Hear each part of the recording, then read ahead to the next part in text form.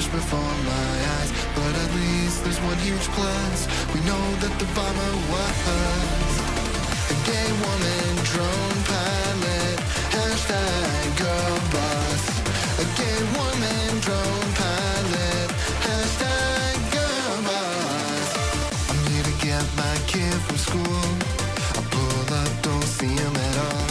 I stop the car to head inside when a black van cuts me off. An armed agent steps out of the van. Next thing I know, I'm in an ICE camp, and I won't see my son again. At least I wasn't deported by a man. Brown woman, ICE agent, hashtag girl boss. A brown woman, ICE agent, hashtag girl boss. I got laid off by a woman CEO. Oh yeah, it was hashtag woke. Israel destroyed my olive farm to build a settlement. Thank God the IDF has gay soldiers in it. We'll continue bombing Yemen. It's fine, the Pentagon will be led by a black man. Don't you know the world's inherently violent? That's why we need more women drone pilots. What's going on, everybody?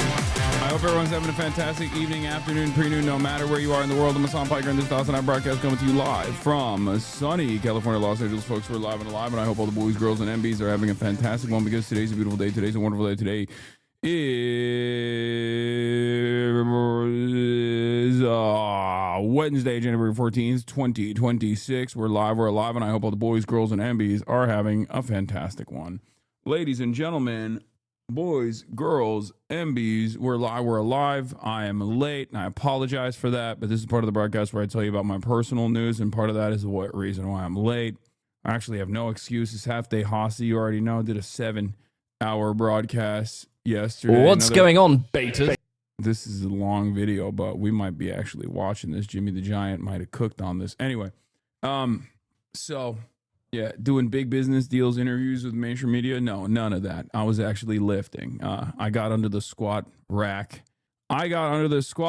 For once after 4 weeks of not getting under the squat rack. And that's precisely the reason why I'm late. Last night, I read a little bit of a book, watched some Jujutsu Kaisen, went to bed, hung out with my brother, chilling. You're lucky I'm at work because Verizon is out and I'm using work Wi-Fi. Yeah, I've heard Verizon is out.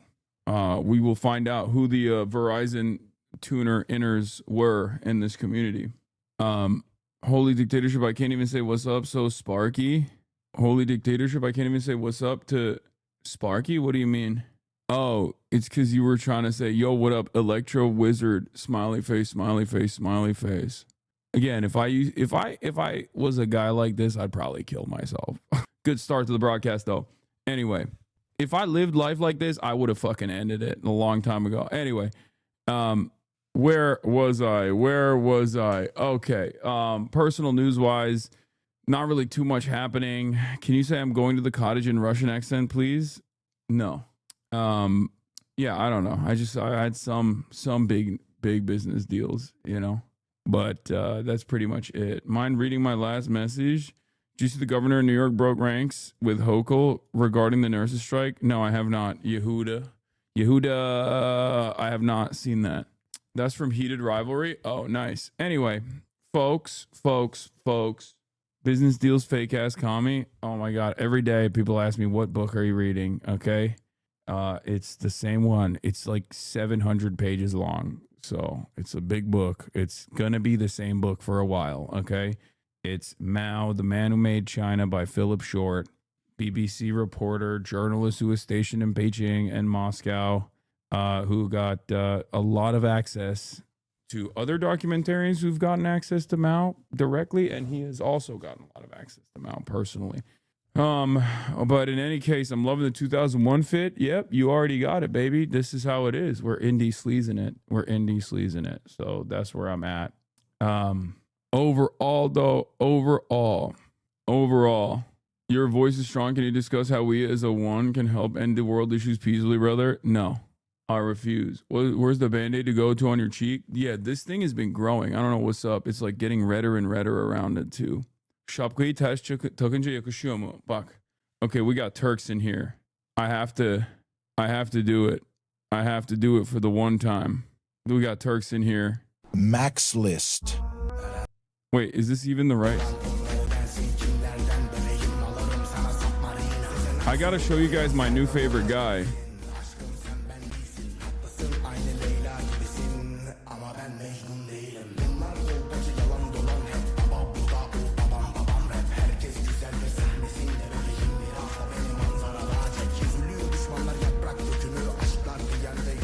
Abi tam keko bu lale. Çok kral adam. Çok sevdim. But this isn't even the one. I've been listening to this one Turkish guy nonstop. This is an old song, but there's a one that's been like blowing up on TikTok. And it is the worst dude you've ever seen. Okay? Come on. Turks. Kim adamın adı neydi? Hadi. Utanmayın hadi söyleyin. Hadi. Asıl şey Ezel mi? Hayır diğer adam. Bu şey erkek adam dans etmez. Ezel değil. The guy who says erkek adam dans etmez. Gene rezil edeceğim bizi. Abi amınıza bile koyacağım. Bulacağım zaten. Ya şimdi söyleyeceksiniz, göstereceğim, ya söylemeyeceksiniz. O zaman bütün stream boyunca herkes geldiği zaman göstereceğim aynı adamı. Güven Demi. Abi Griko. Ha, yalan söylemeyin. Yalan söylemeyin amına koyayım. Yalan söylemeyin. Ne lan adamın adı? Erkek adam dans etmez. Erkek adam dediğin dans etmez. Okay, this is the guy. Hiçbir kadın dans eden erkeği sevmez. Erkek adam dans etmez. Olduğu yerde baba hareketler belli. Pardon kimsin tanıyamadım. Şuradakiler bile seni tanıyamadı. Bıktım modeller aynı, severim esmeri sarılar baydı. Wow, sevmiyorum küstah kadın, 4 kız darlıyor 3 dakikadır. Bırakmıyor peşimi fanlarım, yıldız gibi kaydım parladım. Akım oldu, büyük olay oldu, çalar sirenler. Yatak odamda tıkılıyor 5 kız düşmanlarım mod. Dimdik kaslar sarılacaksın, çok bakma güzelim bayılacaksın. Tek dans milyon kazanacaksın, her hafta bir akımla anılacaksın. Bro, this guy, this is my goat. This is a legend. Okay, Güven Demir. This guy blew the fuck up on TikTok because of his one song that obviously gained a lot of traction. And then people found out what he looks like, and he looks like AI. Okay, I didn't even know Turks could look this Iranian. Okay, first of all, straight up, this merges all of the different things that we're talking about. This is the most Iranian Turk I've ever seen in my entire life. Because like, he reminds me of the Iranian bodybuilders I used to follow like way back in the day. You know what I mean? It's just, this is the most Iranian looking Turk I've ever seen in my entire life, bro. He is so fucking sick. Also, this is a drag king, right? Like, this is literally a drag king, straight up. I think 2026 is the year of male to male transition, okay? I'm putting my flag down on this. I'm telling you right now, 2026 is the year of male to male transition. Okay? We are going to have MTM trans men. Okay? Straight up. Like, you got clavicular on the one side and you got whatever's going on here. Like, this is basically either a drag king, or if you want to say it's MTM trans, like, you can say that too probably. Like, he's so beautiful. Pardon aşkım unutacaksın. Yatacaksın kalkacaksın laf atacaksın. Ya da Güven Demir gibi başaracaksın. Maskülen erkek feminen kadın. Böyle bir piyasaya hiç salladım. He says masculine man, feminine woman. And it's like, bro, you have gone far off the deep end of masculinity if it's a spectrum. So much so that it like snapped back around or something. You know? They're saying you fucked a 15-year-old in Germany. You're cooked, my goat. Yeah, brother, people lie about shit all the time on the internet. You know that? Like, this is one of those things. Literally every single person that says insane shit like this is genuinely, openly advocated to lower the age of consent too. Always somebody ruining the vibes. Yeah, someone's got to come in and just be fucking weird. Looks like Miski on roids. Looks like Miski on roids. Is this the time of the stream when we bring up old rumors about you fucking chatters? No, I think that there's a lot of people that can't stand that the cultural attitudes are changing. So they have to immediately go back. Crazy how Asman gets called out for grooming and now it's your problem. I don't think that lady that they're saying was like 17 is actually 17, by the way. But I like that, you know, people randomly fucking call him a pedophile. So he has to turn around and be like, well, Hasan, I've heard. Like, bitch, the fuck do you mean? The fuck do I have to do with this? You deal with your own shit. It's the same. It's like the Ethan Klein technique. You know what I mean? Are you wearing the hat because everyone hates the haircut? I like the haircut. I was wearing the hat because my hair was wet. And also, I like the hat. Or she was. His whole chat, no, it's a lie. What do you mean? Jonathan Ross was internal bleeding. DHS. Jonathan Ross was internal bleeding. DHS. Yeah, I heard CBS. Shouts out to Barry Weiss. Shouts out to Barry Weiss for importing Israel news to the United States of America. Much respect. Thank you, Barry Weiss. Thank you for the most trusted, most pro-Trump name in news. We're going to get to that in a second. Mark's Carney is in China and might be getting some EVs as a fuck you to Trump. I know. He's living my dream right now. Açıldı kurtların iştahları. Maskülen erkek oynamaz oğlum. Güzelim anladım. Kafa açtın hiç sarmadın. Yıllardır senden sakladım. Pardon kimsin tanıyamadım. Şuradakiler bile seni tanıyamadı. Bıktım modeller aynı severim. Esmeri sarılar baydı. Pardon kimsin tanıyamadım. Şuradakiler bile seni tanıyamadı. Bıktım modeller aynı severim. Esmeri sarılar baydı. Yeah, so this guy is popping. If you want to have Mark Ruffalo on stream, DM him on Instagram. Mark is much more active on Instagram, or you can ask Mehdi Hasan. Mark is good friends with Mehdi, and they talk and message. They discuss this on the Zateo interview. Oh, shit, you're right. I could be asking Mehdi. What in the Kojima villain am I watching? This is the newest soft power initiative from Turkey, okay? This is the newest soft power initiative from Turkey.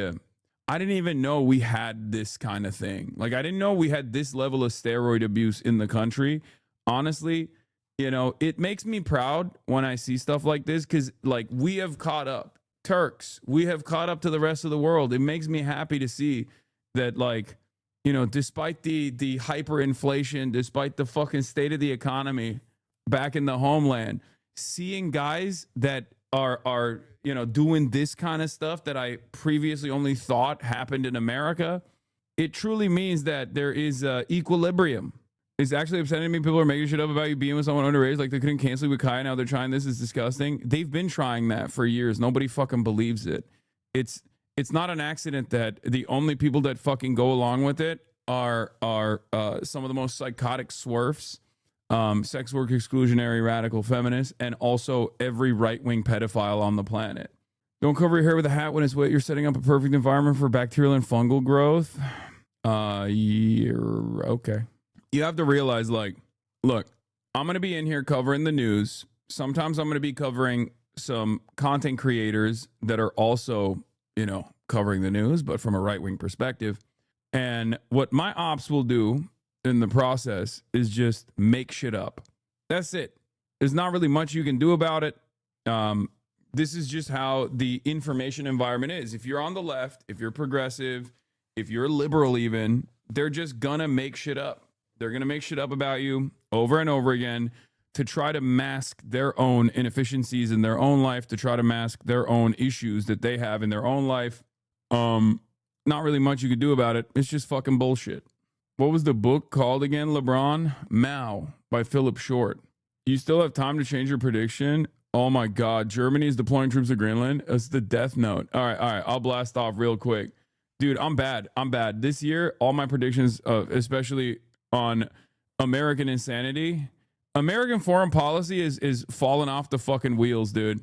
We are in a new environment, okay? I am ready to admit that American foreign policy has become more Putin style than ever before. Like, the way of empire was not this belligerent. The way of empire has always been violent, right? It's always been violent. But the way of empire has never been as belligerent, and also in the same way as open. Like the viciousness has been so open. We are genuinely reaching Hitler-Putler levels of insanity. I mean, we've been doing a much more sophisticated version of global domination for, you know, the last 100 years, obviously post World War II. But now this is the next phase in American dominance where we're just wrong. We have always been like this. No, that's not true. That's literally not true. It is objectively untrue. We have never been this belligerent and this open about our naked ambitions. Okay? Like, that's why I'm saying the impact of it might have been the same, right? That's why I said we spent the last like almost 100 years dominating the entire globe. Okay? But this level of brazen imperialism, like no holds barred, base boosted, totally open about it, like just straight up saying like, no, we're doing it for oil, or no, we're doing it for natural resources, or like, it's just, I've never seen anything like it. Okay, I've never seen anything like it. It's incredible. Will Trump strike Iran? Elon is a white supremacist. New York Attorney General collapsed BETAR. ICE crackdown. Prosecutors resign over ICE shoot. Okay, twitch.tv/HasanAbi. Let's blast off another prediction down the fucking drain. Okay, on the domestic front, your boy's got it. On the foreign policy front, your boy had it a lot better last year. My predictions were 19 out of 20 last year. This year, it's fucking cooked. Because the reasons as to why it's incredibly stupid to try and take over Greenland, like, it doesn't make sense. Okay, it does not make sense from a traditional imperialist sense. Okay, the reason why I make these sorts of predictions is because I'm thinking about it like a dying empire that still has a good grasp on rational, clear-cut imperial mindset. This is a different meta. This is a different attitude. Like, one of the things that I have consistently stated for you guys over and over again is the fact that Donald Trump is never going to rip apart NATO, right? Because it does not make sense. It makes no damn sense for America to just like personally destroy its largest vehicle of imperialism. NATO has been sold as a security contract for a lot of these countries, when in fact it was always a protection racket, right? It was always a protection racket. You said the same thing about Putin, to be fair. Exactly. Because the invasion of Ukraine was an irrational act. The invasion of Ukraine was an irrational act. And the potential invasion or annexation of Greenland is also an irrational act. Because I root my analysis in common sense. I assume that great powers, state leaders, no matter how crazy they might personally be, are still going to have some level of logic, some level of rationale in the way that they behave, because we're talking about state actors. It's not usually a unilateral decision-making process. It's oftentimes, I mean, there's no single man that goes, I'm doing it, right? And maybe with Vladimir Putin, there is a single man, but at least in America, there are a multitude of different financial factors at play that are supposed to be restraining the government. Capitalism, capital owners in general. But to be fair, I feel like we live in a different environment now, especially considering that even the forces of capital are clearly not upset enough at Donald Trump trying to take away the independence of the Fed and utilizing the Department of Justice to criminally prosecute Jerome Powell in order to threaten him because he's not moving fast enough on lowering interest rates in the way that Donald Trump wants. And the reason why I say that we're living in a very different time is because it has gotten to a place where like capital is unpredictable as well. Because in my expectation would be that the markets would open red and they would stay red, right? When you see someone like Jerome Powell being threatened in this way, he comes out and makes this like hostage style video saying Donald Trump is trying to kill me. You know, like the expectation is that the market reacts to that volatility by losing confidence in the state. Clearly, that's not happening, right? It's not happening.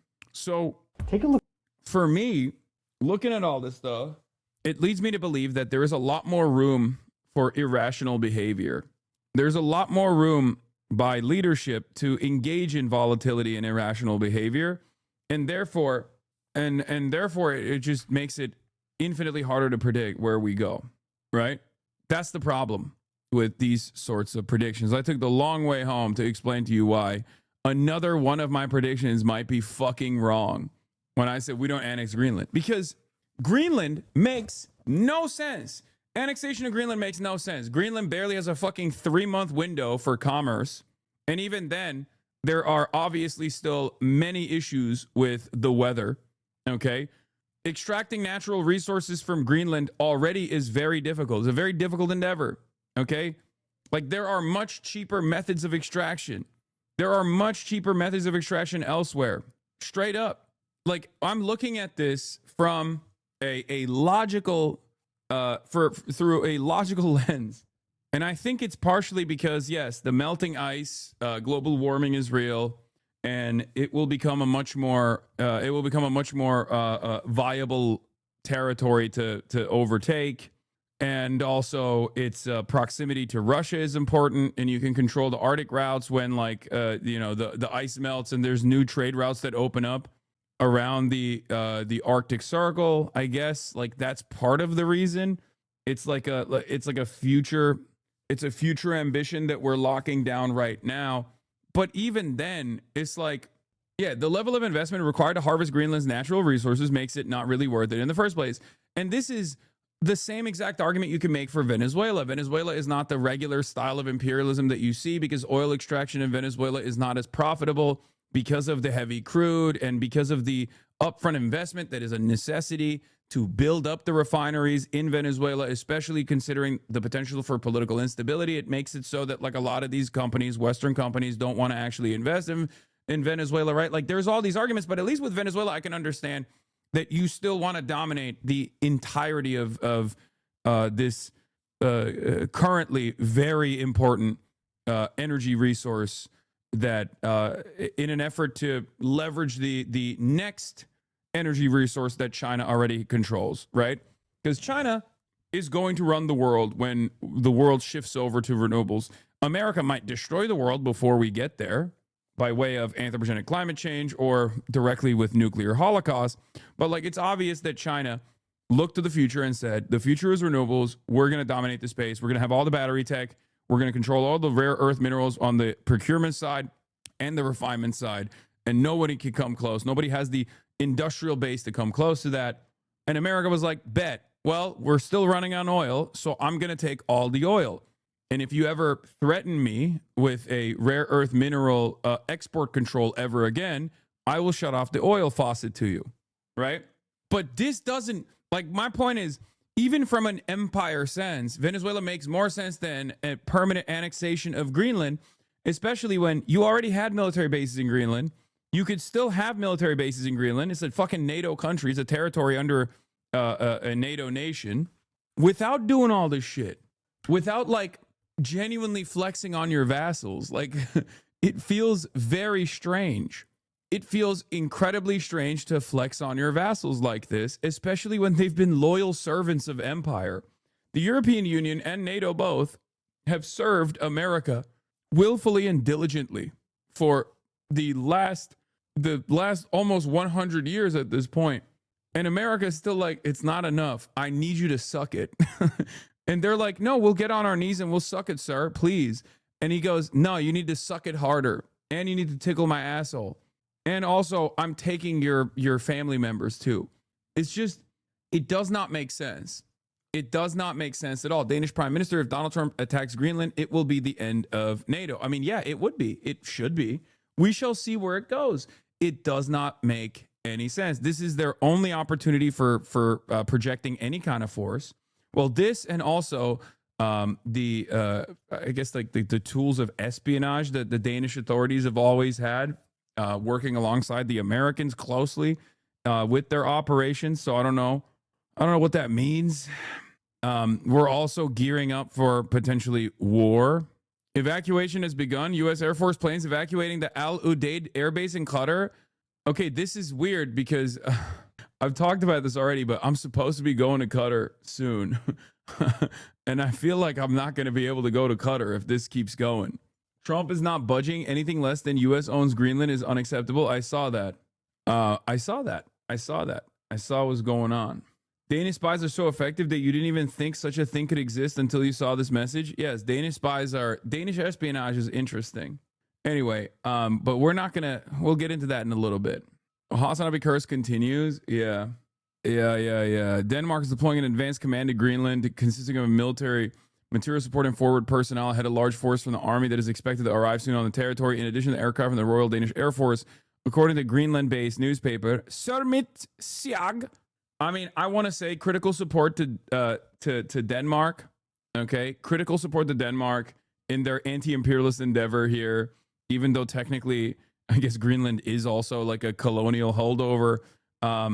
It's not, but still, critical support. This is what I mean by critical support. Okay, critical support to the anti-imperialist forces of Denmark. I don't even know what to say here. What are we doing? This is like Donald Trump was like, listen, I realized I can't fuck with countries that have nukes. And who are the only countries that don't have nukes? Countries that are under our nuclear security umbrella. So I guess I can just fuck them up. Someone's got to get fucked up. We got all these tools. We got all these weapons. We got to fuck them. Okay? We got to fuck someone. I can't fuck Russia. They got nukes. Can't do shit to North Korea. They got nukes. I have to fuck somebody up. Who is sitting there waiting to be fucked? Countries that previously thought they were under a security cooperation and under the nuclear security umbrella of NATO. That's right. That's what we got to do. Denmark, you mean South Norway? What happened to Colombia and Cuba? I mean, hopefully he'll have his hands too busy with... Well, Colombia might be fine because I think Petro called him and they had a good conversation.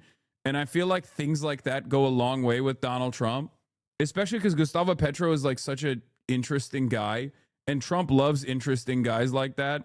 And I suspect Gustavo Petro just did one phone call and was like, listen, big dog, you know, you got swag. I got swag. It's all good. And then Trump was like, all right, he likes me. He's my weird little guy. He likes me. I like him too.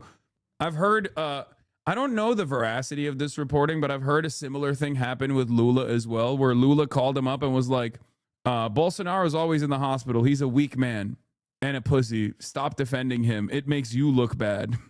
You should look strong. And then Trump was like, all right, it's fine. Brazil is okay. He's just like, it's strange, but things like that seemingly work with Donald Trump, which is why I've always been weirded out by how he didn't like Maduro. You know, he loves authoritarian strongmen. Maduro dances. He's quirked up. He does like funny shit. You know, Maduro is exactly the type of guy that Trump would be friendly with. And I've said this before. I said this before the arrest as well. I was like, why is Trump not tight with Maduro? It seems like Maduro is exactly the type of dude that Trump will be tight with. But he hated Maduro even in the first term. He fucked Venezuela so hard. If Chavez never died and was still alive, by the way, and I mean this sincerely, if Chavez was still controlling Venezuela, Donald Trump would never touch Venezuela. Donald Trump would love Chavez. I believe that 100%. Because like Maduro's a funny guy. He's a quirky guy. But like Chavez especially was very charismatic. And I feel like that type of charisma Donald Trump really appreciates. It goes a much longer way than you would think. It would never work with other administrations, as it clearly didn't. Okay? Because Maduro's a left-wing dictator, according to all of them. That's all Trump needs to hear. What are you talking about? He loves Xi Jinping, and he actually has a fairly interesting relationship. I would say a better relationship with Kim Jong-un than other prior American presidents. So no. Did they bomb the body? No, they didn't. That was fake news. That was fake news. Like Chavez in some ways was doing Trump before Trump. Look, Te metiste conmigo, you messed pajarito. up with me, Birdie. Te metiste conmigo, You messed up with me, pajarito. Birdie. No. No. This is Hugo Chavez calling George W. Bush a donkey. Tú no sabes mucho de historia.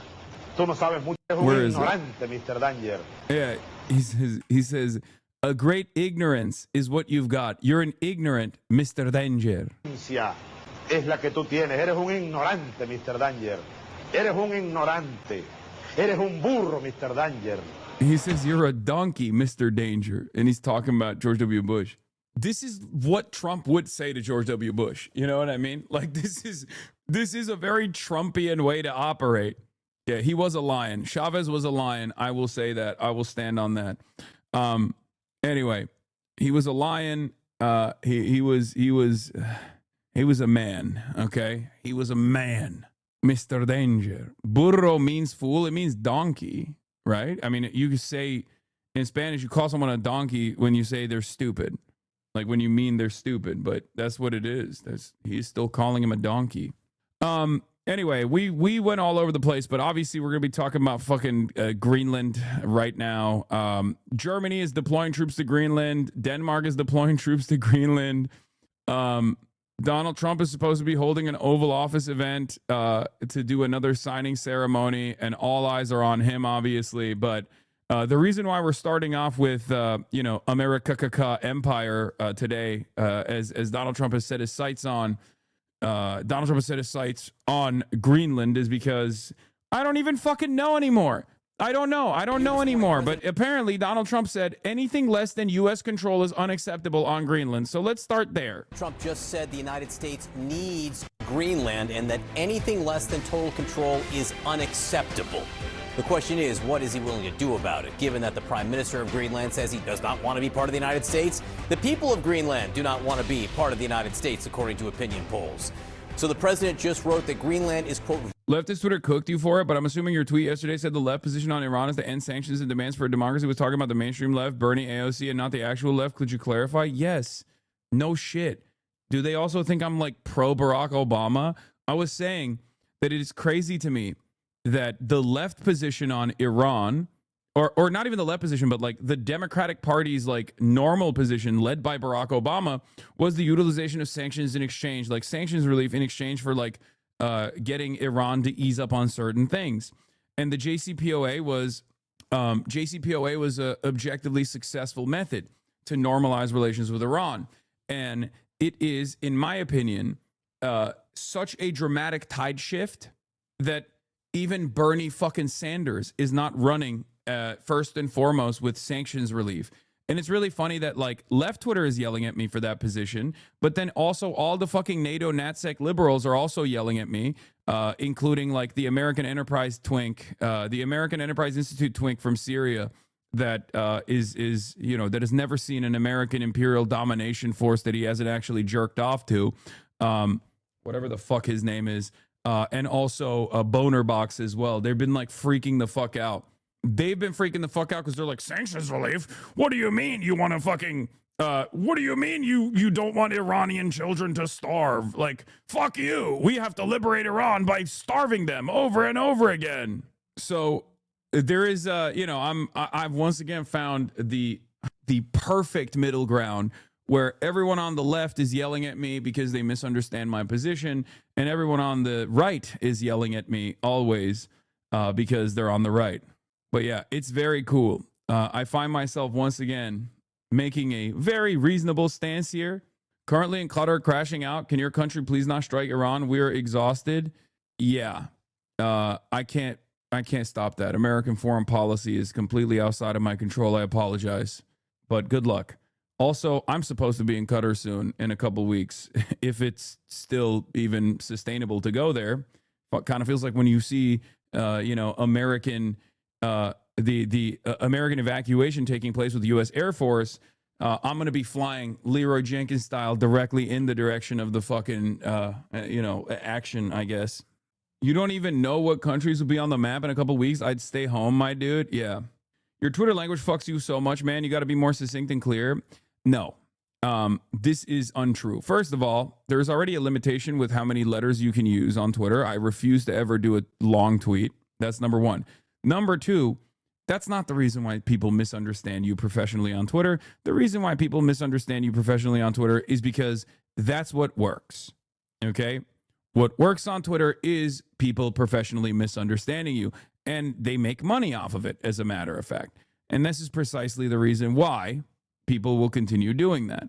That's it. That's the real reason. Because I could say, this happens all the time. The waffles pancakes equation is very common, right? The waffles pancakes thing is I mean, it's ironic because it first went viral on Twitter. The whole, like, I said I like waffles, you said fuck pancakes. No, I didn't. That's a whole different sentence. Is something that people used to do on Twitter all the time, and it's only gotten worse because now it's monetized. They're cooking your ass in anarcho-tribalist blue sky. Okay. Like, this is what people are talking about, by the way. I said any kind of left position on Iran should start with a demand that the American government end sanctions in exchange for demands of a democracy or anything else for that matter. I cannot believe that we're past this point now. Obama got the JCPOA done with sanctions relief. Of course, anything but a full-throated support for the Ayatollah and the Islamic Republic is always going to be met with a lot of anger, especially considering that the fall of the Ayatollah, the fall of the Ayatollah, or specifically the fall of the Islamic Republic, would be fantastic for Israel, right? And that's precisely what they're trying to foment here. They want to turn it into a fucking Syria-style situation, right? You said start, that makes it completely valid. It is the start, not the limit. Exactly. And if you noticed, I got yelled at by people who were saying, like, well, you're clearly a Mossad agent, or you're clearly laundering the liberal Zionist position or something like that. And the reason why people say that is because, like I said, anything but like a full-throated, unconditional support for the regime in this situation is seen as, as supporting Israel, which I kind of understand. Like, I'm sympathetic to that assessment because it's true. It would be beneficial for Israel, right? But my assessment on this is a little bit more nuanced, where I'm talking about like stability. I'm talking specifically about stability in Iran and maintaining sovereignty in Iran. And as I explained, there's like there's 3 pressure points here. 2 of them are obviously external and virtually impossible for the Iranian government to change, but the one is domestic, okay? People want you to either be an interventionist who love American adventurism or be someone who defends every single action, every regime that nominally opposes the U.S. Okay, first of all, Iran doesn't nominally oppose the U.S. Iran opposes the U.S. with its entire pussy, okay? Iran is literally the most oppositional force to the United States in the region. Let's be real. This is precisely the reason why they want to dominate it, okay? The point I'm trying to make is, the point I'm making here is that instability of any sort and without like reforms coming in, which will inevitably lead to mass instability that causes the state to collapse eventually, right? It's either going to happen in the hands of the current regime or it's going to happen eventually in the hands of Israel and America. I would rather have it moderate in the hands of the current regime with significant reforms. Anything that moves in that direction will have a much better outcome for a transitional state maybe down the line, depending on what the Iranian people want. You know what I mean? It's like, it's about maintaining sovereignty for the Iranian population. Starving the Iranian people, on the other hand, is just fucking cruel. Iran is already liberalizing slowly. I know but that's neither here nor there. There's too much anger and resentment. Alhamdulillah, USA is going to strike and murder that pig Khamenei. And I know even though you act like you condemn the regime, you and your tanky viewers are going to be fuming. Tanky. Brother, you can't say Alhamdulillah and then say tanky, okay? Like, what the fuck are you talking about? Either, like, what is happening here? Why are fucking Arab posters in my chat literally fucking using like American Western chauvinist terminology to describe a perspective? Say it with your fucking chest, pussy, okay? I'm Iranian. Oh, great. Yeah, I'm secretly in the tank. This is what I want. On the one hand, in the United States of America, I get mad when abortion restrictions are placed on women, denying their bodily autonomy, or when trans people are under the crosshairs. Obviously, neither of those two things are actually a real issue in Iran, but let's say, gay people are in the crosshairs, right? What leads you to believe that any sort of social conservatism is something that I would be on board with? It's not, okay? It's very stupid. If I don't like any sort of social conservatism or any sort of repression in the United States of America, obviously I'm not going to be in favor of it in Iran as well. If we're talking about foreign policy, that's an entirely separate position. Stop pretending, man. Yes, you're right. I love the Islamic Republic. I love as a socialist, I am a big fan and super fond of arresting, imprisoning, jailing, torturing socialists and communists alike. This is my thing. This is what I like because I'm actually a Shia Muslim. Not even like there is. What would I be pretending here? Like what would possibly be the thing that I'm pretending? Okay. But the IR fucked up when China's right there. I mean, it seems you constantly dehumanize us, law. Man, bitch, shut your bitch ass up. You constantly dehumanize us. Shut your bitch ass up. I'm over here talking about fucking trying to fucking offer freedom to the Iranian population from the otherwise repressive nature of the state by fucking easing up on the restrictions that are making the population suffer. And you're over here being like, no, it's actually good that mama and dada are getting fucking destroyed in Iran because they need to fucking take up arms and start killing security forces in the country until they deserve food. The fuck? Because that's the American position. The American position in this circumstance is they don't deserve food or medicine until they actually kill the Ayatollah. I don't think that's appropriate. I think that's a fucking insanely inhumane position to hold. People give you shit for your Iran takes, but I find them to be mostly fair and consistent with a belief in sovereignty and human rights. You're not an IR dick rider like the most annoying people on Twitter, or we love every bomb the U.S. drops liberal. No, I'm not. Which a lot of people were talking about for the last couple of days. Today was going to be the day of execution. And another piece of information that I think is very important is the leaker has been found and is in jail right now. And that's the leaker on Venezuela, a very bad leaker. So there could be some others, and we'll let you know about that. We're hot on their trail. But the leaker has been found, and the leaker's in jail, and will probably be in jail for a long time. Let's see what happens. So we'll... The inhumane take is not calling for airstrikes on a murderous regime that killed 12,000 people. First of all, those are CBS numbers. And secondly, the solution is to kill more Iranians? Like, what the fuck are you saying, man? This is why earlier I was joking about Barry Weiss, or not really joking, but saying that, you know, Barry Weiss bought CBS specifically to fucking do Israel's bidding and also to be pro-Trump. And you're seeing that, okay? It's the government's own leaked figures. Yeah, you're right, dude. You're right. No, totally. I think you've done a great job, but it's great to have you here again. I appreciate it. So today I'm delighted to sign the Whole Milk for Healthy Kids. It's just so stupid because, like, even what the conservative estimates are, which is around 2,000, which probably means is more than that. But even the conservative estimates are cruel and unusual. You can just say the number that most of the analysts are saying. You don't have to fucking lie at the behest of Israel, okay? It's the same exact fucking atrocity propaganda being laundered after October 7. October 7 was fucking, crazy enough. You didn't have to like make up all of this additional atrocity propaganda to be like, oh, they were actually lining up babies and chopping their heads off with a chainsaw. They were just like put the babies in a row and just whip the chainsaw over to cut all of the babies' heads or whatever. Like, why? I know why. It's because you already gave the game away. You want America to bomb Iran. And you're a fucking moron for that position, by the way. Because if anything, bombing Iran would unironically harden the position of the government. If your goal is government change, regime change in Iran, bombing Iran is only going to harden the position because Iranians want sovereignty. Iranians want sovereignty more than anything else. It's so funny that even Trump seemingly, amidst talking about how he's going to fucking invade Greenland, is demonstrating more restraint than the absolute fucking weirdos in this chat. That's what's so crazy about it. I'm Iranian, you're not. I don't give a fuck what you are, brother. I don't think you understand. Last week we did this with Venezuela, okay? Last week we did this with fucking Venezuela. Shut up. I want Iran to have sovereignty. I want the Iranian people to be free, okay? I want Iran to have sovereignty. I want Iranian people to be free.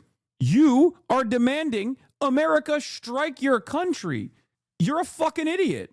Okay, sorry, you're a self-hating fucking moron. I'm of course sympathetic to the fucking people protesting against the Islamic Republic. Having said that, you know what I'm not sympathetic towards? People demanding America bomb Iran. Suck my dick. I don't give a fuck what you are. Okay? The moment that you come in here and you say, no, Mr. President, please airstrike my country, you're a fucking idiot. Not only are you a fucking idiot, like, not only are you a fucking moron of epic proportions for the first reason being that, you know, you're going to be killing your countrymen in the hands of American bombs, okay? But the other reason why you're a fucking idiot is if your goal is regime change, this is actually going to make regime change less likely. If you're Iranian, you probably know better by now that there is already a very deeply embedded parallel state that has tremendous control in Iran. What are you going to do with the IRGC? You can't just bomb the entirety of the IRGC away. It doesn't work that way. If that did work, right? Israel has tremendous espionage capabilities and assassinated so many of the fucking high-ranking IRGC officers when they were destroying Iran, when they were bombing Iran. What happened? It didn't destroy the regime at all, especially considering that the regime derives its legitimacy from the Shia population that is on board with the mullahs, that's on board with what the Ayatollah is doing. And the IRGC is the enforcement mechanism for it. It's a much more complicated situation than the one you present. And American bombs would not actually change the outcome at all. As a matter of fact, if your goal there is regime change, it's probably going to make it less likely for any sort of real regime change to take place. So shut the fuck up. I don't do standpoint epistemology when people are talking about advancing the interests of American empire. I don't give a shit. The entire purpose of the diaspora population is so that we can have a never-ending cycle of justifications for this kind of militant action. Okay? Don't do this. Wokely saying America must glass Tehran, please. Just in the last year. And when you think about the ag deficit that happened under Joe Biden and the 4 years, we went from a surplus of agriculture products when we left the first time to a $50 billion deficit when we came back. Yeah. So these are massive. Anyway, I don't really give a shit about what Trump is saying here. You missed this courtesy of the bonds. Trump, we have news about Iran that we will talk about. We have been told that the killing has stopped and there are no plans to execute protesters. I mean, he's doing the same thing he did with like Delcy Rodriguez, where he's like, if the goal is to fucking get a leverage over the regime and dominate them, then it's not advantageous for them to fucking bomb the country. I mean, they still probably will, but I haven't seen any carriers moving in the direction of Iran so far. So obviously, like, I don't know how they would do it unless they do like another American bombing campaign that starts in the United States of America and flies over. But that's usually for much more complicated, precise strikes that you go where you go after like Fordow or something. And they have bases nearby. No, that doesn't matter. If you don't have fucking carrier groups in the region, you can't defend against the Iranian retaliation. There's no guarantee that you're going to strike all of their strike capabilities, their mid-range and long-range missile capabilities. Especially when there are so many fucking underground bunkers, underground facilities where they're actually making the missiles, underground facilities where they actually have a shit ton of mid-range, like surface-to-surface, like all of these different weapons that they have at their disposal. So you have to have a defensive mechanism to try to make sure that Israel doesn't get pummeled. If you're Iranian, Hassan knows what's best for Iranians. If you're Venezuelan, Hassan knows what's best for Venezuelans. If you're Mexican, Hassan knows what's best for you. If you're European, Hassan knows what's best for your particular countrymen also. I mean, you don't have to agree with me, okay? You don't have to agree with me, but don't fucking come in here and cry because you're from the place and therefore I cannot have an argument here. Okay, listen to Iranian voices, people say. Okay, Khamenei is a fucking Iranian voice. Like, this is a dumb argument. Do you understand? The Ayatollah is Iranian. You know, some people want to listen to his voice. I'm not listening to his voice, so shut the fuck up. This is why I hate this argument. Like, oh, listen to Iranian voices, please. Okay. All right, got it, dude. You know, standpoint epistemology. Okay. The Ayatollah is an Iranian voice. And it's really fucking annoying because I'm not even in favor of what this regime has done anyway. I'm not even in favor of it. And now you got me looking like I'm fucking out here being like, no, the Islamic Republic is awesome and they're great and they should continue doing the things that they're doing when that's not even the case. But I guess that's the purpose, right? You come in here and you say some fucking stupid ass bullshit, and then I snap back at you and say, no, America glassing Tehran is not going to save anybody. As a matter of fact, it's actually going to be significantly worse. And then you clip that and you go, Hassan loved the Islamic Republic. And then the fucking drama cycle continues for your pedophilic favorite content creators out there. Dumb fucks. No, you listen to the Iranian voice that strengthens our position that is bombing Iranians. Exactly. Listen to the Iranian voices that actually want the Iranian economy to collapse even further. Otherwise, you'd be helping the regime. You'd be helping the regime. Yeah, I know, man. This is my first time dealing with American sanctions and people who justify them. I didn't realize that like most of these countries outside of the security apparatus of the United States don't actually have this kind of fucking design where sanctions on the administration doesn't actually harm or impact the economy at all. No, the entire point of the fucking sanctions is so that people are punished, so that they get so mad that they take up arms and try to fucking kill the government. It's to punish the people enough that there is enough volatility, enough instability in the country that they take up arms and kill the fucking Ayatollah. That is the whole purpose of the fucking sanctions. And what's crazy about all of this is that people, on the one hand, openly justify that. And they say, well, we hate the Ayatollah, so it's good. It doesn't matter if my fucking family members are being starved in Iran. It doesn't fucking matter to me at all. Okay. They should what? They should fight better. Is that the argument here? I want Iranians to maintain a sovereign state. Okay. I want them to if they want to fucking continue having whatever style of government, whatever form of government they want, great. Okay. As long as they have sovereignty. Demanding American bombs is not sovereignty. The country is not sovereign because it's under the mullahs. Okay, that's fucking ridiculous. No, you don't agree, and neither do I, especially when it comes to domestic affairs, with the way that they approach their own domestic repression. There is a difference between us not agreeing with that versus sovereignty. Okay? Elections don't work, man. We've tried. I know. That's why I'm saying, if the sanctions already exist, and it's like a fucking cruel measure that has actually caused tremendous punishment to the Iranian population, then one way to actually find a reasonable, manageable negotiation is to lean into what the public's discontent is, and then offer sanctions relief. I'm not a campist on this stuff, even though as far as the foreign policy of Iran goes, I know that many Iranians internally will say, oh, the reason why Iran is this way is because it's constantly meddling in the affairs of the fucking region, okay? The reason why Iran is this way is because it's funding Hezbollah, it's doing the axis of revolution, or it's funding the axis of resistance against American imperialism. And if they actually spent the money elsewhere, if they spent it here at home, we'd be in a much better situation or whatever, right? Like that's like one of the ways in which a lot of Iranians get upset with the IRGC. But I think the major problem there is still internal repression, killing protesters, things of that nature, jailing them for ridiculous offenses, made up shit. Okay. That's what you do when you're weak. That's what you do when you're a weak country. Iran might be strong when it comes to its regional politics. Okay. Or was, at least until this last year or last 2 years, when Israel and America basically fucking engaged in the most violent conquest that you've ever seen. But as far as it's a common sentiment around the state, I know it's a common sentiment around the state spends too much money on proxies instead of investing in the economy, not realizing that the only reason why there isn't enough money to go around in an otherwise resource-rich country is because of the fucking sanctions. And these guys don't fucking realize that even if Iran wasn't setting up these proxies in an effort to at least claw back some fucking regional autonomy from Israel, okay? Even if they weren't doing that, Iran would still get the fucking sanctions. It's so stupid.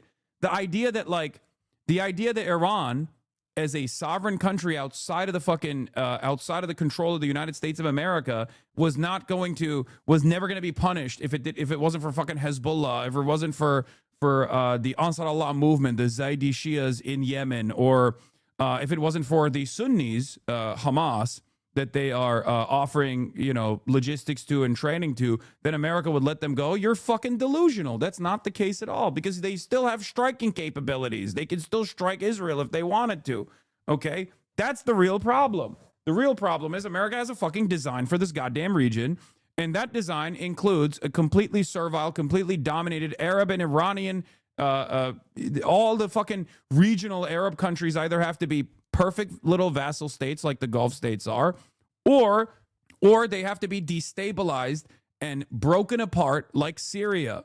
You're such a weird, rigid weirdo. Two things can be true at the same time without it being propaganda. Dumb fuck, it's not propaganda. Honestly, it says the fact that the Iranian government murdered thousands of his people and keeping the government in place is probably not going to work. That doesn't mean I want the fucking... Wait, what? Are you talking to me or the other person? Because, sorry, that wasn't meant for you. That was meant for another chatter. Okay, I was about to say, like, people are now arguing against positions that I do not hold. The entire... Okay, that person was talking to another chatter. Anyway. That's where we're at, though. I thought the internet was down in Iran. How are all these Iranians tuning into the stream? They're not in Iran, brother. What are you talking about? They're not tuning in from Iran, no matter how hard they say they are. They're tuning in from Westwood and London and Canada and all of these other places. But this doesn't mean that there aren't fucking Iranians in Iran who are also, Iranians in Iran also have similar attitudes to the diaspora Iranians. Now, obviously, it's not as commonly shared. For example, one of the things that you see in the diaspora is MEK, support for MEK. Doesn't exist in Iran at all, okay? That's not a thing at all. Big part of the reason is because of MEK's support for Iraq. So that's gone. There is no domestic consideration for MEK at all. There are, Shah writers, okay? There are Shah writers in mostly the diaspora community. There are some people who think the Shah will actually bring a secular democracy by way of Israel and America, that believe this nonsensical thing internally in Iran as well. Because for them, the only cruelty that they have seen is from the fucking Islamic Republic. They haven't seen the Shah. They don't remember what the Shah was like. They don't comprehend why the initial Iranian revolution took place to begin with. Because at the time, the Shah was doing way worse shit than what the Ayatollah has done, or same things that the Ayatollah has been doing, right? So there's different camps, and there are, of course, a multitude of different opinions internally inside of Iran as well. It's easier to say, I want my country bombed when you're in diaspora. I know. Iran is a very large and very diverse country, okay? This is the problem. Without someone controlling this entire process, it will collapse, especially with all of the external pressures. Would the ideal situation be a democratic republic of Iran that adheres to an ideology of social democracy with reforms? I mean, this is not up to me. This is not up to us at all. That's my point. You know what I mean? Like, this is not up to any of us. Like, sure, that would be great. I would love a fucking communist Iran. You know what I mean? Okay, great. But it's not up to me. This is why I always say, like, well, the Palestinians voted for Hamas. It's like, okay, well, I'm not Palestinian. You know what I mean? Hey, Iranian leftists here, we do exist. We're just not the louder voice. Yeah, part of that is because all of the domestic Iranian leftists have been destroyed. They've been killed. They've been thrown in prison. They've been tortured. And unfortunately, there's not like that prominent of a voice. And obviously, America initially deposed of Mossadegh anyway, even though he was a social democrat at most. He was a national. He wanted sovereignty. He was a nationalist first. And a social democrat second. And even that was too much for America. So obviously none of the fucking people from the diaspora are going to be in any way, shape, or form a part of any of the pro-Soviet bloc Iranians or any of the other non-aligned socialist Iranians. They're not. It's all going to be mostly Shah supporters, and I guess the closest you can get to is MEK. The closest you can get to like a socialist Iranian in the diaspora is going to be Rudolph Giuliani and John Bolton, two prominent lobbyists for the terror group that is known as MEK, which at some point was, I guess, socialist. Anyway, I believe Mossadegh was greatly alienated as he was at odds with the monarchists and Islamic fundamentalists who rallied against them both or were bribed by foreign actors to be against them. No, he was the monarchist first and foremost. But what's crazy to me is that in spite of the initial takeover in Iran, the Ayatollah for all of its the mullahs, the Ayatollahs for all of their fucking regressive attitudes about domestic policy have still, to the best of their ability, tried to focus on making sure that the Iranian population is educated and whatnot. So there is like, there is tremendous repression at the same time, but this creates this weird juxtaposition where you are creating an incredibly well-educated population with access to the internet, and they see all of the beauties of liberalism and freedoms and whatnot. And obviously they're going to be like, I want that. The fuck do you mean I can't have that? That's stupid. That's bullshit, right? Doors open. My people are getting killed and you still defend them? Man, shut the fuck up. I'm not defending them. Jesus Christ, you're so fucking stupid. Please listen to my words. Why isn't doors open? Bro, this little lady thinks she's a damn guard dog, okay? Every time there's delivery throughout the day, she perks up, she starts growling. She thinks she's it. It's crazy. She's a damn guard. She's not a damn guard dog. She's a damn guard bear, okay? A warrior. She about to show the robbers where to look, but first the fridge. Anyway, Kaya has a warrior ethos. True. So she's a cop? In some ways, yes. Listen to Kaya's voices. Listen to the Kaya voices in the chat. My grandpa was hardline Shah loyalist to Iran during the revolution, but refused to leave the country, resulting in him being in jail for 9 months. I still don't understand his loyalty, but at least he had the intelligence to understand the U.S. was not to be trusted and only ever wanted a real sovereignty for the country. I guess a lot of domestic Iranians are like that.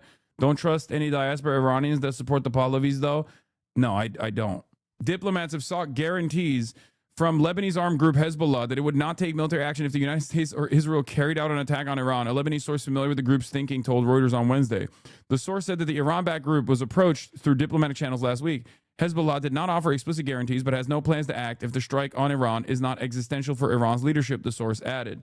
Anyway, so my point is, I want, and I keep repeating this over and over again, and I know that people will not understand this because they can only approach the situation through black and white thinking. I don't want American bombs. I don't want American sanctions. I want the Iranian population to be able to if they are slated to do a revolution, it will never not be impacted by Western forces. It's going to happen. But ultimately, the best path forward to maintain Iranian sovereignty is going to happen if there is an organized like next step forward government that they already have, because everything beyond that will turn into fucking complete chaos, especially considering that there are also the defenders of the Ayatollah. There's a fairly sizable population, like those pro-government protests. People say, oh, there's fucking people from Pakistan, people from Afghanistan are bust in for those protests. Like, no, there are real fucking people who love the Islamic Republic. Like, you have to deal with those people. You got the IRGC.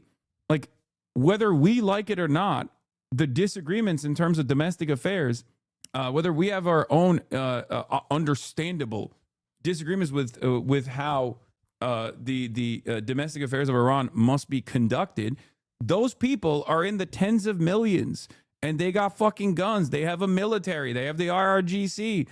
They have these security forces. What do you think happens in that situation? What do you think happens when the state collapses? When the state collapses, what do you think happens? Do you understand? I think that there is a separate secret reason as to why they keep saying this, by the way, because Channel 14 reported that foreign actors are arming the protesters in Iran with live firearms, which is the reason for the hundreds of regime personnel killed. Everyone is free to guess who is behind it. Now, this is like a fucking, close to Benjamin Netanyahu, a right-wing channel in Israel saying this out loud. You won't see a lot of people covering this in American news, of course, because they don't want to act like there's any interference whatsoever from Israel. But Israel wants to make it seem like they are directly interfering. Mike Pompeo has said Mossad is out there on the streets, right? So why are they doing that? Because under different circumstances, they don't take credit for it until after the fact, right? They don't say that they're doing it in the process. And the reason why I think they're doing it is because they want to goad the Iranian government, the Iranian regime, to be as militant and as violent as possible against otherwise normal-ass protesters who aren't fucking Mossad, okay, who aren't getting armed by Mossad. And when that happens, then you have, for every person that you kill, you have 10 to 100 other people that will also take up arms and seek out revenge, okay? That's it. That's what I think. Do they have outside agitators? Of course they do, but it's not but they don't have as much. I don't think they are as powerful as the way that they're claiming they are in this circumstance. Like, that is the reason why I think it's like Mossad spurs Iran protest, says Asians with demonstrators in a Farsi message. This only benefits, like, this only gives just cause to the Iranian government to do whatever the fuck they want to do, to slay as many people as they want to. This creates more violence. It gives them just cause to engage in violent action, because now it's like outside agitators. See, they're fucking openly admitting it. I think the reason why they're greatly overemphasizing their involvement in these protests is because they want the regime to eat the bait and start fucking slaughtering people, as they did, okay? And they did do that. It's a way to cause more chaos, and it's a way to cause, it's a way to create even a larger force of people that will throw their bodies on the line, okay? Remember the clip culture we watched yesterday? A perfect example here. What is this? 2,000 to 5,000 dead protests. Anybody else find poetry in that? Breaking. Hassan Parker says the thousands of Iranis murdered by Islamic Republic is poetry. I didn't say that at all. That's fucking insane. What the fuck is happening? It's an 18-second clip. It's so stupid. Like, you like Khomeini tweet when he's responsible for killing so many people? Listen, sometimes you can find poetry in the strangest places. Yeah, Persian. I am Persian. Like, this is not even from, this is before. Yeah, it's just he's lying. This is before the actual fucking protests were violently squashed, by the way. I don't stream 18 seconds at a time. You're not going to beat the allegations. Beat the allegations of what? Suck my fucking dick. Yeah, dude, I'm a paid propagandist for the fucking Islamic Republic. Who gives a shit? I don't care. Whatever. There are people who are adults who are capable of understanding fucking nuance, and then there are people who just want to simply yell and act as though they are winning some fucking internet argument or something. None of what we say ultimately matters, unfortunately. I think Pompeo tweeting about Mossad operatives in the streets was a part of an effort to make security forces even more paranoid and brutal, because of the deadlier the crackdown, the deeper the crisis, and it worked, and you have to be a rube not to understand this. I mean, I take it for granted there's all kinds of covert CIA and Mossad are up to as well as Iran, come on, but part of the intel script for things like this is projecting force and inevitability beyond what you really have.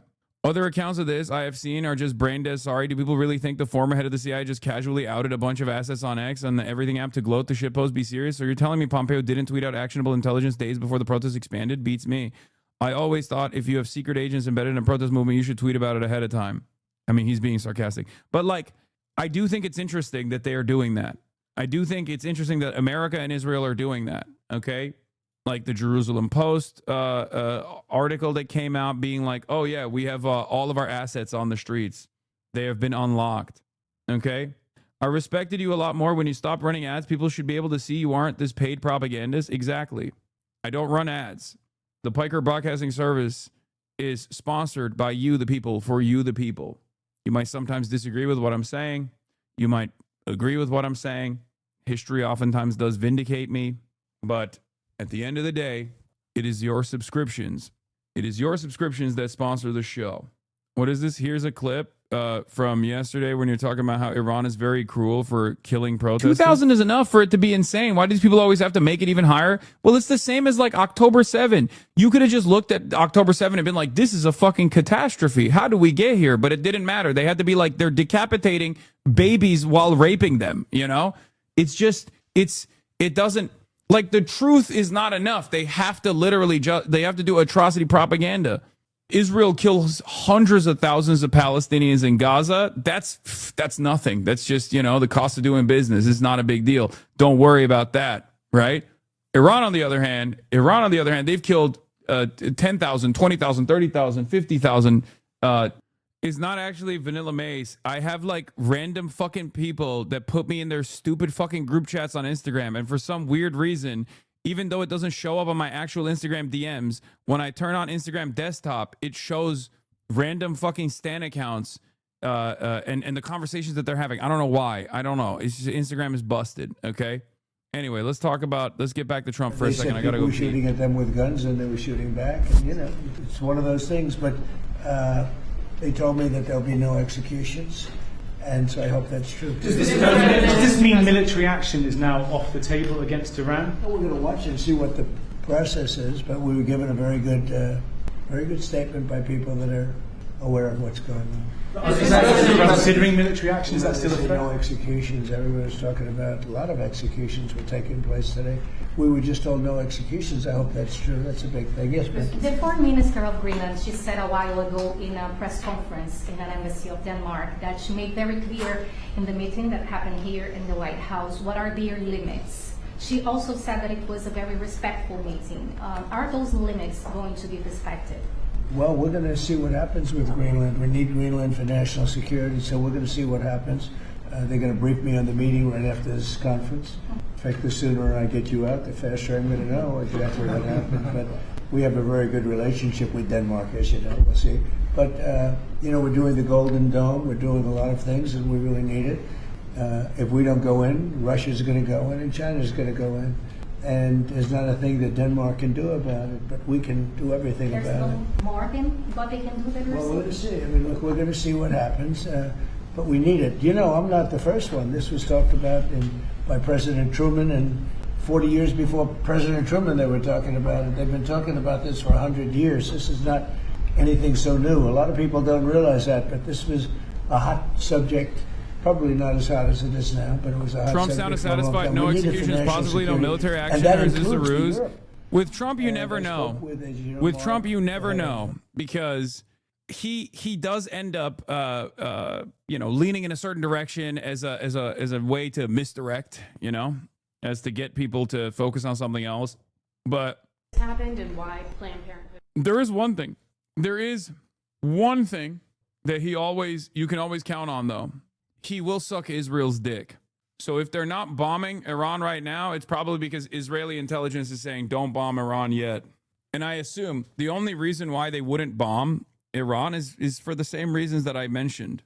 Why are the phones down, newsboy? What do you mean? Oh, you mean the Verizon? I don't know. He will always suck Israel's cock on whatever the fuck is related to the region. And I suspect that the reason why Israel wouldn't want Iran to be bombed yet is because they think it will harden. It will harden the support for the regime, because Iranians fucking hate, obviously, being bombed. Iranians don't like being bombed.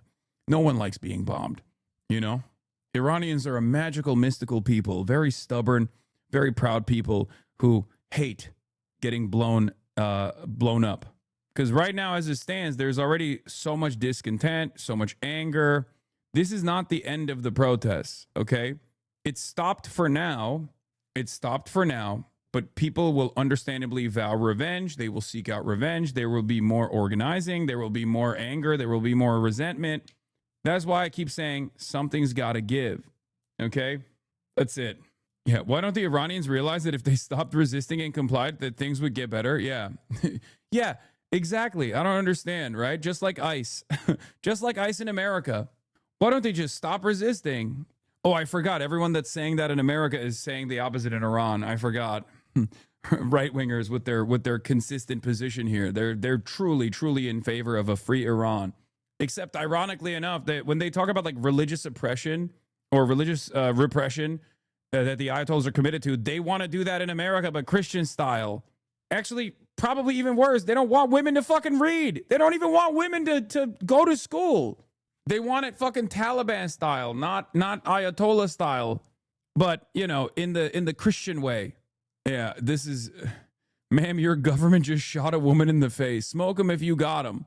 America does love a good, America does love when their foreign adversaries engage in like horrible shit though, because then they can just for once posture as though they're the good guys. You know what I mean?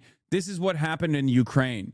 Like, the reason why I think so many liberals and so many Republicans like leaned into the Ukraine stuff early on, like aggressively, it was not because they care about like the righteous emancipation of Ukrainians from Russian invaders or whatever. It was because like it ultimately gave them an opportunity to fucking be like, oh yeah, we're morally superior for once. That was what it is. And it's the same with like Iran too. They just like hold on to this idea that like, there are worse governments out there. See, we're not as bad. WAPO is reporting that Iran and Israel spoke via Russia, guaranteeing that they would not strike each other. What do you make of this? I don't fucking know, man. I mean, I don't know. I don't know. I feel like everything that we see, everything, all the bits and pieces of information that comes out of this situation is going to be beneficial for somebody who I do not know. But anyway, can please one of the HasanAbi industrial complex clippers post what he said this morning about Greenland? I missed it and not sub to rewind. Well, Audrey, you got to subscribe. You got a subscription. So now you can rewind. And all of you can rewind as well if you subscribe to the Piker Broadcasting Service. ITV News political editor Robert Peston. There's a signal tonight that the British government, that unspecified U.S. Trump action against Iran is imminent. I don't understand. Maybe it's a fucking debate. Maybe Trump is saying we're not going to do it. But that's just like a bait and switch. I wouldn't put it past him. He's done it many, many times over. So who knows? I will say this, though.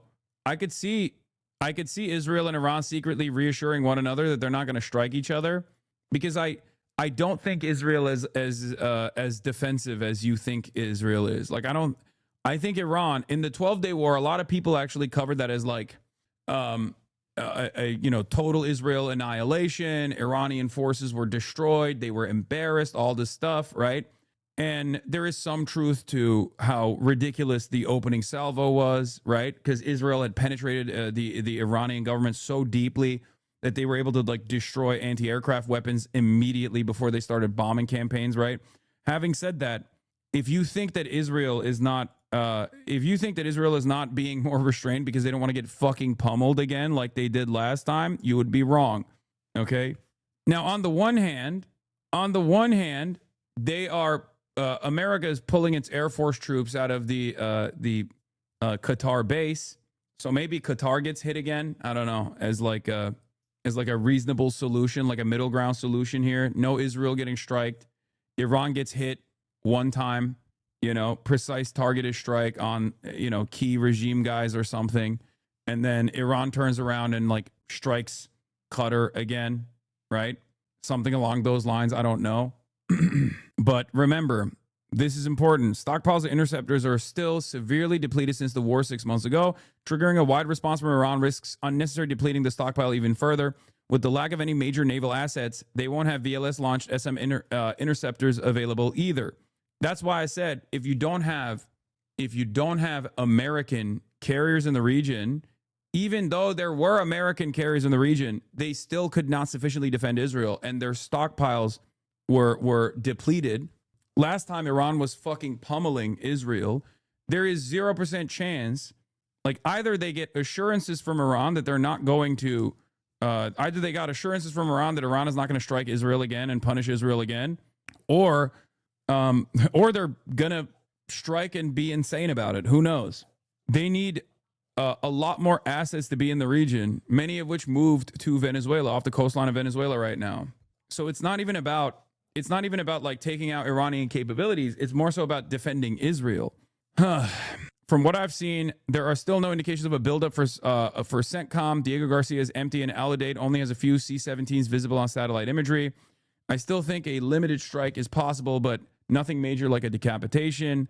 Current assessments by Israeli media is that Israel, does not anticipate being attacked by Iran regardless of what happens, which may also offer a clue. Ynet claims that the occupation army is more concerned with Ansar Allah at the moment. Stockpiles of interceptors are still severely depleted since the war 6 months ago, triggering a wide response from Iran, risks unnecessarily depleting the stockpile even further. The evacuation of Al Udeid that people are talking about is actually just a posture change. A forced evacuation was what happened before the Midnight Hammer retaliation. That's not happening yet. New York Times confirmed a few minutes ago that there are still only 3 missile-firing destroyers in the Middle East region. Maariv is now falsely attributing a claim to New York Times that a carrier is making its way to the Red Sea. They seem to be confusing the USS Roosevelt destroyer with the USS Theodore Roosevelt carrier. I have a feeling Americans will use submarines. America did use submarines when they were striking Israel, but on a defensive posture, you need carriers because you need missile launchers that are intercepting. You need carriers that have missile launchers that will fire off missiles that will intercept long-range ballistic missiles that Iran is lobbing in Israel's direction. The Iron Dome in and of itself, without American intervention, without American support, without American defenses, is clearly incapable of stopping Iran from being able to strike Tel Aviv. We saw that, okay? It's not carriers, it's cruisers and destroyers. Sorry, not carriers, you're right. Oh, U.S. striking Israel? Sorry. I meant submarines were utilized when striking Iran. American submarines were utilized when they hit Iran, but submarines don't have the same defensive capabilities as all of these different assets do. Whether it be carriers or cruisers, like all these different naval assets that America has at its disposal that have missile launching capabilities that work to intercept Iranian ballistic missiles that are flying in the direction of Tel Aviv.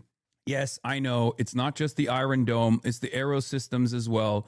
When I say Iron Dome, I'm using it colloquially. I'm talking about all of the different defensive capabilities that Israel has. I'm using it as a broader umbrella term. I don't mean just the Iron Dome, which is Tamir interceptors that are good for like drones and shit. I'm talking about the Aero system too, like Aero 3. There are probably enough air assets to do DCA ops over Iraq, Jordan, etc. Yes, but you're talking about striking Iranian strikers before they actually lob missiles in Israel's direction. That's very different because there's no guarantee. As we saw last time, Israel can fly over Iraq, Israel can fly over Syria, Israel can fly and get refueled in the process and go strike Iran. But clearly when they did that last time around, Iran was still capable of lobbing fucking even hypersonics that actually struck Tel Aviv. Do you see what I mean? So although Israel's modus operandi has always been the best defense is a good offense, clearly a good offense was not enough to stop Iran from being able to strike Tel Aviv. No, I'm talking about shooting down missiles with fighters, DCA, defensive counter air. Even then, it didn't work, is what I'm saying. Bro, please learn the definition of a hypersonic. Saying this is a missile sexual. Okay, I'm sorry. Fast ones that go boom, boom. But fast enough to penetrate through the ballistic defense capabilities that they have. There was a now deleted post on True on Reddit that the lack of missile interceptor stocks was the reason for Trump's Raytheon tweets. I don't know about all that, but... Anyway, so this is where we're at with Iran, Israel, and the United States of America. So when Trump says like, oh, Iran gave me assurances that they're not actually going to kill any more protesters, that the deaths are done for now, that might just be a lie, right? And I don't mean that might be a lie that like Iran might continue killing protesters or whatever. I mean like that might be a way for Trump to say, oh, we're not going to do anything to Iran. Just kidding, because he's done this before. So who knows? Would China or Russia come to Iran's aid this time? Most likely not. Russia is still stretched thin and not likely to do anything outside of Eastern Europe. China is hesitant to get involved in anything that will mess up their access to international markets. Yeah, this to a certain degree is Iran's fault as well, because Iran's foreign policy posture has always been, I think, too invested in sovereignty for their own personal benefits. Because the Iran-Chinese relationship has never been as comprehensive as like the Iranian-Russian relationship has been. So, this is China. China is always incredibly fucking restrained. And China repeatedly offered to sell Iran weapons previously, but Iran always refused. Yeah, Iran low-key has been kind of weird about working with China. It was, if anything, like normally I would say China is too restrained and China is kind of shitty for that reason. Or maybe it's actually the smart posture from China to only trade max or whatever. But the reality of the matter is, Iran has also refused to have more Chinese involvement on Iranian soil. They have been stupid to not get Chinese weapons. Well, so people will say, like this chatter, the Iranian arms industry is insanely self-sufficient, but it has also meant that they don't have the latest tech and air defenses. For example, the reason for why Iran has refused Chinese weapons is not because they're self-sufficient. The reason why they refuse it is because Chinese weapons come with more Chinese contracts, which come with more reliance on China, and Iran wants to maintain its sovereignty. But yeah, here is Lawrence Norman from Wall Street Journal. Utter confusion, uncertainty about what's going on now with Iran among various senior diplomats. After Trump's statements about how Iran promised me that they're done with the executions, now everyone is confused. I don't blame Iran for not trusting China. China folds anytime U.S. attacks a country where they have investments in. Yeah, no. You are too harsh on Iran. We literally have admitted evidence that Israel is supplying protesters in Iran. There have been explosions or shootings from the protesters. Can you imagine what America would be doing to protesters if China was supplying bombs, weapons, and fueling violent anti-Trump protests on American soil? Yes, I know, but I would also just as fucking readily criticize the American government for its brutality as I am the Iranian government, okay? I'm going to be fair in this situation while still being cognizant of the external factors at play here, okay? If I was a leader that wanted to remain sovereign and existed outside of the U.S. security apparatus, I would 100% leverage my relationship with China. 100%. It's a matter of survival. I would obviously try to get nukes as fast as possible. I mean, China has the most fucking... I mean, not China, sorry. Iran has maximum engineering.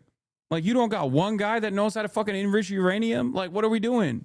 You don't got... And then beyond enriching uranium, then you have the intercontinental ballistic missile, like, strike capabilities that you need to develop as well. That's a whole nother ordeal. But you got engineers out the ass. You got so many fucking engineers. I know Israel keeps killing them, but like you got so many engineers, man. It's the engineer country, okay? It's the bricklaying country and it's the engineering country. People, what are you talking about? Everyone knows someone who's been killed by this regime. Why do you believe this regime's propaganda? I don't know what you're referencing here. But if you think Trump believes what Iran is saying, I don't think he is. I think he's posturing to... I mean, there's a couple different options here, right? Okay, look, there's a couple different options here. I think Cena had a decent take on it. Where is it? Where the fuck is it? Hold on. You know, I'm doing my listening to Iranian voices thing here, okay? Where is it? Or no, it wasn't Cena. It was Trita Parsi, okay? Trita Parsi says, much indicates now that a U.S.-Israeli war with Iran is imminent. I see three scenarios. One, a limited strike, mainly symbolic, so that Trump can claim victory and then move on the talks. No, I was thinking of Cena Tusi, but I mixed it up, okay? It's Trita Parsi, not John Cena, chatters. Shut the fuck up. 2, regime decapitation by attacking most, but not all, political and IRGC leaders, but with the aim of having someone else from within the system take over afterwards in order to avoid instability, followed by a deal manifesting Iranian capitulation. This is the Venezuela option, but I think that that's also different than Venezuela regardless. 3, a combination of 2, but with massive bombardment of Iran's military capabilities afterwards to ensure that Iran is set back decades and cannot pose any challenge to Israel for the foreseeable future. Think Syria after Assad fell. Of these 3, I find option 1 very unlikely. The argument against option 2 is that the Israelis would not accept it. Netanyahu has been very silent publicly, which he probably would not have been if option 2 was the one favored by Trump. Where the fuck was it? Hold on. Where'd it go? I lost it. Did I move it around? Where the fuck is it? Oh, here it is. Yeah, John Cena. I can't find it. Okay. Trita Parsi is the executive vice president of the Quincy Institute, by the way. Okay. The argument against option 2 is that Israelis would not accept it. Netanyahu's been very, very silent publicly, which he probably would not have been if option 2 was the one favored by Trump. The argument against option 3 is that it would likely require far more U.S. assets in the region, and we do not see that, at least not quite yet. Of course, plans rarely survive contact with reality. Plenty of reasons why things won't play out the way as the U.S. and Israel may have intended, including, of course, how Iran responds/retaliates. Any chance Trump is using the Iran stuff as a distraction as he's going to move on to Greenland? Well, the degree of priority here is always eating Israel's dick as hard as he possibly can. So Iran will probably be a much more consequential thing for Donald Trump because it's much more consequential for Israel. Trump is all... Look, when all else fails, remember, Trump will deep throat Israel's cock every single time.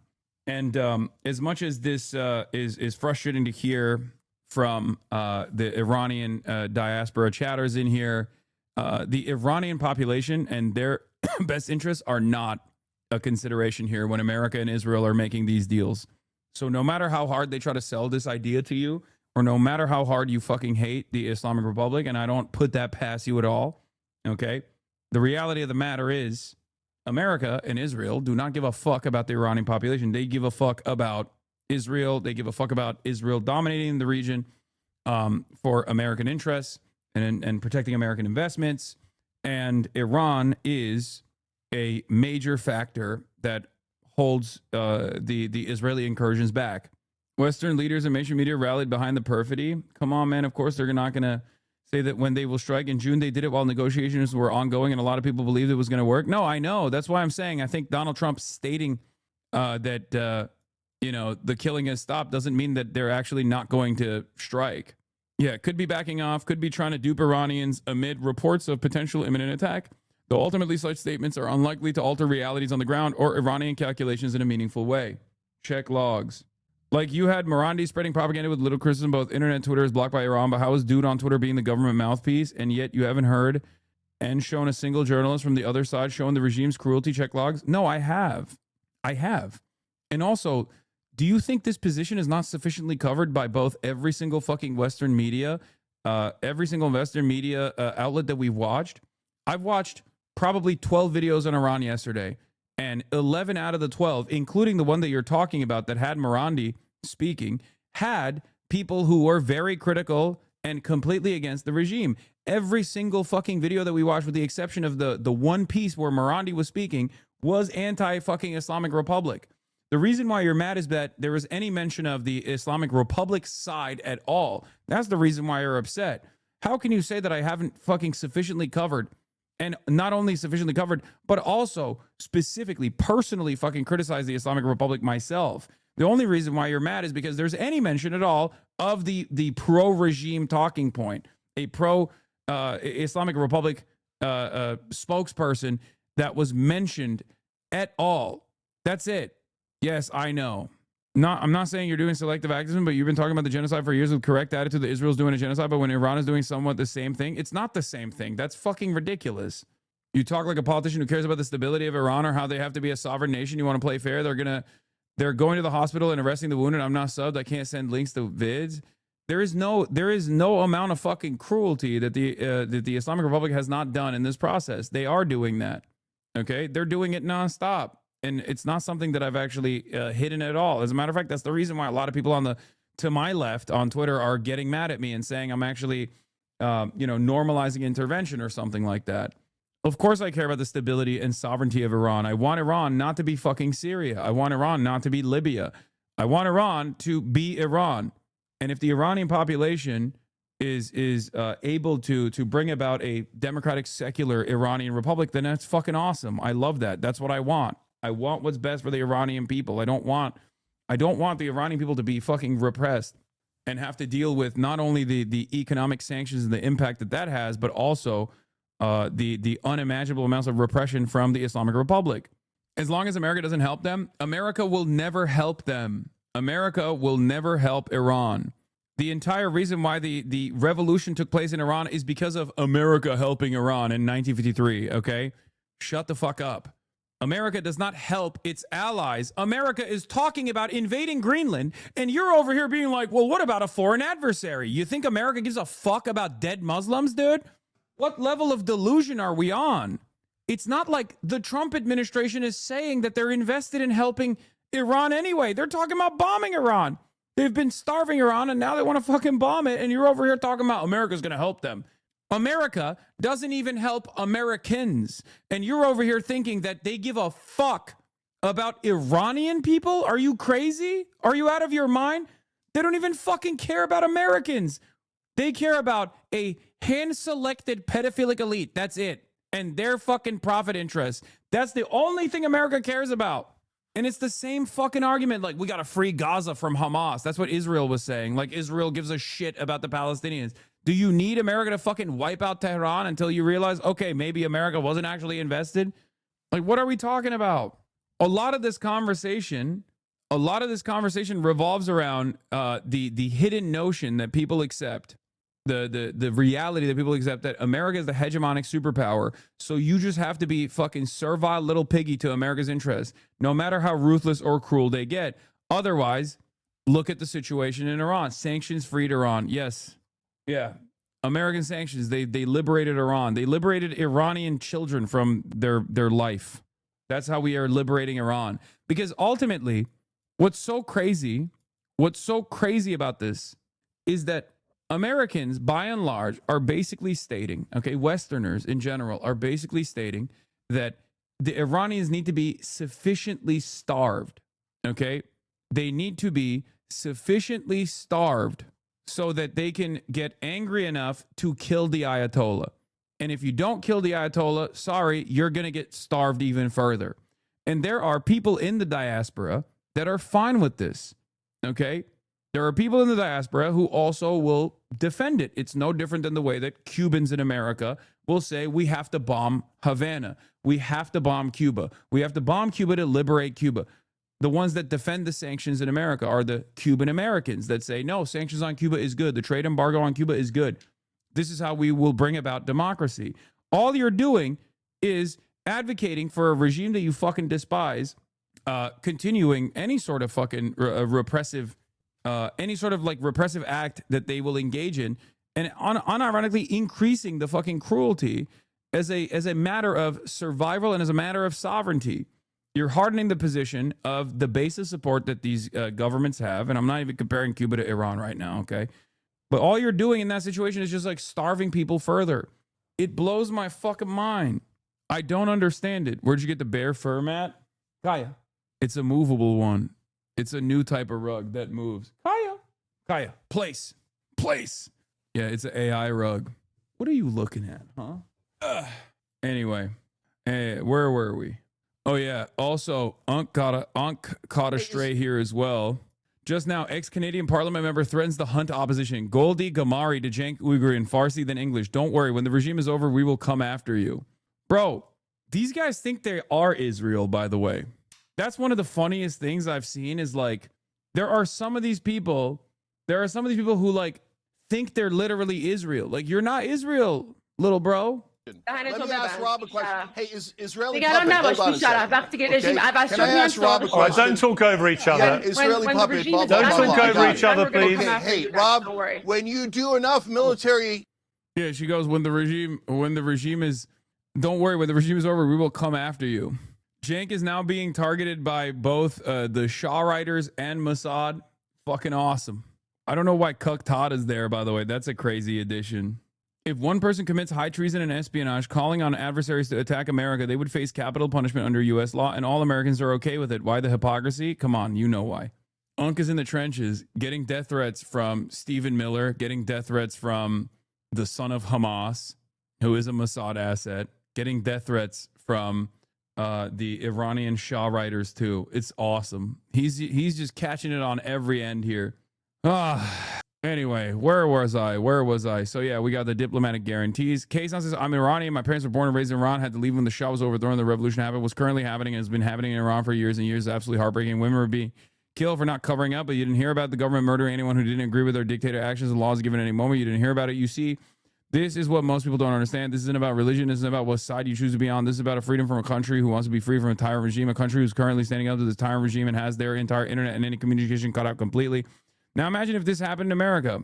What would you think or say? Those who are standing up are dying. Young, innocent adults who are standing up for what's right.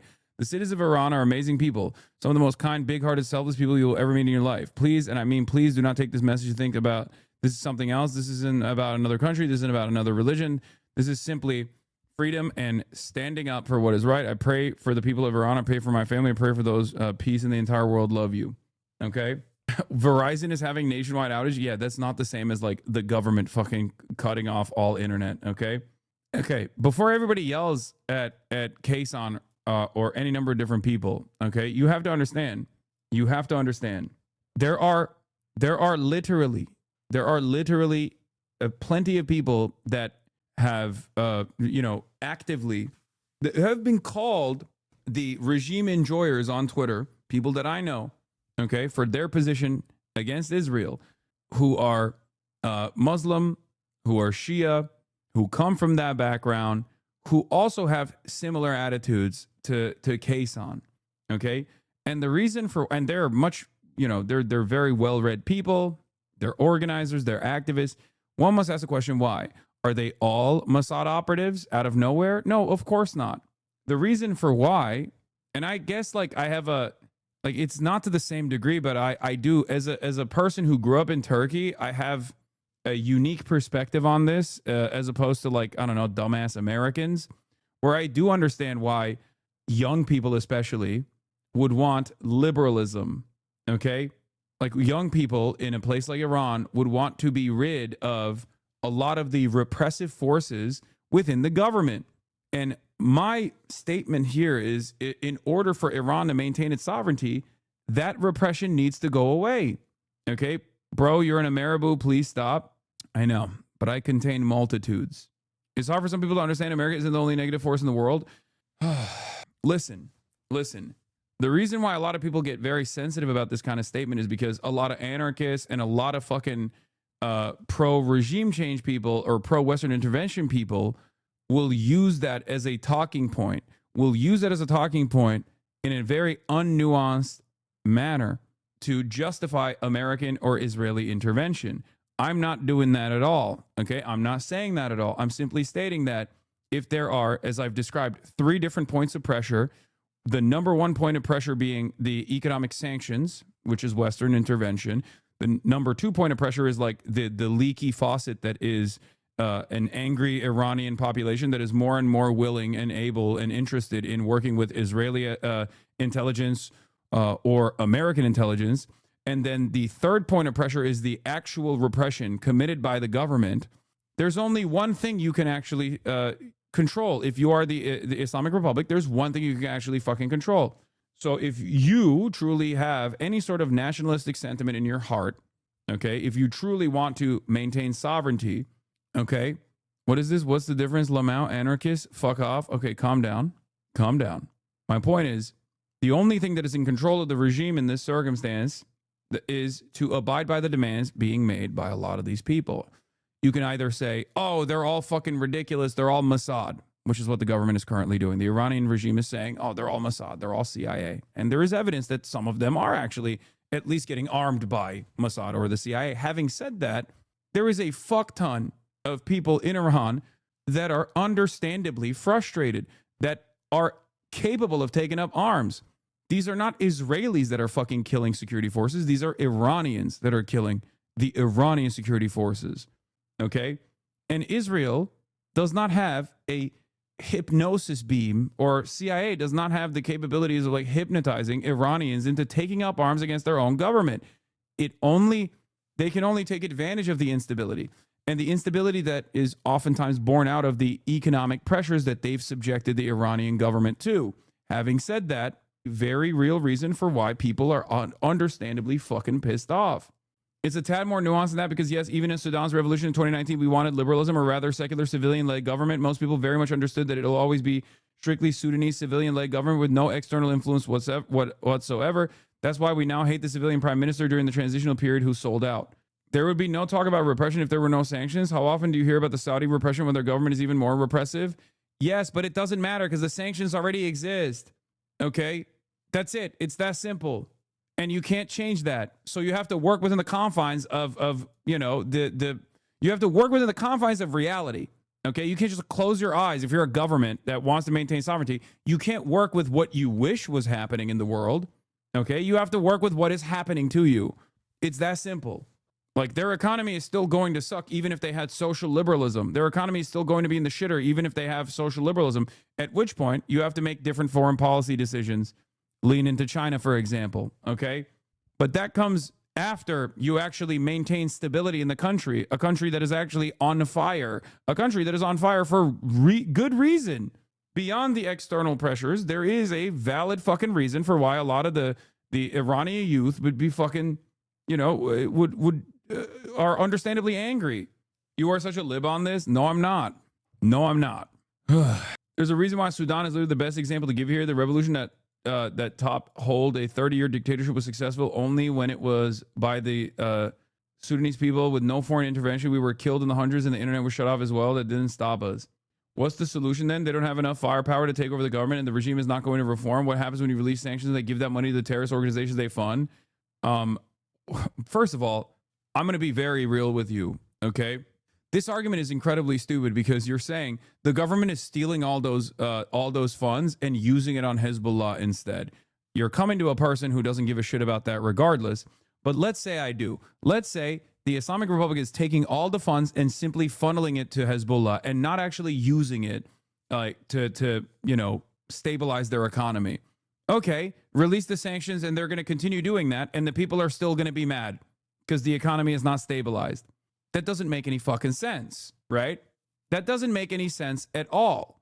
Because if that was your real concern, if that was your real concern about sanctions, and not that if you actually stop the sanctions, then the economic pressure will actually diminish, and therefore the economy of Iran will stabilize to a certain degree, and then the Islamic Republic will not be overthrown violently and militarily by the population, who will at least like have some breathing room, right?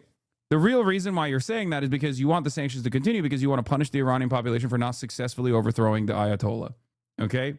Because you don't think that the Iranian population has any smoke for the Ayatollah at all, or the Islamic Republic at all, beyond the economic problems. This is the other side of the way that leftists, ultra-leftists, or you know, campus and to a certain degree operate, where they're like, no, if there were no fucking economic sanctions whatsoever, then everyone would be happy. What is this? I believe Iranians are past the discussions of sanctions. If you disagree, then you can shut up, especially if you are a Turk. Well, good thing Hassan Piker is not talking to Iranis. He's talking to Americans about what America can do, unless you want the sanctions to stay. They do. They do want the sanctions to stay.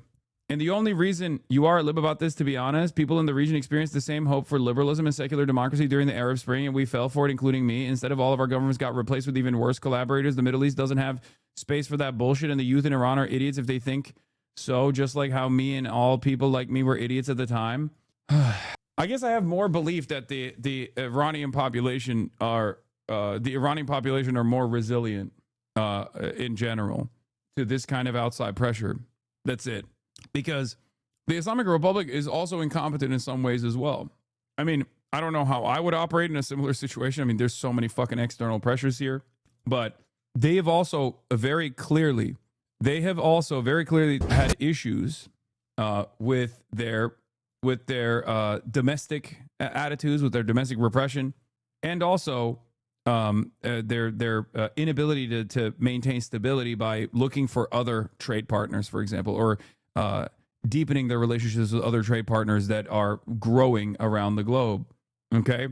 What I'm simply saying in the most basic ways, and people will get mad at me for saying this, especially Western leftists will get mad at me for saying this, but you can't have an unimaginably educated population with access to the fucking internet and then force them into doing dumb shit. I'm sorry, okay? You can call me a fucking Islamophobe if you want to, but it's not going to work. It's not going to work. You can't have an incredibly educated population with access to the fucking internet and then assume that they're not going to sit there and be like, well, okay, I want freedoms. Like, I want fucking civil liberties. What are we doing? That's it. It's not going to work. It literally is that basic. Now, is that the major factor here? No, but it's very clearly a major point of pressure. Okay? America, brother, we have unlimited treats in the United States of America, and you just said the Americans are well educated. Are you out of your fucking mind? Have you met the average American? Yes. That's such a brain dead take. I don't even know what to say. You're preemptively defensive while saying it's because it's stupid supremacist thought. Yes, you're right. You're right. What do I always say? Yes, I'm doing supremacist thought, but this time it's not even American supremacist. It's actually Turkish supremacist thought. Anyway, what do you mean they would want freedom if they have internet? Like, I'm saying, they have access to the rest of the fucking world. They want social liberties. It's totally understandable. It's totally understandable to want social liberties. Now, either you say no, if they let go of some of these like traditions and some of these mechanisms of oppression, then the base will fall out. Okay, and therefore they can't maintain their sovereignty. I believe that's the reason why the Islamic Republic behaves this way, not because they love the Quran and love Shia Islam ultimately, because actors like people who control entire governments have to first and foremost care about maintaining sovereignty. Okay, and the connective tissue here that legitimizes the Islamic Republic in the eyes of the base of support is their supposed incorruptibility. And the only way that you showcase incorruptibility in that part of the world is by maintaining an anti-Western attitude. And the way you maintain this incorruptible Western attitude, anti-Western attitude, is by showing your Islamic bona fides. Okay?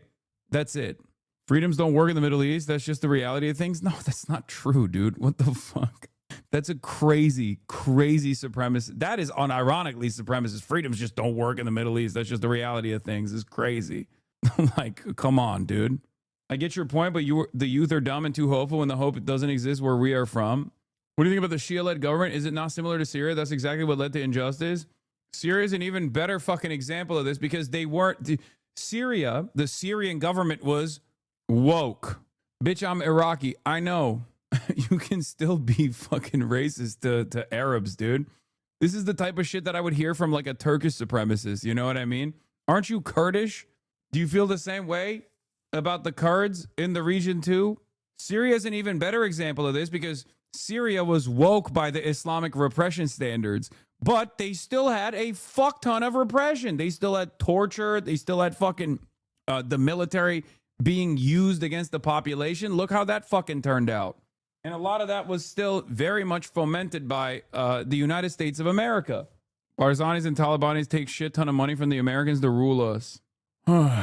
Anyway, why are these states so repressive? Why don't they just become more liberal? What do you mean? For them, okay.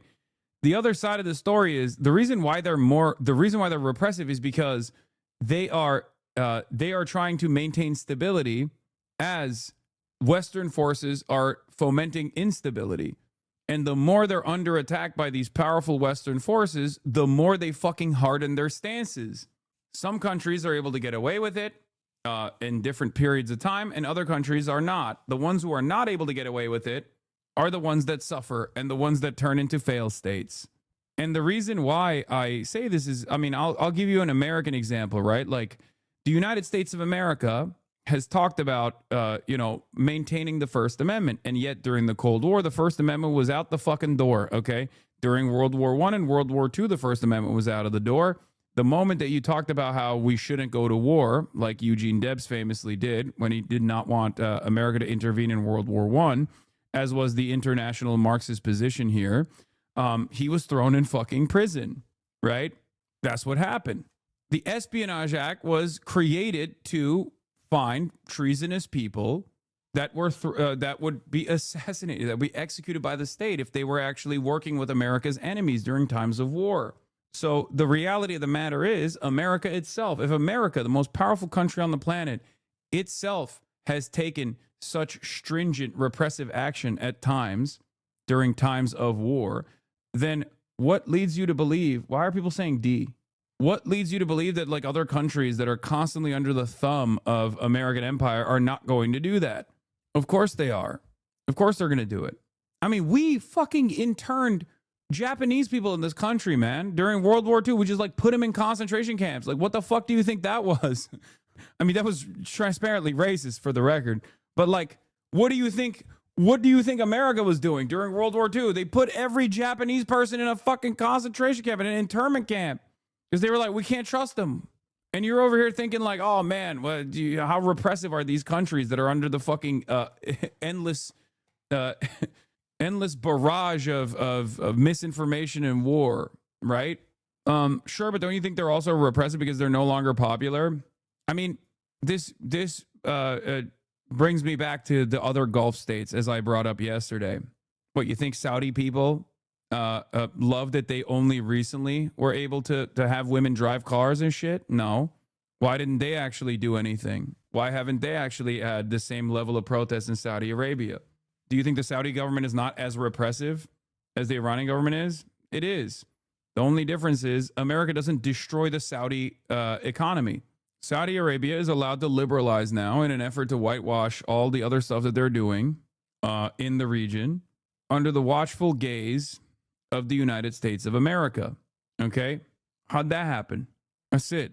Why did the Marxists not want the U.S. to join World War II? No, that's not true. Well, I think initially they were non-interventionists, but most Marxists obviously were on board with American intervention in World War II. I said World War I.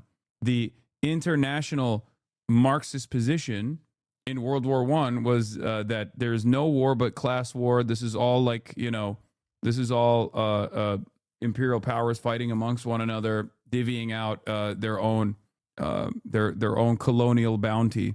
I mean, just pre-World War I is kind of when Marx had the most motion, to be honest. Yeah, it was a very different time. What? You know, Iran did terrible things first and America sanctioned them after that? Like fucking took 52 American diplomats hostage? Brother, you are out of your mind. There is nothing that Iran has done to America that America has not done a millionfold to Iran. What are we talking about, dude? Also, Saudi Arabia did 9/11. The fuck do you mean? Like, one of the craziest things, one of the easiest ways to understand how powerful American propaganda is the fact that Saudi Arabia had a hand in 9/11 happening on U.S. soil. And then we went to the region and said, everyone but Saudi Arabia is an op now, including Iran. The axis of evil speech famously factored Iran and North Korea into the conversation. And Iran was like, the fuck? What do you mean? We're mourning that 9/11 just happened. The guys that did 9/11 are our number one ops in the region. They're fucking Saudi-backed Salafist brigades. What the fuck? Wait, hold on. What are you talking about? What the fuck are you talking about?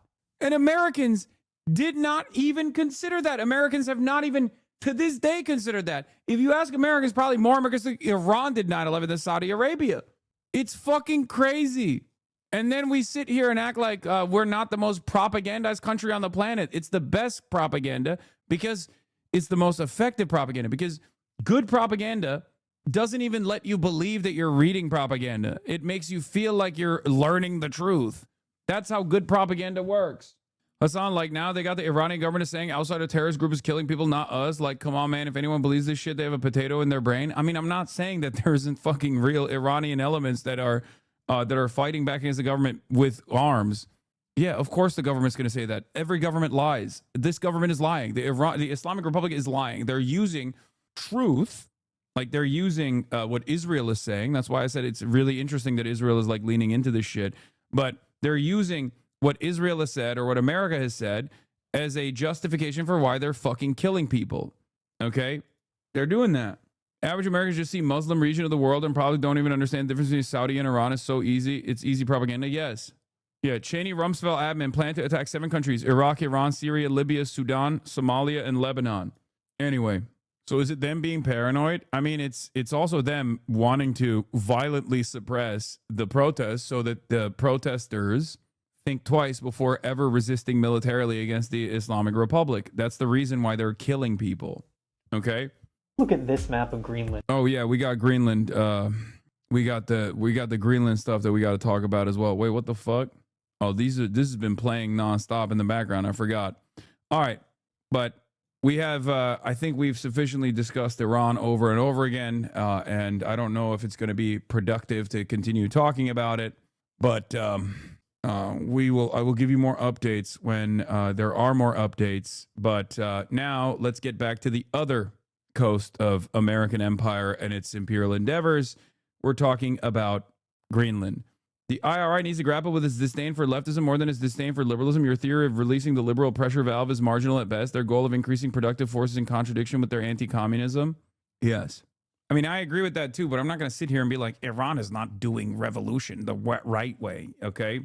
Like, the reality of the matter is I want people to be sovereign, and I don't want them to be dogs of Israel, okay? I don't want them to be dogs of America. I don't want them to be dogs of Israel. I want them to have true sovereignty and true freedom, okay?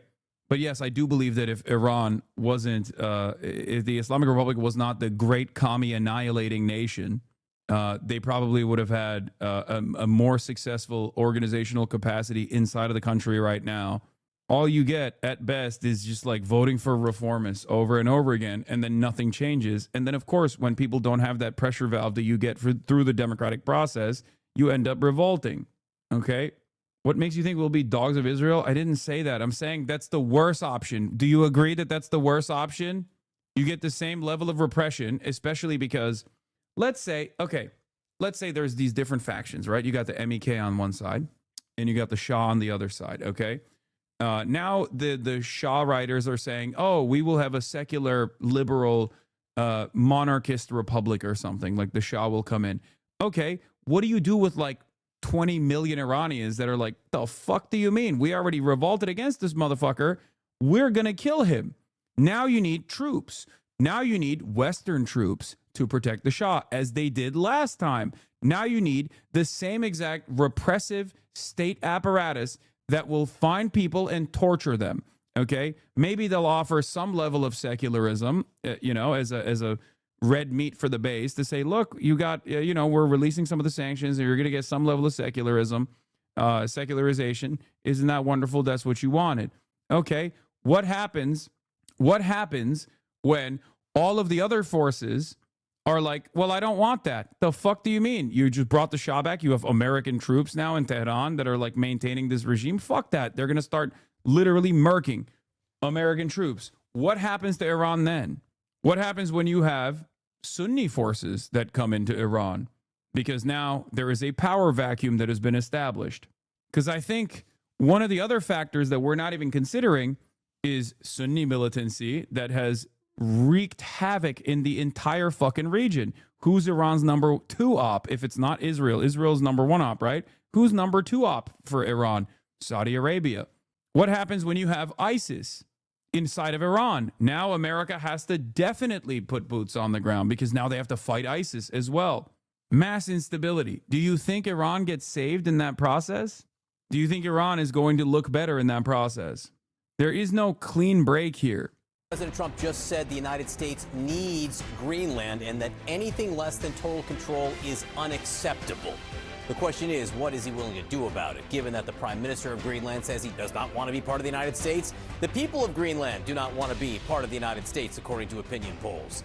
So the president just wrote that Greenland is, quote, vital for the Golden Dome that we are building and that NATO would be far more formidable and effective with Greenland in the hands of the United States. And then he said that anything less than that is unacceptable. Again, how?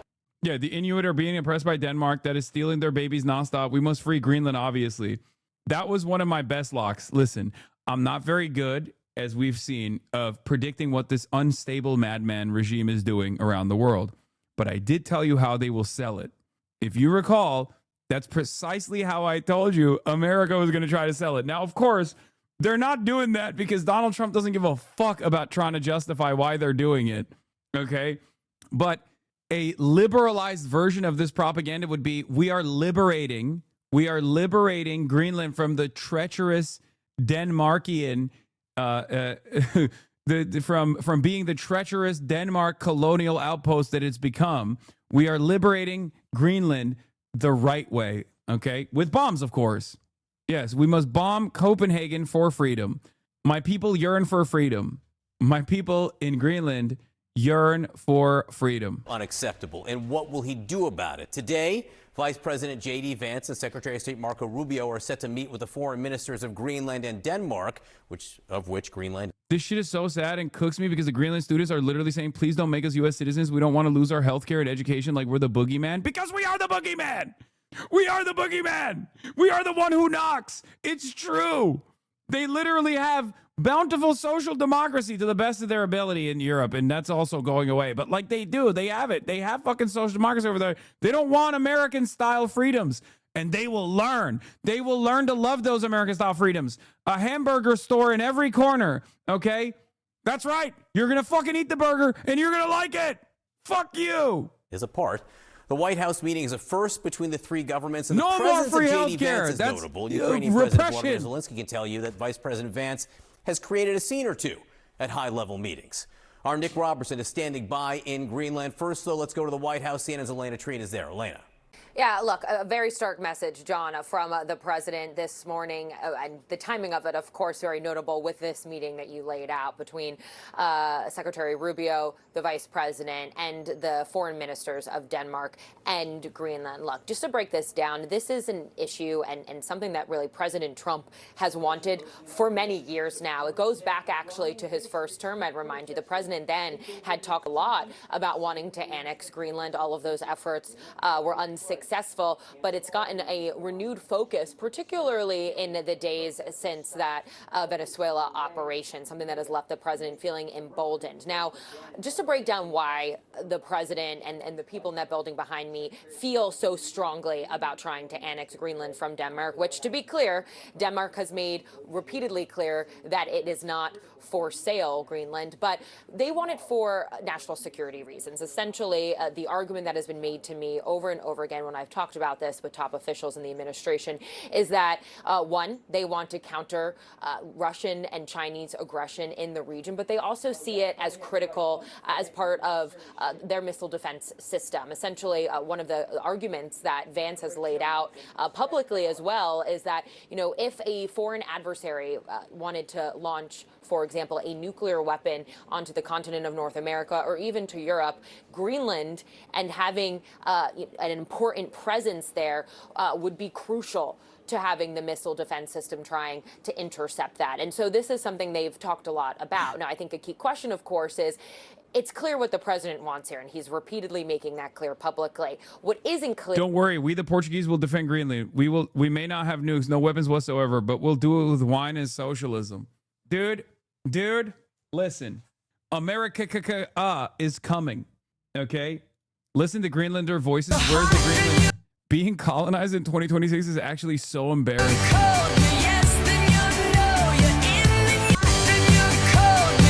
No, they're welcoming us as liberators. You guys, shut the fuck up. They are welcoming us as liberators. I will not have any of this, okay? They want us. They want us bad.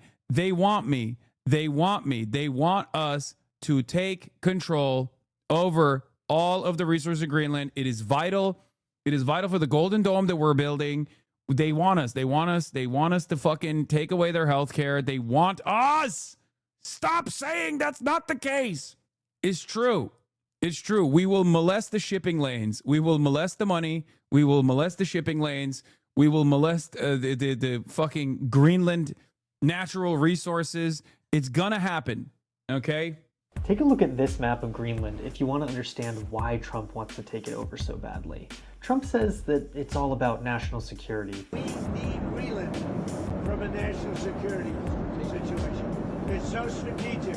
But that's not the full story. The US doesn't need to take over Greenland for national security at all. The US already has military installations in Greenland, and Greenland is governed by Denmark, a NATO ally. Greenland, like Venezuela, has significant oil and mineral wealth that Trump wants. Greenland has massive deposits of rare earth minerals that the United States currently has to depend on China for, resources that US tech and energy companies would love to get their hands on as they... I don't think that's like, I think that's not the whole story. The reason why I say that is because like extracting those rare earth minerals are so difficult out of fucking Greenland. We can get it elsewhere. They're not as rare as the name would imply. The real problem is actually not the real problem is the procurement and refinement. Like it's not exactly an issue to find these rare earth minerals. It's an issue because the refinement process is expensive. It's costly. Well, it's not expensive and costly in China, but it's expensive and costly elsewhere, right? And China actually dominates the entirety of that market. They've completely monopolized it. So even from that perspective, like putting, trying to take over Greenland in its entirety just for the rare earth minerals is like not the entire story at all, I think. I would go so far as to say that like new trade routes opening as a consequence of climate change would be a more likely scenario. I actually disagree with more perfect union here. These minerals are too hard to get in the first place, but they also just aren't actually rare. Yes, they're too hard to get in Greenland, at least with the current weather conditions. They're too hard to extract from Greenland as opposed to all these other places. Straight up. You got what, like a 3-month window to get these things out of there? It's too difficult. You would have to wait multiple decades for it to be feasible, extraction to be actually feasible there. And yes, they are not rare. They're not actually rare. Contrary to the name, rare earth minerals are not necessarily rare. The problem is processing, not extraction. The real reason is likely just projecting power in the Arctic and controlling shipping lanes and defense. That's what I think as well. I think this is America's like long-term strategy. Seek to massively expand and profit off of artificial intelligence. And the US government thinks that Greenland likely has large oil and gas deposits off its coastline, but the government of Greenland has stopped giving out licenses for oil and gas exploration. And recently they stopped a lot of mining exploration too due to environmental concerns. So if Greenland... Oh, they're woke and gay. We have to dominate them. Never mind. I didn't realize they were being woke and gay about extraction. Sorry. Yeah, I'm on board now. Sorry. Yeah, you're looking extractable, Greenland. Fuck you. Yeah, imagine the data centers we can build there, you know? You don't even need to cool it. It's just a self-cooling data center. Yeah. No, they said I didn't realize it was like that. Sorry guys, I take it back. In U.S. hands, these roadblocks to U.S. companies would disappear. Companies working in Greenland are already seeing a boost at the suggestion of U.S. control. Critical metals and energy transition minerals stock both jumped over 25% just this week. Big tech billionaires like Jeff Bezos and Bill Gates are already invested in companies like Cobalt Metals, which holds mining rights in Western Greenland and secured $500 million in new funding right when Trump got back into office. And weirdly, a lot of this push to take Greenland seems to be coming from Estee Lauder heir Ronald Lauder, a longtime Trump ally and a billionaire who apparently first introduced Trump to the idea of buying Greenland at all. Lauder is, of course, quietly making investments in Greenland, like funding the Delaware-based Greenland Development Partners, a company looking to invest in hydropower projects that would power aluminum smelters in the area. Effectively, they're setting up shop for a big American push into Greenlandic minerals. Even weirder, Peter Thiel, Mark Andreessen, and Ken Howery, the current US ambassador to Denmark, are pushing the Trump administration to take Greenland so they can create a deregulated tech freedom city in Greenland, which of course would never happen if the Danish government kept control. Maybe needless to say at this point, but none of this has anything to do with improving the lives of Americans or even the lives of Greenlanders. It's not the Parenti post, but this is how imperialism works. It doesn't actually fucking help. It doesn't actually help the country that we are doing imperialism to, and it doesn't even help the home nation either. It's just only helping a handful, like a hand-selected few billionaire pedophiles, okay? Lizard people. That's it. Yeah, pretty cool. Excuse me, Peter Thiel's just a vampire? He's a lizard vampire. Is how they're going to approach this. This meeting, I'm told today, between Rubio, Vance, and the foreign ministers of both countries is really to kind of be a level setting. You know, see where both sides are, see what, if any, agreements could be reached, if there's any, you know, type of cooperation that could be made. Rubio has made clear in the past that really it's the preference of the administration. Greek here, when are you giving back Constantinople says spicy spanakopita? Never. You can pry from my cold dead hands. To see if they could potentially buy Greenland, for example, even after, again, the Danish prime minister and the leaders of both Denmark and Greenland. When you say stuff on stream, do you take into consideration what a group of people want you to say, or do you go your own way 100%? What do you think? Considering that I spend like 90% of the stream yelling at people after I deliver my take, do you think I actually listen to the outsiders, outside forces, or do you think I just speak my mind? Saying it's not for sale, but seeing if they could, you know, potentially make a deal that way. I will say, though, however, President Trump has repeatedly now not left a potential military option off the table. And so that has, you know, I think that raises a lot of concerns as these leaders are coming to the White House today. So it's going to be a very important meeting, potentially the first of many conversations, but we'll really have to see where it all leads, John. All right, Elena Trine at the White House. Elena, thank you very much. Sarah. All right, let's go now to CNN's international diplomatic editor, Nick Robertson. He is on the ground for us in Greenland. Nick, the Prime Minister of Greenland very bluntly said he... Oh, that's the shittiest job, dude. Oh, my God, that's so funny. You just have to go to Greenland now. It's cold as fuck. He does not want to be owned by the United States. The president of the United States saying that if they don't do it the easy way, they're going to do it the hard way. The big picture here is what's happening with the people of Greenland. What are they saying? Yeah, they're incredibly concerned, and I think the latest language used by President Trump is going to be even more chilling. Everyone here has been telling us this meeting with the Danish and Greenlandic foreign ministers, with J.D. Vance, with Secretary of State Marco Rubio today is a big meeting. It is a big deal. It has everyone here worried. You know, when you speak to people here, it is very clear. No one wants to be part of the United States. Perhaps there are divisions on the independence side of how quickly the country should move to independence, which is a sort of an overwhelming view. But the Prime Minister has made, as you said, made very, very clear, Greenland is part of the Kingdom of Denmark. Greenland, therefore, is part of the EU and part of NATO. And that's where they look for support, and that's where they look for their strength. But having spoken to a good number of people here, It's a huge concern because they don't have an army here.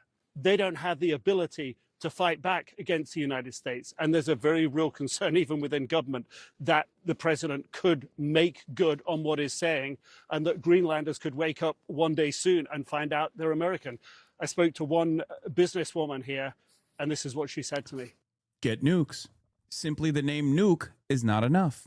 You couldn't fool the Americans. Aha, Greenland, you thought you were slick. You said, oh, let's name the fucking major city Nuke, and then Americans will think we have a nuke. No, you have to start enriching uranium right now. You have to start enriching uranium yesterday. You have to start developing an intercontinental ballistic missile that is capable of striking the American heartland. You have to do that yesterday, not tomorrow, yesterday. Greenland, you must develop nukes instantly. Simply calling your major city Nuke is not enough. It probably fooled Americans because we're very stupid for at least a little bit of time, but it wasn't enough. You got to actually get a nuke. Put a nuke inside of Nuke now. Okay? Rule number 1.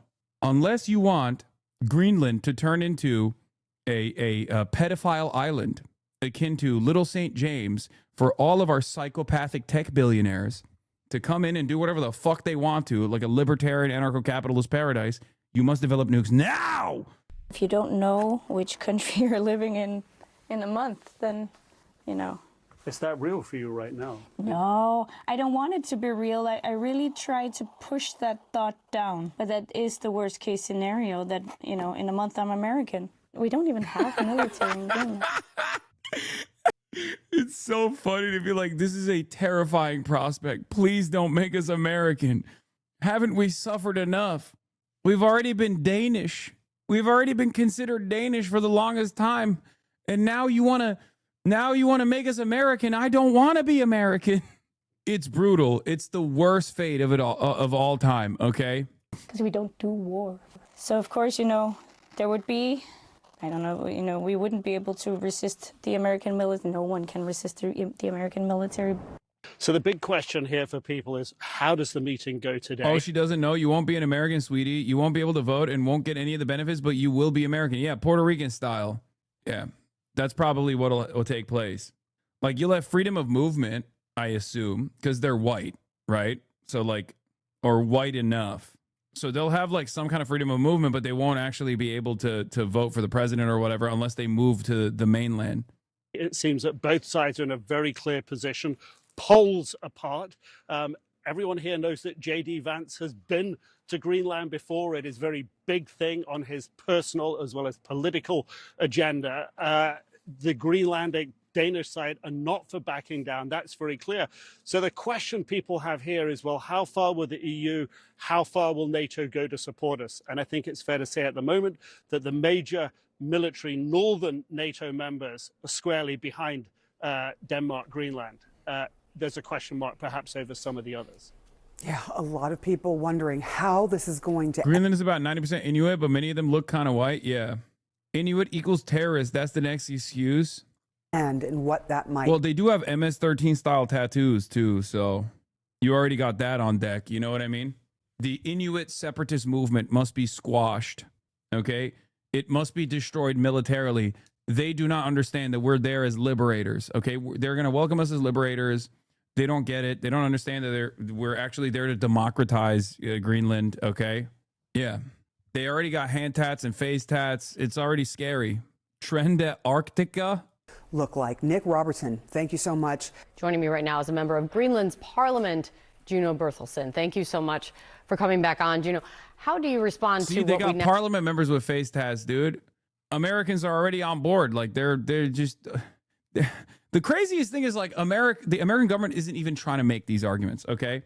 They're not. Like, the Bush administration, if they were to do something like this, or Obama, if they were to do something like this, right? Like, they would at least, like, try to present an argument. They would try to manufacture consent. They'd be like, oh, they have, you know, Greenland has the weapons of mass destruction or whatever. Like, what, you know, they've been colonized by Denmark for far too long. We must liberate them, all this stuff. Nope. Not even entertaining it. Okay. Not even entertaining any of that. They're just like, it's mine, I want it, fuck you. Now just hear the latest from the president. And what do you think it means for the Greenland and Danish leaders who are what they're walking into now in this White House meeting? That isn't a tattoo. Good morning, Kate. Thank you for having me on. I'm a dumb American hog. What do you mean that isn't a tattoo? It looks like a tattoo to me, brother. This is MS-14. Show, first of all. Well, we think that it's very positive that Greenland's Minister for Foreign Affairs represents the Greenlandic people at the meeting. And of course, positive with the diplomatic dialogue being initiated, which Nelarak, our party, has advocated for a long time. And it's important to say that Greenland is and wants to be a part of the Western Alliance and continue to be an ally of the U.S. as well as an ally of NATO and Denmark. We are through Greenland being a part of the currently a part of the Danish kingdom is in NATO. And Greenland has been an ally of the U.S. since the Second World War. We're allies now, and we will stay allies in the future. So that will be the most important things that we would hope would be communicated at the meeting, and that there will be understanding between Greenland and the U.S. But hearing the president of the United States set the tone going in, and the vice president, as we know, from experience, does not really differ from President Trump in his views, especially in policy. When the president of the United States says anything less than Greenland being in the hands of the United States is unacceptable, I mean, you may see this meeting as progress, but what do you see do you see that as a new threat from the president of the United States? Well, we just want to make sure that these diplomatic lines are being used and that they're initiated now. What is being said to the media, and I've done a lot of interviews with media from all around the world, saying that Trump has his own style and has a way of creating headlines and saying these things that kind of create outrage. But I think it's important to remember that both Republicans and Democrats are not in support of having this aggressive rhetoric and the advances that we've seen from Trump and some of his high positioned people in his administration. We have to remember that a lot of Republicans, which are creating the background for Trump to be in the position that he is, they do want to seek diplomatic solutions. They don't want to hear any talks about invasion of Greenland and destroying the NATO that we see today, and creating any more tension between the United States and Denmark and the rest of the world, especially countries from NATO. So the most important thing for me to say is that the Greenlandic people is using its right to speak on behalf of itself. We have our minister at the meeting represented the Greenland. Thank you for not making your entire stream about influencer and streamer drama. Brother, there are so many insane things happening around the world. Any content creator that spends any amount of time in this day and age when Trump is like entertaining bombing Iran, the Islamic Republic has violently stamped out all the protests that have taken place in the country. ICE is dominating Minneapolis in an effort to, one, distract away from the Epstein files, and also to basically test out how hard they can go without Americans actually pushing back. And on top of that, Trump is entertaining the colonial occupation of Greenland. Any content creator that says that they are primarily a political commentator in this day and age, in this moment, that spends any amount of time entertaining drama is not a real political commentator. They're just deeply unserious. They just want to farm some of the dumbest motherfuckers on the planet. That's it. Anyone that does this, that then tries to claim that they are a serious political content creator, should never be taken seriously. And before people say, you did that yesterday, like I was looking at the clip channels and stuff, right? I do 8 hours of 8 hours of fucking news broadcasts. Yes, there are instances where it's not going to be all news. I did that after covering 7 hours of ongoing incidents, both in the United States of America and around the world. You know what I mean? Like, that doesn't mean that there is not going to be instances where I fucking, switch gears a little bit. Did you cover Adrian Ross yesterday? Yeah, I did. 32-month subscriber. I did. After, it was a 7-hour day. After 6 hours of covering the news, I did 1 hour of Aiden Ross. Take an hour off. Asian Ross. Yeah, the Joe Budden segment was awesome. We, the Kingdom of Denmark, continue to believe that also the long-term security of Greenland can be ensured inside the current framework, the 1951 agreement on the defense of Greenland, as well as the NATO treaty. For us, ideas that would not respect territorial integrity of the Kingdom of Denmark and the right of self-determination of the Greenlandic people are, of course, totally unacceptable. And we therefore still have a fundamental disagreement, but we also agree to disagree. And therefore we will, however, continue to talk. You've talked yourself into a corner here. I don't think you understand, brother. 6 hours of everything that's going on is sufficient. 6 hours of drama is not. A lot of these content creators actually spend, they go live for like 3 hours or 4 hours or 5 hours, and they spend every fucking waking moment talking about drama, like dumb fucking drama. These are deeply unserious people who basically slap on the patina of doing real political commentary, but instead are just simply doing drama. And the reason why they have to claim that they're doing this as accountability, or they have to do this as like political disagreements being addressed. The reason why they do that is because most people would laugh at them if they were just simply saying, I don't like this guy. I don't like this guy at all. And the reason why I'm talking about this nonstop is because I have a personal resentment. Okay? I have a personal resentment towards this individual. I don't like him. My friends don't like him. And that's the reason why I'm talking about him nonstop. That's the reason why I'm disparaging him nonstop. Breaking. HasanAbi agrees to disagree with a bad faith derailer chatter. Yeah. At best, my coverage over like other content creators or drama or whatever the fuck is at best 10% of this broadcast. We have decided to form a high-level working group to explore. He's talking politics and getting mad when he gets corrected. No, I'm literally in the process of talking politics, and that chatter just wants to argue with me. If we can find a common way forward. Even though we wasn't so successful that we reached, a conclusion where our American colleagues said, "Oh, sorry, it was totally misunderstanding. We gave up on our ambitions." There's clearly a disagreement. We agreed that it makes sense to try to sit down on a high level to explore whether there is possibilities to accommodate the concerns of the president, while we at the same time respect the red lines of the Kingdom of Denmark. Yeah, they will definitely not do that. They are not respecting any red lines. Let's be real. Is it drama, though? Because sadly, those guys in the ideology are spilling onto the normal world. Yeah, that's why I bracket off Asmongold as a separate actor. If you're talking about that, then that's different. But if you're talking about like Hutch or Ethan Klein or any number of like different liberals, their ideology is not seeping into the real world. As a matter of fact, they have changed trajectory. They've come to our side in their expression, in their anger, in their resentment towards the Trump administration, rather than hyper-focusing on a bunch of people to the left of them. So in that regard, they have no real motion. You got fucking wine moms who are self-IDing as liberals going out and doing ICE Watch. You got wine moms. You got the Radical Karen Coalition that is out there getting in the face of ICE agents on a daily fucking basis. You got wine moms who are demanding more from the Democratic Party. Liberals are not actually winning the political conversation right now. They are becoming a part of the anti-fascist coalition. They are becoming bigger fans of Zoran and AOC than Chuck Schumer.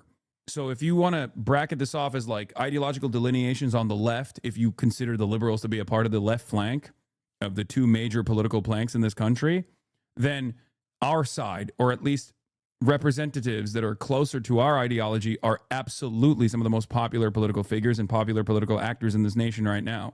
The people that have spent the last election cycle dick riding the DNC into oblivion have no real working representation amongst the base of support in the Democratic Party right now.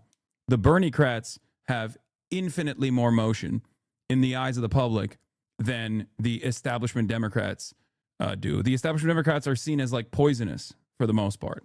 The sequence of defeats that the Democrats have brought by saying we got to be more centrist, we got to be more moderate over and over again has caused many of the voters to finally recognize that that's a lie.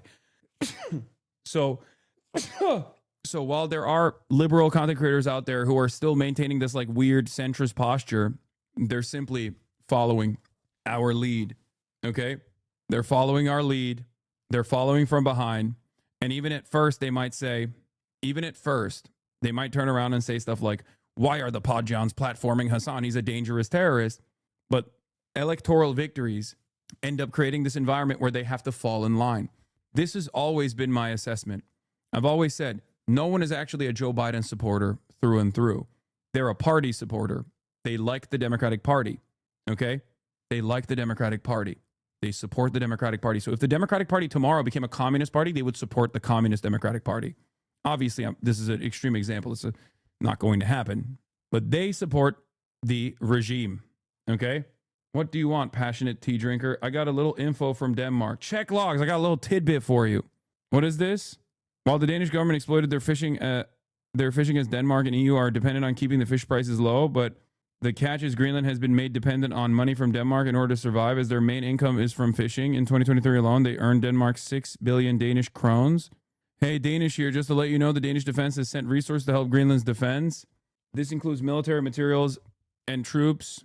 Concern doesn't cover what the Danish people feel they are preparing, which is hilarious because Denmark colonized Greenland, tried to commit an ethnocide, and forcefully removing kids from their homes. Yes, I am aware of this. And I suspect that given the choice between being Danish and being American, it kind of feels like, Hasan, you were featured on the Foreign Report podcast this past week. What's the Foreign Report podcast? They would rather stay in Europe than get liberated by America. Of course, the reality of the matter is, will Europe do anything if Trump moves? Fuck no. At most, they'll say, oh, you're disbanding NATO. Those are threats. I don't think there's any real action behind those threats. The press... We already watched We this. have already said that we wanted to do more trade and more opportunities together with America. So I'm not sure why he wants to invade us and take us over, but we are saying no, thank you. Kindly, please don't take us over. We will work together with you as the good allies we have always been. There's simply no such thing. I am reminded of Mark Rutte, the current leader of NATO, calling Donald Trump daddy in text messages, in private text messages. And when those text messages were leaked by Donald Trump, who loved being called daddy, he turned around and said, yeah, I did say that. So just understand what the NATO position is, okay? Mark Rutte called Trump daddy. As a better colonizer. And this whole talk about buying Greenland or taking over Greenland to us has very clear connotations to ways of viewing the world that are long gone, an imperialistic superiority approach. So there's no doubt about Greenland being organized in a constitutional model that is coherent and recognized by... Please entertain me. I don't understand. What's the talk about? Someone came up and wants to take your land. You're saying no. What's the talk about? Yeah. The talk is for liberals that still masquerade as though there is some international order. And this is anything but might makes right politics in play. For the longest time, America has at least entertained the notion that Europe has any sort of sovereignty. Okay? That time is passing. We are now saying the quiet part out loud. For years and years, I said, the Europeans don't understand that they're vassal states, and Europeans got very mad at me. Europeans in my chat got very mad at me. Some of them became Asmongold watchers, as a matter of fact. Some of them became Destiny watchers, as a matter of fact. European liberals would get mad at me all the fucking time. I would say, look, Europe is vassal. Europe is a sequence of vassal states that are completely colonial cucked by America, by the American empire. And people get fucking super mad. Once again, I was right, but too early. Okay? And I get it. It's not necessarily that, I was being harsh. I was being harsh when I said it. But sometimes you need to hear the fucking truth. Donald Trump is doing away with the polite conversations. It's ironic because if he were to continue entertaining the polite conversations, Europe would play ball anyway because they are still vassals. Did you just say Europe won't do anything if Trump invades Greenland? So you really think they'll just let him take Greenland? I don't think Trump will take Greenland, but if he does, once we are at that point, I think NATO goes to war with Trump. NATO goes to war with America? Brother, there is no NATO without America. NATO, I'm going to do this one more time. And I know this is a tricky one, especially because, understandably, a lot of Europeans are fearful of like Russian domination, right? NATO is America. NATO is an extension of American might. NATO is a protection racket that the American government has designed first to fight against the USSR during the Cold War, and then to fight against Russia. There is no NATO. There is no NATO without America. First of all, I ain't stupid. Drop the condescending shit. I know it sounds ridiculous, but you realize the U.S. taking Greenland is equally insane at that point. All bets are off to a large extent. We'll see. I'm from Sweden, and a lot of Europeans think NATO is a European alliance. Lol. It's a European alliance that seemingly demands more money from Europe in exchange for American weapons that America has, almost complete control over, that ends up having American military bases in your country, American espionage facilities inside of your country that you have no control over. It's all actually Europe. They have complete control over this stuff for sure. The beat between you and Asmin is scripted, and you have no way to prove me wrong. Yeah, totally. I scripted some of the dumbest people on the planet to come in here and call me a fucking terrorist dog murderer every day. I love that. I love that shit. It's my favorite. I love having a large voice on this platform spit out some of the most toxic bile you've ever fucking seen in your goddamn life, upping the intensity with every stream. I'm a fucking masochist. International law. So this huge disrespect, I think, is something that is very obvious for the vast majority of the people of Greenland. We're hoping that some reason and some sense will come to the Trump administration. I'm not sure whom his advisors are, but they have been advising him wrongly in the security question, clearly. Attempting to taking over Greenland by coercion or by force will stifle the democratic world as we know it, and it will no longer be about just Greenland. And I very much share the concern and the clear-headedness of the Danish Prime Minister in saying that it would be the end of the NATO alliance. This is not a way to treat an ally and a friend. We have to do the right thing here. Their message is written in black and white throughout the snow-covered streets of their capital. Greenland is not for sale. Unswayed by the US president's cash proposals to buy their country. İşin komiği böyle Rusya'ya ve Amerika'ya karşı paylaşım yapan tipler normalde Türkiye'yi hiçbir boka katmamalarına rağmen bana bunlara katıyorlar. Türklerin çoğu biz gelemeyiz, bizi alamayız, biz barbar Müslümanlarız falan diyorlar. Neyle ilgili? European Union'la ilgili. Bro, Europeans aren't ready for the arrogance of the American podcast government. They think being white will save them. Nah, they ain't going to be ready for this. Eurolibs thinks US values democracy. I mean, yeah, Eurolibs think Europe values democracy too. It's a fucking lie. These residents want him to mind his own business. What is he going to do with Greenland? He speaks of Russians and Chinese and everything in Greenlandic waters or in our country. We are only 57,000 people. There are ships around the coast from other countries, but we have never ever have any problem with these ships before. We don't want to be a part of US, and they should leave us alone. The prospect of being part of the United States is a definitive no for 85% of Greenland's population, according to a 2025 poll. The majority of the semi-autonomous territory have long wanted independence from Denmark, which first colonised the island in the 1700s. Now they are having to grapple with how to respond to President Trump's threat of US annexation, with or without military intervention. We as a Greenlandic people, we are up for diplomacy, we're up for democracy, we're up for justice, and we're not gonna grab the sword. I feel bad. I shouldn't be laughing, but it's just not this is propaganda. These aren't real Greenlanders. I really think you should listen to more Greenlanders. All five of us were ready to join Greater Vinland. Anything else is colonial erasure of our lived experience. Greenland has suffered ever since Eric the Red was unfairly canceled in 982. It's just, this is literally the same exact hypocritical dynamic that took place when Russia invaded Ukraine, and then everyone was on board with defending Ukraine, international human rights, all this stuff, and then October 7 happened, and then Israel started punishing all Palestinians, right? This is identical to that situation, because on the one hand, you got America being like, we're taking Venezuela because it has oil and we want it. And Europe is like, thank you, Mr. President. That's such a fantastic thing that you're doing. I love that you are doing the rule of law and democracy in Venezuela. Finally, you have destroyed a ruthless tyrant. And then right at the same moment, Trump is like, also, Greenland is mine too, bitch. Fuck you gonna do about it? And Europeans are like, wait a minute, sir. We are a nation of rules and laws. What do you mean you're taking Greenland? Excuse me, hello? That's a NATO country. We are white.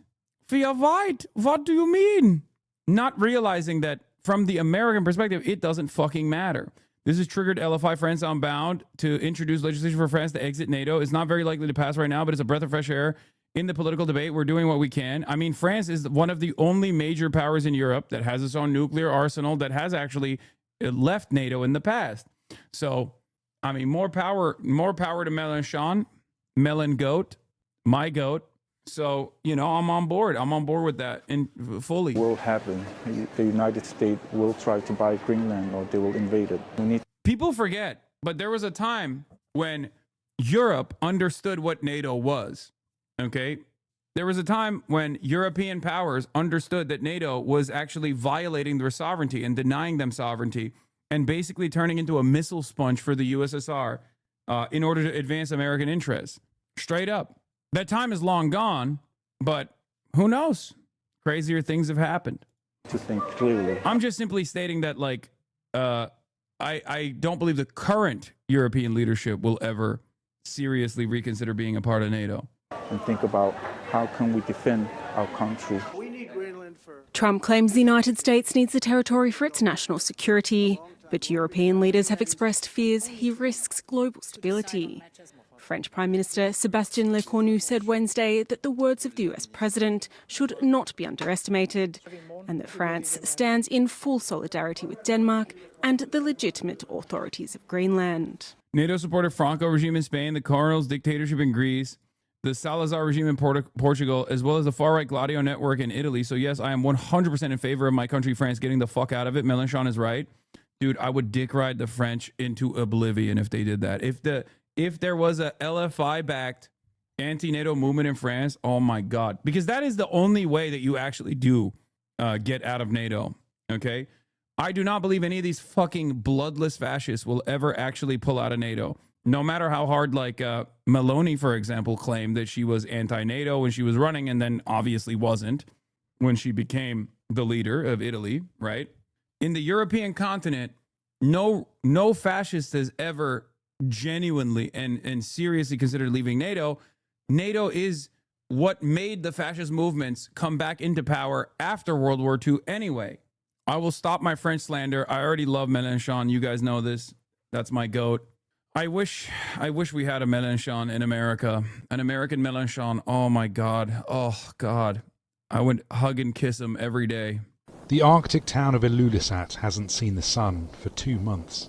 Since November, the polar night has kept this community in western Greenland in near complete darkness.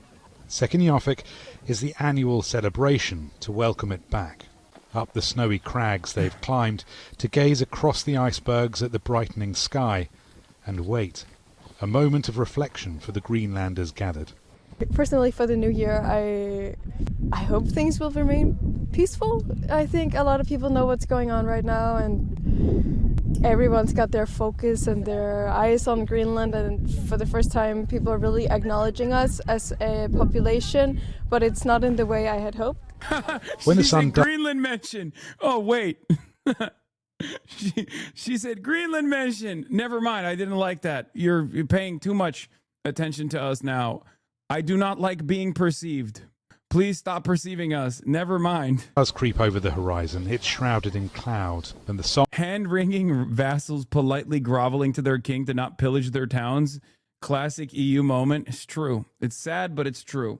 Songs which usually greet this moment are absent. The sun may have returned for a new year, but these are not the brightest times for many people in Greenland. With Donald Trump, there is trouble on the horizon. The US president has not backed down from threats to take over Greenland one way or another, as he puts it, and he's not ruling out military force. The crisis has widened fissures between Europe and the United States and thawed for now. You mentioned that NATO brought fascism back to Europe. Could you say more about that? I've covered it extensively in the past, but I can't get into it right now. But just Google Operation Gladio or look at who the first German generals were when Germany was introduced into NATO. The sometimes tricky relationship between Greenland and Denmark. The Danish and Greenlandic foreign ministers are meeting US State Secretary Marco Rubio and Vice President Vance in Washington on Wednesday. My hope is that Rubio is going to have some humanity in that talk. Carl Sandgreen is an Ilulissat native. He runs the Ice Fjord Centre here, and my questions about Trump's ambitions for his homeland bring out raw feelings. You make me emotional and angry in the same time. Hey, Hasan, do you think that the best play for the U.S. is just glass Greenland and Taiwan so it doesn't fall into oppressive Chinese communist hands? It may be a bit overboard, but it's probably the best way to keep those places from falling under Chinese control. Not just Chinese control, Chinese communist control, Chi-Com control. Yeah, I think I'm a reasonable international rule-based order NATO Atlanticist, and I agree with you. Obviously, it seems like it's the final solution or the final option, but some of these people are going to have to die, but I'm okay with that because obviously we would have to relinquish control to a much scarier group of people, which are the Chinese communists.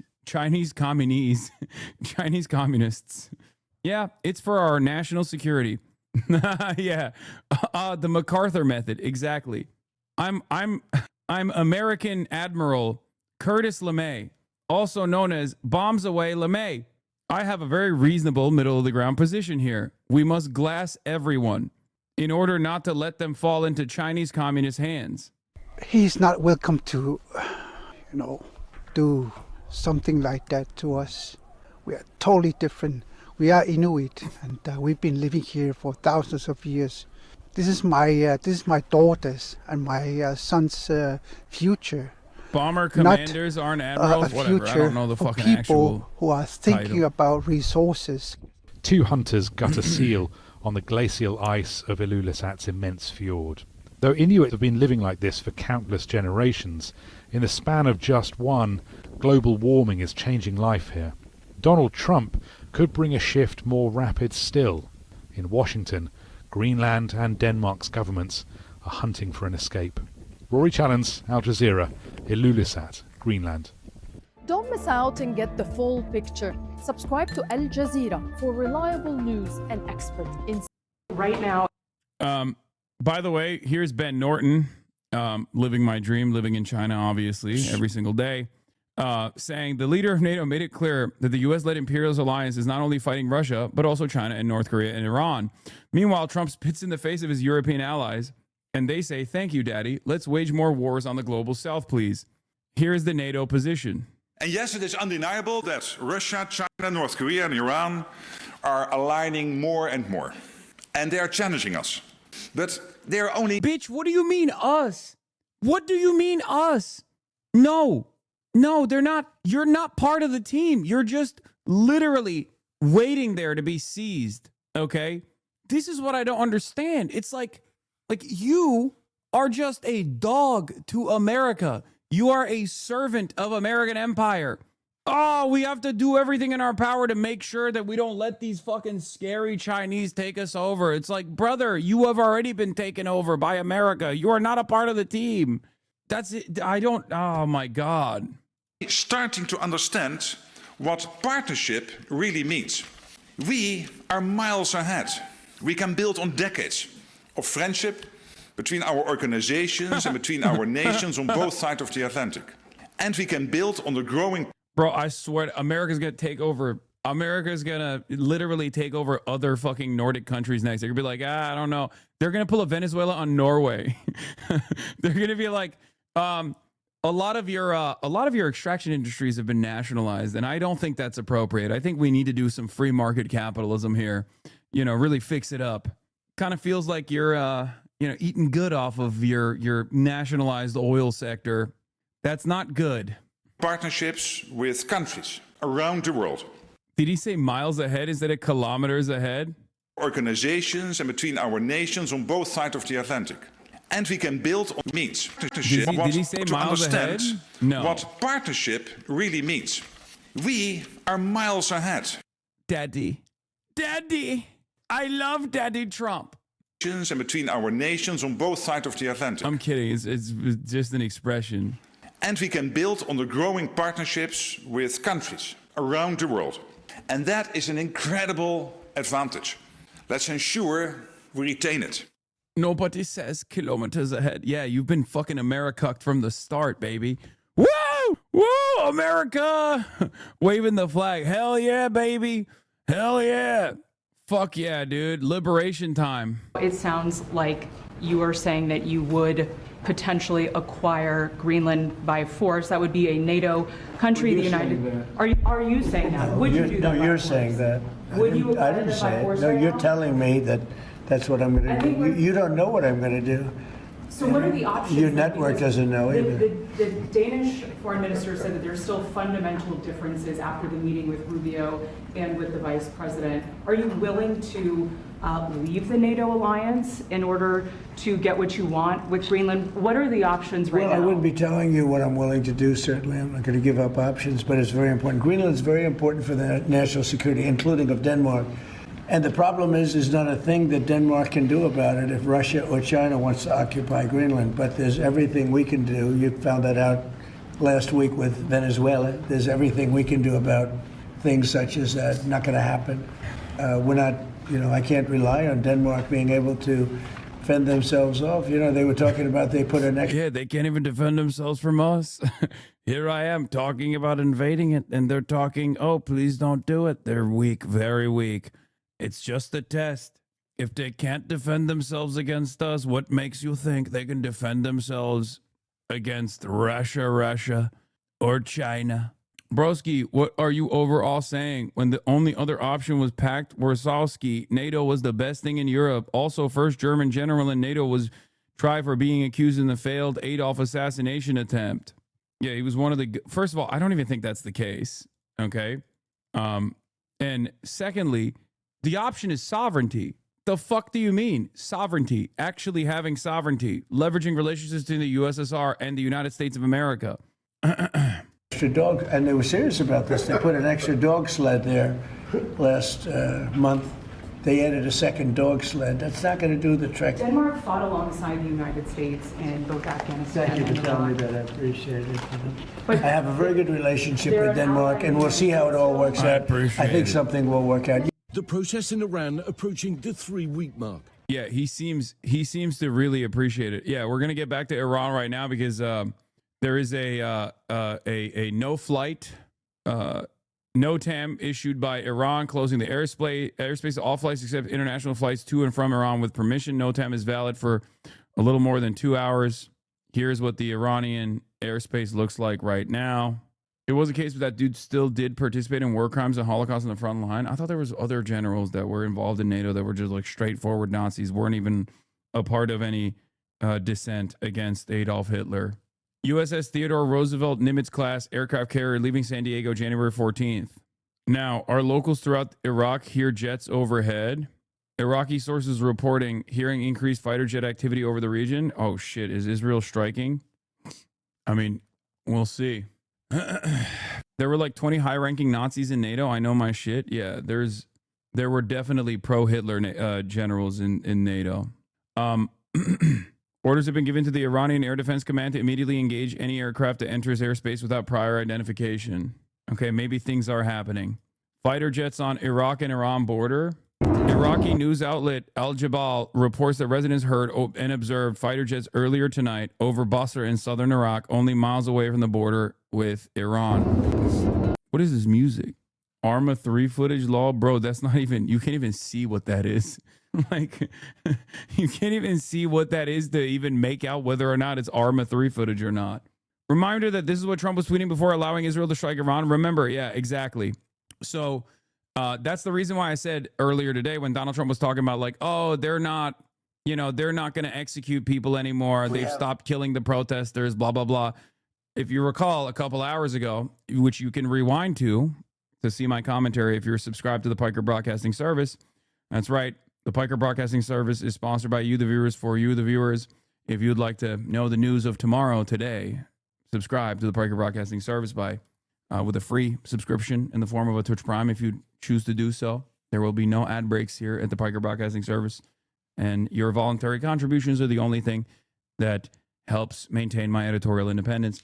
But as I was saying earlier, Donald Trump did this last time, where he was like, we remain committed to diplomatic resolution to the Iran nuclear issue. My entire administration has been directed to negotiate with Iran. They could be a great country, but they first must completely give up hopes of obtaining a nuclear weapon. Thank you for your attention to this matter. Boom. They turned around and bombed Iran, or let Israel bomb Iran only hours after this statement came out. So what I think is, that's why I said, like, perfidy is something that the American government loves doing. So it could totally have been that as well. And even this, like, aircraft carrier moving is similar to the distractions that they had with the other fighter, with the bomber jets last time around as well. Big Daddy Hoops, thank you for the 25 Get This subs.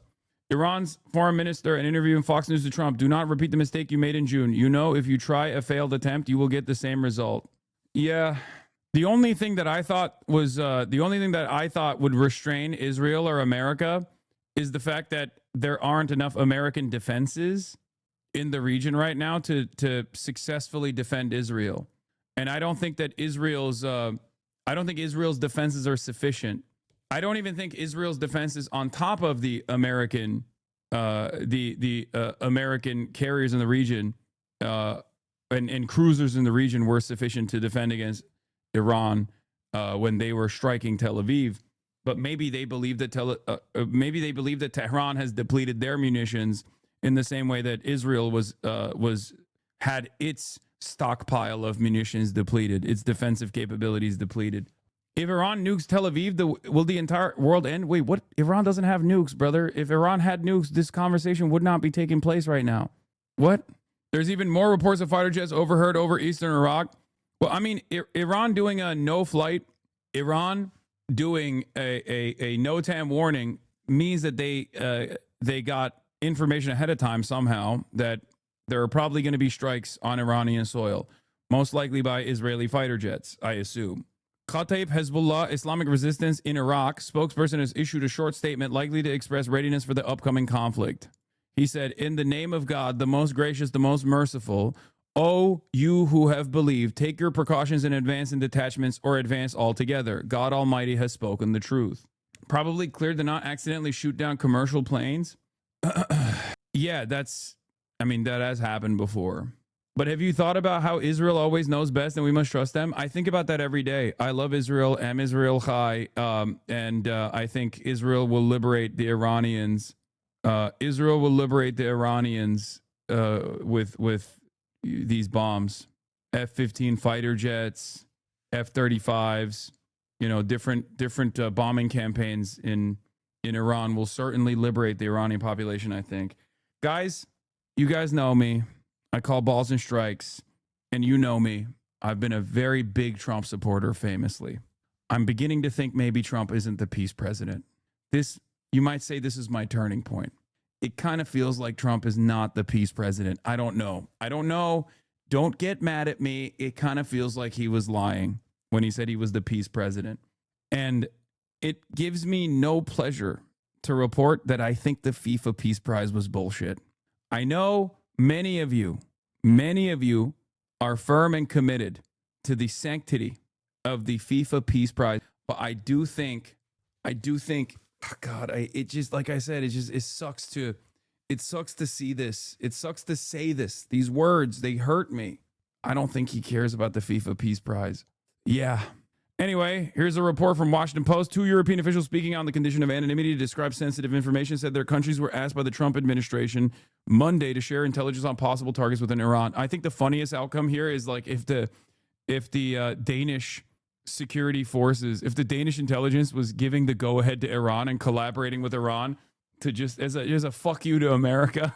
It's not going to happen, but that'd be pretty funny. Denmark decides to join Iran in its anti-imperialist endeavors. The Danish-Chinese alliance. Heavy aircraft activity also heard by residents within the last hour over northern Israel and southern Syria. Axis of Resistance, newest member unlocked Denmark. That'd be so fucking sick. React on Kai's tweet. Chat, did he react to Kai's tweet? on Kai's tweet. This is the lone soldier in the chat doing the bidding of what matters most. We're over here talking about how like Israel's potentially going to bomb Iran again, and who knows what will happen after that. And this chatter's like, but have you reacted to Kai Cenat's tweet? What the fuck are you talking about, dude? What the fuck? What is Kai Cenat's statement on the Islamic Republic? Like, what did he tweet about Iran or something? Like, what could he have possibly tweeted that you think is pertinent for me to cover right now? Yeah, it is important. HasanAbi, I need your opinion.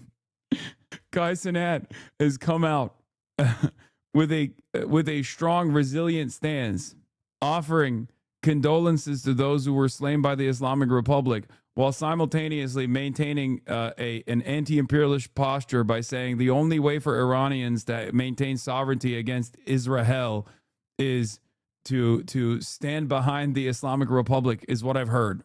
Kai Cenat is donating all of his subathon funds to the IRGC. Kayatollah.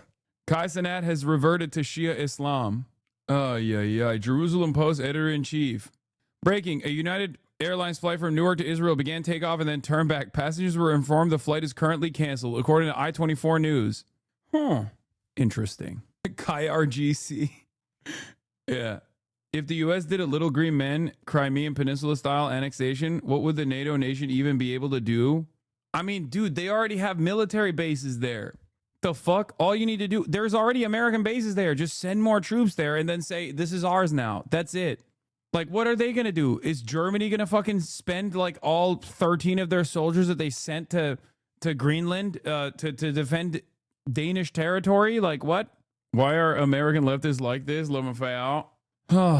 How do you think Trump will want to rename Greenland? Do you think he has a whiteboard with ideas up yet? He's going to call it Iceland now, and then he's going to take over Iceland and rename Iceland to Greenland. Believe me. He's going to take over... He is going to take over Iceland. I'm going to take over Iceland. I'm going to call it Greenland because Iceland is green and Greenland is icy. Why do they have this naming convention wrong? That's why I took it over. Believe me, both of those commies, they're going to learn the freedom that comes with enterprise. Free market principles must be maintained in both of these socialist European states that have finally been liberated from the throes of social democracy. I'm going to put 30 on Kalshi for Whiteland. Kai Cenat has been uploading videos of reading the Quran for 20 minutes every day and believing Ali is the successor of the Prophet, as it was said. You are to me as Harun was to Moses, except there is no prophet after me. Kai Cenat, the new sword of Islam. It's true. Turns out he was doing taqiyya the entire time. He was actually hiding that he is a Shia Muslim. This whole time, that was taqiyya as he infiltrated America by claiming to be a Christian. He was, as a matter of fact, doing taqiyya. Check breaking news. What do you mean, Trek breaking news? You could not be, like, less vague. Google.com. Like, it's like the equivalent of linking Google.com in the chat and being like, dude, have you seen this? I am breaking the news. What the fuck do you mean, check breaking news? Peter Thiel, who wants to set up crypto-empowered network states on underdeveloped territory, has invested in Praxis, a startup that aims to do just that. Praxis? Oh, God. And which has scouted Greenland. Ugh. Anyway, let's get back to Trump saying help is on the way to Iran's protesters. With fears the regime could start executing protesters today. This is 26-year-old Irfan Sultani. He was arrested last week. Activists say he's facing imminent execution. His family telling ABC News they can't sleep, waiting for news.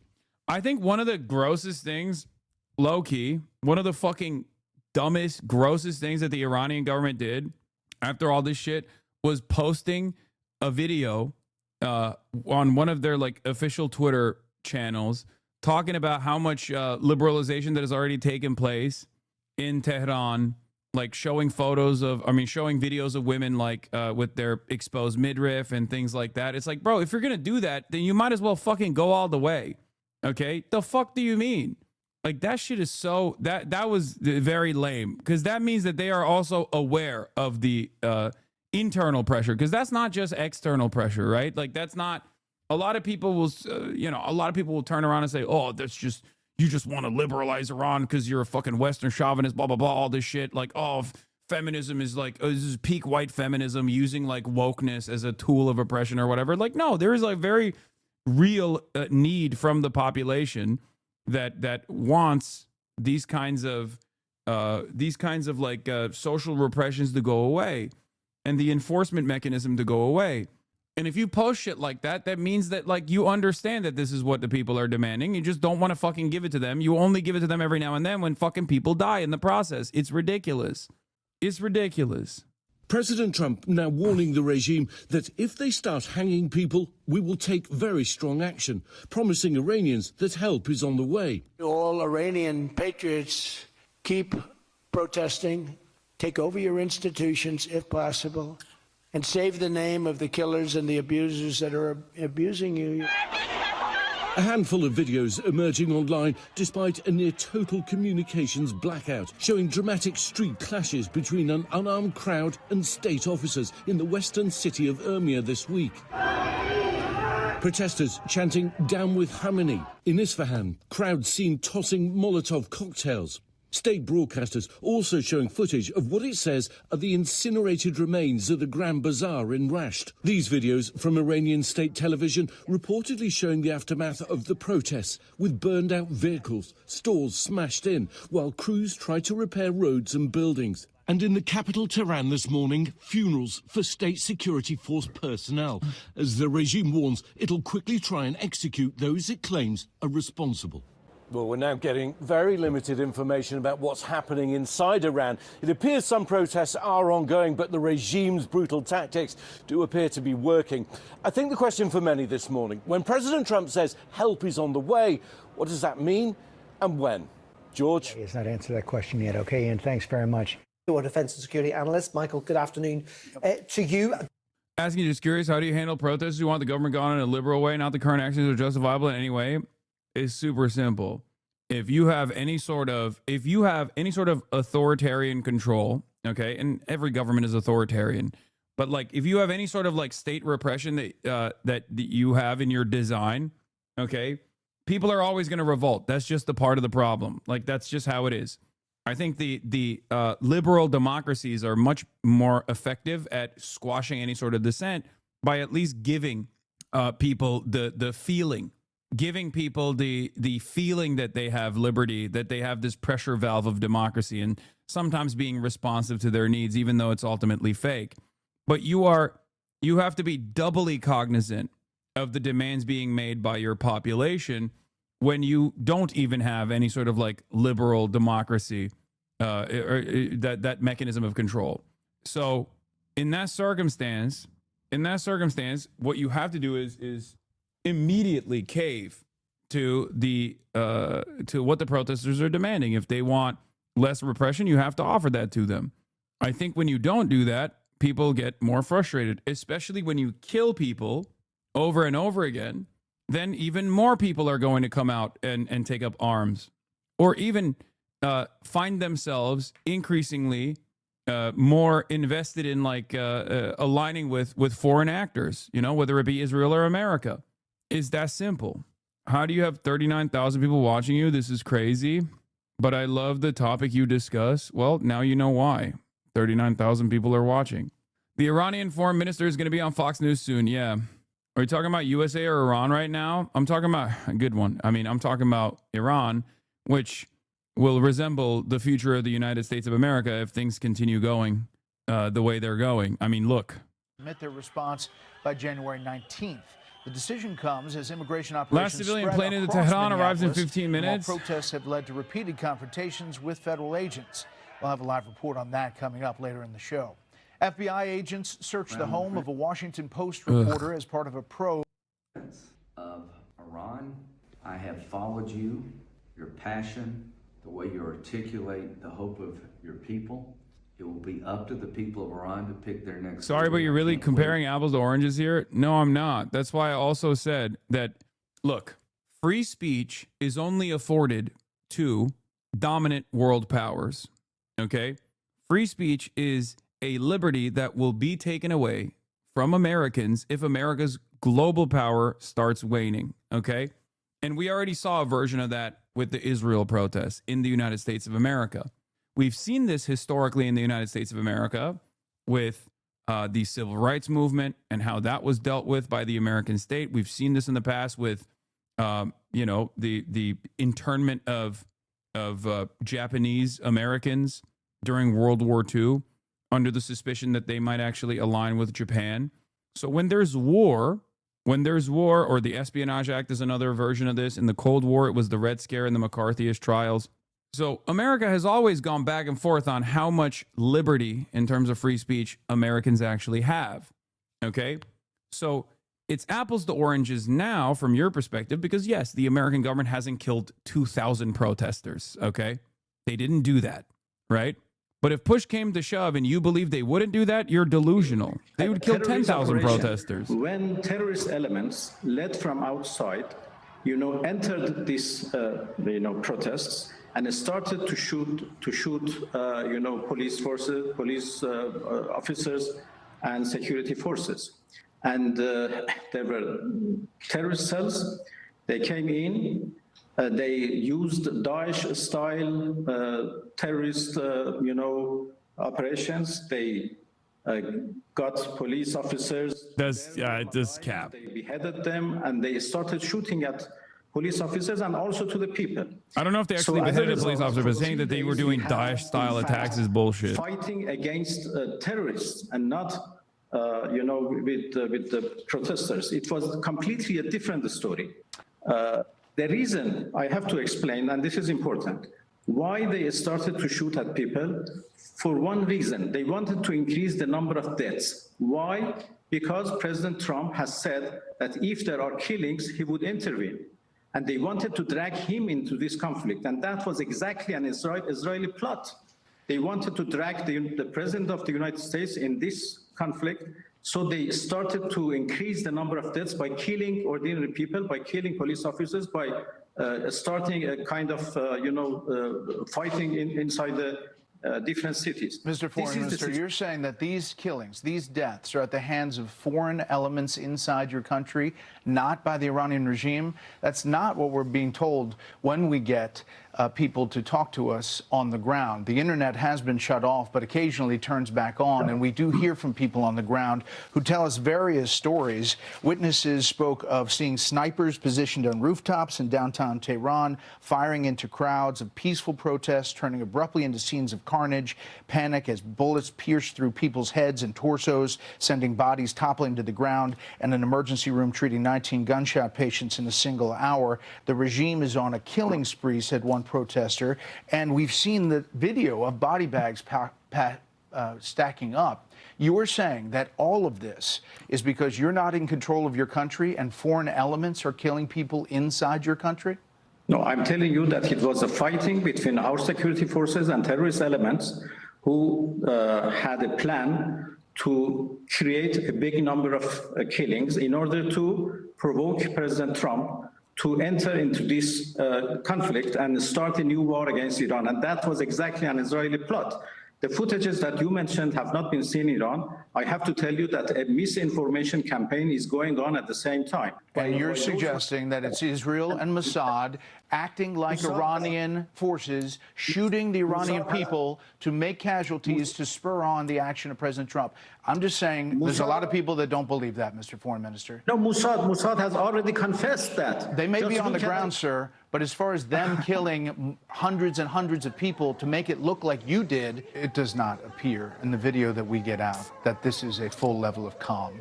It appears that protests continue in a number of different cities.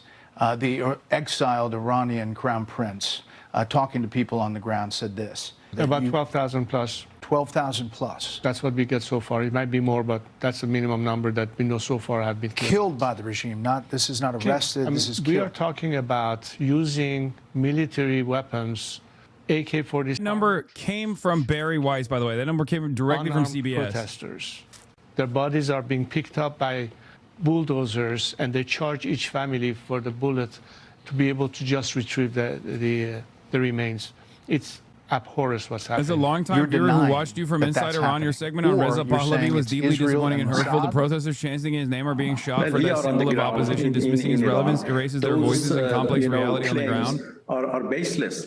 There is no proof of that.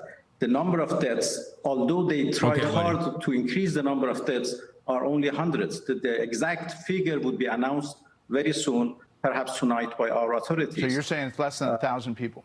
No, hundreds of people. I certainly, deny the numbers and figures they have said. It is an exaggeration.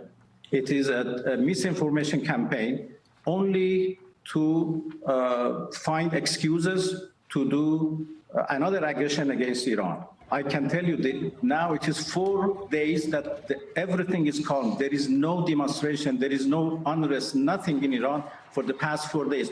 Yes, there has been millions of people today for funerals, and 2 days ago, a big rally in support of the government and of the system.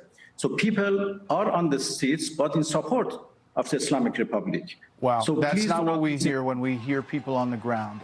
I can refer you to the tweets and sayings and interviews by Israeli officials, American officials who have claimed themselves that Mossad agents are inside Iran, in the Iranian streets, in Tehran streets. Just look at the X, account of Mossad in Persia. Will CBS lose all credibility if that number ends up being wrong? Did New York Times lose all credibility after Screams Without Words was entirely dismissed by every fucking person, including like the internal team in New York Times? No, of course not. Who took to X and posted this, saying for days now, calling President Trump a tyrant who will be overthrown.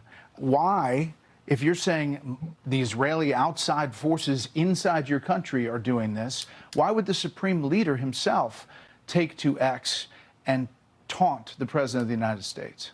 Well, we were in the middle of a war started against us, and the rhetorics are quite normal in any war. We have many kind of threats by President Trump, by other American officials, by Europeans who are talking about Iranian, things in Iran. So we consider these 3 days, 8 January to 10, which we faced with a vast terrorism operation as the continuation of 12-day war that were imposed on us by Israelis and Americans. So the 13th day of war was 8 January. That was the continuation of the war. So we were in the middle of the war. And now, after 3 days of terrorist operation, now there is a calm. We are in full control, and let's, hope that wisdom would prevail, and we don't go for a high level of tension, which could be disastrous for everybody. Are you moving forward with hangings of some of the protesters, or at least one of the protesters? No, I haven't heard about that, and there is no any hanging today or tomorrow or whatever. That's Friday. I can tell you, I'm confident about that. There is no plan for hanging at all. Okay, well, you've heard the president's talk, President Trump, and you've heard his concern. Why even talk to Fox News, brother? What are you talking about? And First of all, Fox News, communications you're probably going to get a fairer shake than CNN on the ground. In fact, ironically enough, this possible hanging. And secondly, they'll go on any outlet that will listen to them directly. What are you talking about? I don't know what where you come from, and you get to talk to Trump directly when you go to Fox News. What do you mean by that? We will take very Not strong that it matters. action. Trump has made up his mind already. Protest, that's one thing. When they start killing thousands of people, and now you're telling me about hanging, we'll see how that works out for them. It's not going to work out good. How do you read the president's comments over the past few days? Well, first of all, hanging is out of the question, as I said. This is another piece of misinformation campaign that they have started to provoke President Trump and to drag him into this question, and which could have disastrous consequences. The regime has already crossed Trump's red line. Yeah, it's called being there against Israel's best interest. That's the red line. That's the real red line. you remember that we were negotiating in June when they decided to attack us. We were in the middle of negotiations. We had 5 rounds of negotiations between me and Steve Witkoff, and we had already fixed the 6th round. When he says they, in this situation, he means Israel and America. 2 days before that, they attacked us. Because you came on this show and you said you were never going to reduce legitimate enrichment. You were never going to drop it down. You also talked about continuing a ballistic missile program. Is that continuing today? That's why the president said he was moving forward on the nuclear program that was expanding. No, both enrichment and our defense capabilities are our legitimate rights. No, as a full and committed member of NPT, we have every right to do enrichment for peaceful purposes. And you cannot tell another country that you shouldn't exercise your right, otherwise you will be attacked. What is that noise in the background? We talked about this. We talked about this months ago. Are you open to direct talks with the Trump administration to try to find a solution that could de-escalate heightened Bro, are they going to fucking blow this guy up while he's talking to Fox News? Iran is still insisting on its peaceful nuclear program, including enrichment. But our position has not changed. We are still, committed not to go for nuclear weapons. It was recorded 2 hours ago? But we are not ready to give up our legitimate right for peaceful use of nuclear technology, including enrichment. Legitimate peaceful purposes. Legitimate peaceful purposes for a nuclear program usually are not buried a mile down deep. And that is where the concern was. Maybe they shouldn't have posted nuclear threats then? Oh my God, shut the fuck up. See, this is what I mean. And when now he decided this is what makes me, this kind of dumb fuck bullshit that people say turn me into a fucking, make me sound like I'm a Ayatollah dick rider, okay? I can't tell if you're like trying to bait me into saying some shit. Shut the fuck up, has to pay attention to the realities and not to the misinformation provided to him by those who want to drag him into another war. Again, I go back to the Supreme Leader, who does not sound like he's anxious to sit down in talks with President Trump as a country, as he's taunting him, calling him a tyrant who will be overthrown. How do you do that and think that President Trump is going to take that as, oh, yes, I should get to the table? No, come on. We have engaged into negotiation with the U.S. several times with the permission of the Supreme Leader. Why you say that? Why you still live in the USA? No, it's my home. I want to fix my home. Unless you're telling me that the Ayatollah is not posting this. Tell me, please wait. We negotiated with the United States several times, and you think bombing Iran would bring peace in the Middle East? No, I don't. Experience. In 2015, lol, good night, Iran. Do you think bombing Iran will bring peace in the Middle East? No, I don't. I don't think that. It'll be far worse. With no reason and with no justification. So why we should engage into negotiation with the United States, which means, in fact, when United States talk about negotiation, it means they want dictation and not negotiation. So we have no good experience. This is a fact. Please understand.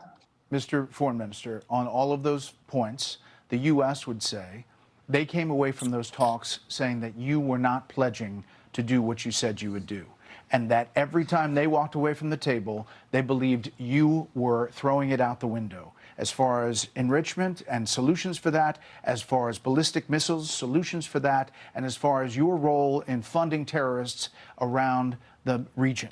Now, I don't want to belabor this point, but the Supreme Leader posted, Mr. Foreign Minister, on X numerous times about a taunting for President Trump. He's 86 years old. We have not heard from him. Is the Supreme Leader doing well in Iran? Will we hear from the Supreme Leader in this case? No, he is doing well, and he is, in full control of the country, and people are supporting him, as everybody saw today in the funeral of those who were killed by terrorists, and 2 days ago in rally of Tehran and other cities. Mr. Foreign Minister, by all accounts, on the outside and on the inside, when we can get it, the Iranian economy is in a free fall. That is what started a lot of these protests. Despite you saying that this was started from the outside and from Israel and Mossad, our reporting is that it was started by frustrated people with the economic situation and frustrated for years of oppression from the regime. For 10 days, it was peaceful and it was tolerated by the government. But after that, we had 3 days of terrorism operation. You said that, but now you're saying it's entirely peaceful. Now, no, it is calm. There is no demonstration. There is no protest. It is for 4 days that everything is, calm. Okay, so what do you tell, if you have a message, for President Trump, who obviously is and has talked about and is considering some kind of action to help the protesters on the ground. If you have a message for him, what is the message? My message is do not repeat the same mistake that you did in June. If you try a failed experience, bro, these are fake demons. I mean, maybe I'm wrong, but they're fake demons. Yes, you destroyed fake the demons. facilities, the and machines, part of the reason why they keep getting rolled over is because they're fake demons. Fake demons who are big demons when it comes to their own citizens, but fake demons when it comes to outsiders, okay? Straight up. For negotiation, for diplomacy, we have proved that in the past 20 years, in 2015, in 2025, every time. But it was the US who always escaped from diplomacy, who cut the diplomacy and opted for war. My message is between war and diplomacy is a better way, although we don't have any positive experience from the United States, but still diplomacy is much better than war. Mr. Foreign Minister, explain, please. This might come as a shock to many people who are chock full of American propaganda, but one of the biggest problems with Iranian affairs in the region is that they are unimaginably restrained. They never do anything unless they are directly threatened and unless they are like directly ritualistically humiliated by Israel or America. And even when they do, their response is always insanely restrained. And they're restrained in comparison to the way that they talk about how they will retaliate is the reason why I say they're fake demons. It has been proven time and time again that Israel only responds to military force. Israel only backs down when they are punished. Okay? That's it. That's the reason that's the reason why like they're restrained over and over again. Proxies. I think you're conflating being restrained with not just being capable, man. I think you're wrong. It's a mistake to call them proxies. We don't have proxies in the region. They are. You've been funded. No, they are movements who are fighting with occupation, who are fighting for their rights, and we only support them. We only support them. They are not doing any job for us. They are fighting. They are fighting for their own, causes. And we support their cause. Well, Mr. Foreign Minister, we appreciate the time. There are a lot of people concerned and want you to say that the Iranian regime's killing of protesters will stop. I think you have to find the elements who made these killings outside of Iran. And there are many, evidences to that. We can show you. So it is all a kind of Israeli plot. They have no support. The regime lost all major groups in the region. The regime is scared to lose power, explaining their pullback. Trump would not build on that failed attempt by Israelis. And there's a diversity of opinion on this stuff. Okay, here's Sina Tusi's analysis on this, and I happen to agree. But since Soleimani's assassination in January 2020, Iran's response to the United States have often been seen as restrained and as having weakened its deterrence. Some Iranian analysts argue that a harsher response at the time, and by the way, it's not just Iranian analysts, but there is also a hardliner. There is also the hardliners in the IRGC that are of different minds, as opposed to the Iranian government's restraint here. But some Iranian analysts argue that a harsher response at that time, one that imposed serious U.S. casualties, might have left Iran in a stronger position today. That counterfactual is impossible to test. The more relevant question is whether Iran's overall strategy of strategic patience and calibrated counter-escalation can still hold. At this stage, Tehran has limited alternatives. If the United States attacks again, Iran's response will be telling, whether it moves forward with major escalation or seeks a broader compromise with the United States. What seems increasingly clear is that the status quo, especially since the war, is untenable for Iran and the Islamic Republic's elites. A decisive strategic decision will likely have to be made one way or another, potentially with or without Khamenei, as other centers of power reassess the cost of staying the course. Al-Shamkhani, a senior advisor to Iran's Supreme Leader Ali Khamenei, said last year's strike on a U.S. airbase in Qatar showed Iran's will and capability, Al Jazeera reports. A pre-negotiated strike on a third party is not the fucking same. So you think the Supreme Leader is the holdup? I don't know. Either they just don't have the smoke or the capability. They tweet like they have the smoke, but they show that they don't have the capability over and over again. This is the reason why. Are you advocating they light the oil fields ablaze? No, I'm not saying that until they're, I mean, I guess they have literally done this before. Like when Israel said that they wouldn't touch the refineries and then they bombed it anyway. Well, I guess they didn't really create any major setbacks on Iranian oil production. They hit like one oil depot in the middle of the city. But yeah, no, lighting the oil fields is the nuclear option. That's the nuclear option. Did I miss the MAGA podcaster's parents? What would lighting the oil fields accomplish? Disrupting oil production for the entire planet. That is the major deterrence factor here.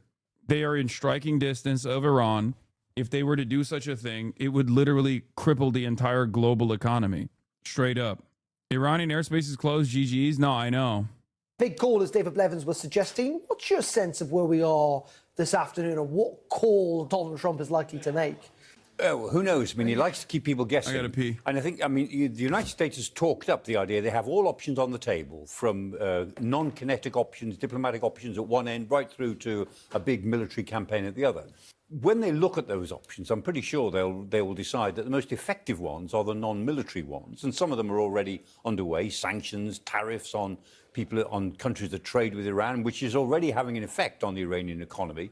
Cyber attacks, which I'm sure are already taking place on the IRGC and the government. If they come to the military options, which we know Trump likes the idea of, it's strategic raiding, not war, but strategic raiding. Go in, do the job, get out, take the plaudits. The problem with that is it could be very counterproductive. And one of the reasons that there's so much alarm around the region and that non-essential people are being moved out of bases and American bases are on alert, Israeli bases are on alert, is that any sort of military action may provoke retaliation. It's believed that the Iranians still have a good 2,000 missiles hidden away, which they could use. And even though the retaliation wouldn't make any great strategic difference, there are enough hardliners in Tehran to give it a go, to actually make it clear that they're not lying down, that they're not completely supine in front of American power. So those 2,000 missiles, which are believed to be around, plus other military assets that they've got, and the fact that they've got still friends in the region, in Lebanon and in Iraq and in the Houthis in Yemen, and indeed in the West Bank and in Gaza, that actually there could be an upsurge of violence around the region, rather like happened 2 years ago. So that's the fear of a military attack that went wrong. It would provoke a sort of mindless but very destructive set of retaliatory behaviours. But it's also clear that Donald Trump, in some ways, kind of has boxed himself in to take some form of action. But you're also right in saying it's not entirely clear what military intervention would actually do to help the protesters, something Donald Trump has claimed he wants to do. Exactly. He kept saying these are red lines. He kept saying if they massacre people, if they start hanging people, well, they're doing all of those things. The Iranians... None of that is relevant here. Are walking right through his red lines, and so he's left with the fact that he said all of this. Now, of course, he can turn on a dime and pretend he hasn't said it, or just blather away and do something different. Trump does not give a shit about any of this stuff, and if anyone believes that Trump actually gives a shit about any of this stuff, they're fucking delusional. Okay, I'm sorry, you are a dumbass. They do that, but the world is saying to him, you promised to do something. The Iranians, only 24 hours ago were being told, hang on, help is coming. And that rather implies something fairly forceful. So there is a danger, as you say, that he's boxed himself into having to do something which is at the moment, the way things look, unless they've got something planned that none of us can foresee, it will be more likely to be counterproductive than helpful. And just talk to us about effectively the kind of wider ramifications of if the regime were... I'm sorry, what? Bro, don't ever tell me that there is an equivalence between left media and right-wing media, okay? You can be the sweatiest, most unwashed guy with genuinely zero knowledge and just go based over Donald Trump videos, and you will get fucking elevated by the goddamn vice president. There's no equivalence on the left. Wow, it's almost like the thing that obviously happened because it was recorded from multiple angles and analyzed by the whole world on a frame-by-frame basis actually happened. Amazing. Looking forward to seeing the next goalpost shift. I fucking hate CBS News so much, dude. I hate CBS so much.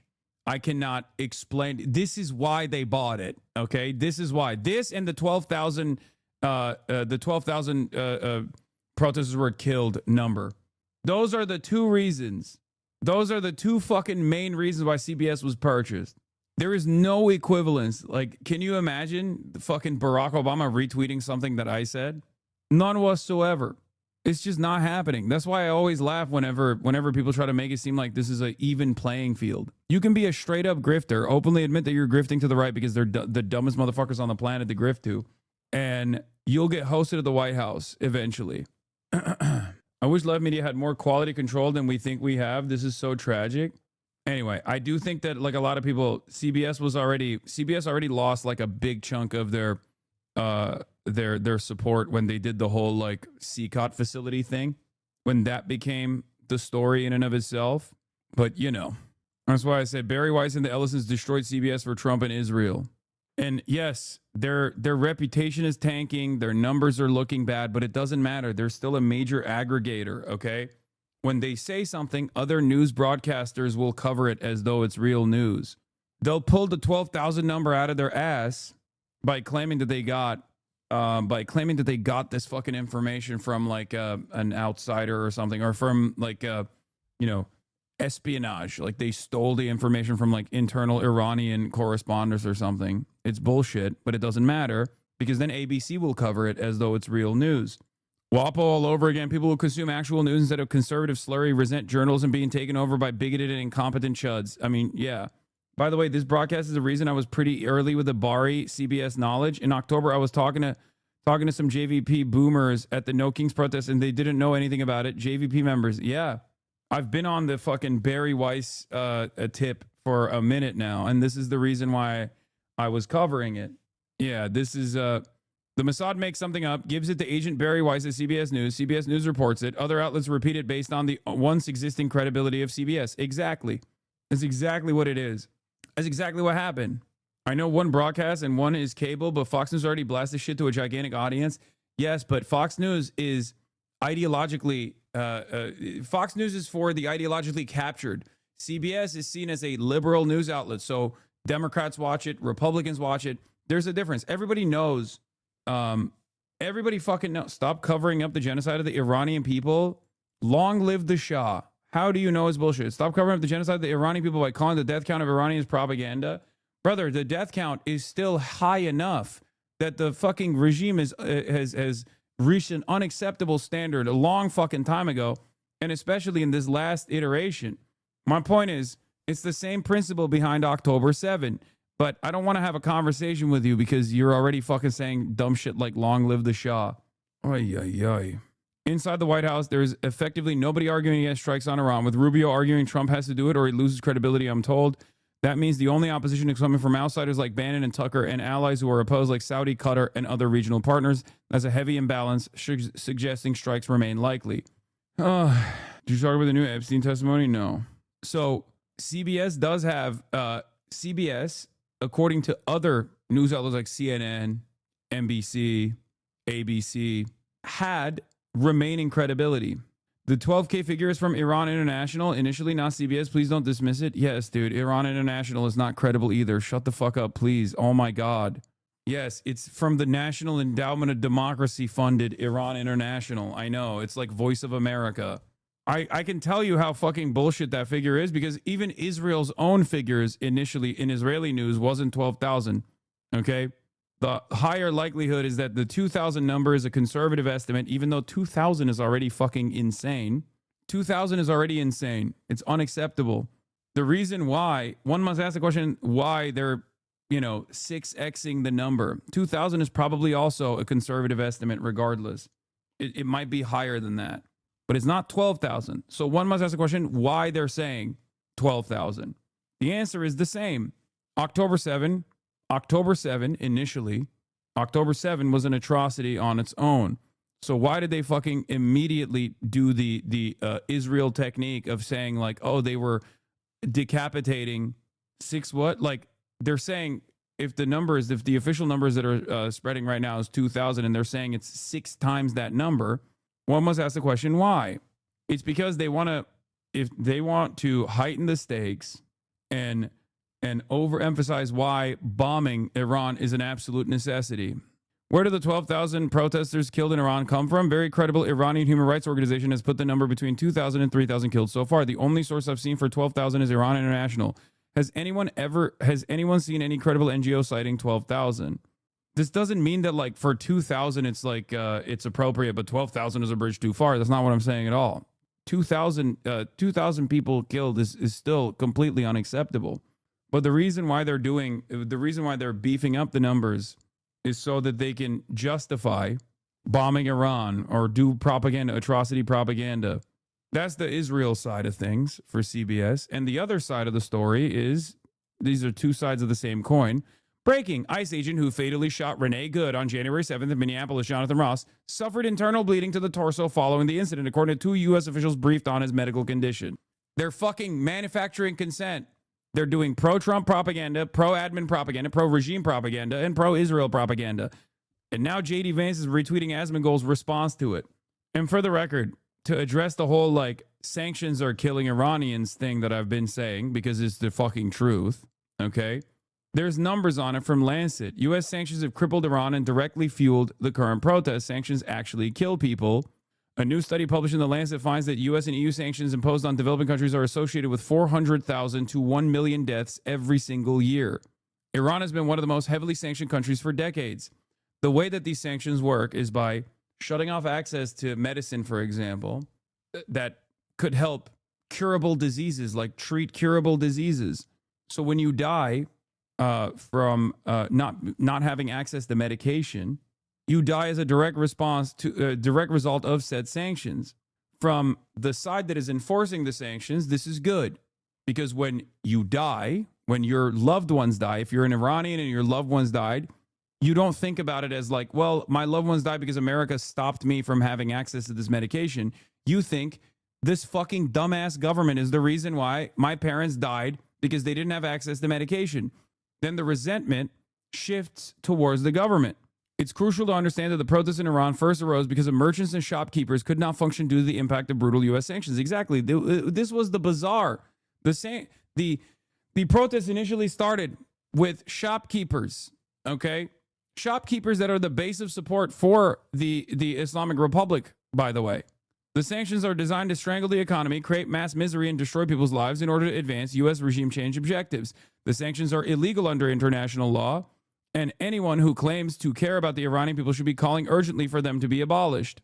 I cannot believe that the word sanction has not even been mentioned once when talking about Venezuela or once when talking about Iran, unless it is literally an American politician flexing how successful the sanctions have been in order to foment discontent in the country that we are intending to destabilize further.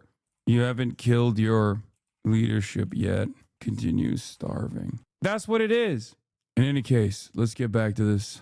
To fall, and there is a big if here, as you say. The protests we think continue, but possibly not on the same scale. They could, as you rightly pointed out before, go on for months. Nothing might change. The regime might cling on.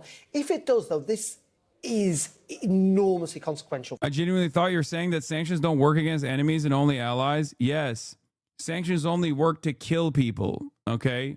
Sanctions work to kill people and make people mad. But the Iranian government has not been overthrown. The Venezuelan government has not been overthrown. If you noticed, sanctions didn't work in that regard. It hasn't worked against Russia, and it only works to increase the cruelty. Sanctions only work against allies because allies are reliant on American funds. Cuba has not been overthrown either. For the region. Yeah. I mean, if the revolutionary is like the Islamic revolutionary regime, if that collapsed and was replaced by an Iranian, a Persian-cultured modern regime, a more pragmatic, secular regime, if that were to happen, then the whole balance of across the Levant would change. I mean, the Israelis always say, look, we have a lot in common with the Persians. We and the Persians get on very well. It's Islamic terrorists that we don't get on with. But that would change the relationship with Saudi Arabia. Cap, by the way, they get along with ISIS a lot better than they get along with Hezbollah. With Israel, Reza Pahlavi, the man who would be the new king or the new president or the new fixer in Iran if the regime fell, I mean, he's quite close to the Israelis. He talks about the Abraham Accords. You could imagine a Middle East in which everything would be redrawn if Iran became a different sort of power. Now, that's not going to happen overnight. But the Gulf Arab states will be very happy about that because Iran has been their bête noire for a long time. And the Qataris have actually played this role of trying to balance one side with the other and have found that very uncomfortable. But Saudi Arabia, a secular Iran, Israel, actually as three big powers, whether you like it or not. Saudi Arabia, a secular Iran. Why no secular Saudi Arabia? Would actually create a different dynamic across the whole region. And just very finally and quickly, Michael, if we can, just on this. Yeah, how about a secular Israel, dude? The Financial Times did a good analysis of the economic crisis that led to the protests and specifically how sanctions contributed. Here's a gift link. I mean, I covered it already. You know what was interesting is like the New York Times analysis wasn't that bad on this process. Obviously, it was like heavily biased, but it wasn't all that bad. New research published by Lancet finds that economic sanctions imposed by the U.S. and EU are associated with more than 500,000 deaths per year since 1970. Five times more deaths than deaths by war. The strap at the bottom of your screen there. Troops begin evacuating from the Qatar base. What is your takeaway from that? Because apparently it's a couple of hundred. There are thousands based there. What's your... Iran uses too much money on its proxies. That doesn't help the economy either. This is just fucking pure cope for the record. ISIS and Hezbollah are both Islamists, two sides of the same coin. That's really interesting. It's like saying Nazi Germany and Stalin's USSR are two sides of the same coin. You say that if you're a fucking dummy, okay? ISIS has a colonial interest in mind. It is oftentimes comprised and entirely sourced by outsiders. Hezbollah is the local Shia population rising up in defense against Israeli incursions in Lebanon, for example. Okay? Sure, it gets funding from and training from Iran, but it's ridiculous to compare it to fucking ISIS. They're not two sides of the fucking same coin at all. Dude, he is wrong, but so are you. Sanctions are not even a fraction of the economic issues. I'm sorry, but you are wrong. Corruption in the government is and has been hurting the economy 5 times more than the sanctions. Iran has had decent ways to go around the sanctions. The economy decline is mainly because they're taking all the national assets outside and sell it. For the record, there is truth to at least the corruption side of things. That's not wrong, but you're fucking delusional if you think that the sanctions are not a major problem here. Come on, dude. Okay, if that's the case, then fucking remove the sanctions. If that's the case, remove the sanctions, right? If the goal of the sanctions is to cripple the Iranian economy, and the Iranian economy is already crippled due to the incompetence of the administration and the corruption, then remove the sanctions. So why are you still maintaining the sanctions? Perhaps it's because you want to fucking destroy the Iranian economy. It's so fucking stupid. It's such a stupid argument. It's the same argument that Western chauvinists have with socialism. Socialism fails all the time. Socialism fails all the time. If that's the case, then let Cuba fucking exist as a socialist country or a communist country without actually implementing a fucking trade embargo. Every single time. Every single fucking time. Yeah, socialism fails. That's why we have to do a coup ahead of time and fucking put a puppet leader that is a psychopathic fascist dictator. That'll really teach them a good lesson. Yeah, socialism fails all the time. That's why we have to teach them a lesson by killing them. Reading of it. Yeah, don't get too excited about it. There's 10,000 Americans at the Al Udeid base just outside Doha. This is the same argument I was making with this was the outsider narrative. The Iranian government uses too much of their funds on the IRGC to fight proxy wars. This was an outsider narrative. It became an insider narrative as well. Internally in Iran, people started fucking repeating these talking points over and over again, partially because of billions of dollars of propaganda that was spent on Farsi TV, backed by the National Endowment Fund, including places like the Iranian Intel Agency or whatever the fuck you were just presenting as factually accurate. And also on top of that, Also, on top of that, all the other fucking like regime change television channels and whatnot that Iranians are obviously tuning into. Okay, it took a long ass time, but the direct quote from the Financial Times article: with the threat of secondary sanctions, international business pulled out. Iran was once more cut off from SWIFT, and its oil exports dropped as low as 300,000 BD in 2019. Growth sharply contracted. The rial nosedived, and inflation once more soared towards 40%. Trump also froze tens of billions of dollars of Iran's oil money held in central banks overseas, cutting off a vital source of foreign currency. It's fucking so dumb. Why do you think the Iranian economy reached a new level of nosediving post 2017? How do you think that happened? Why do you think that happened?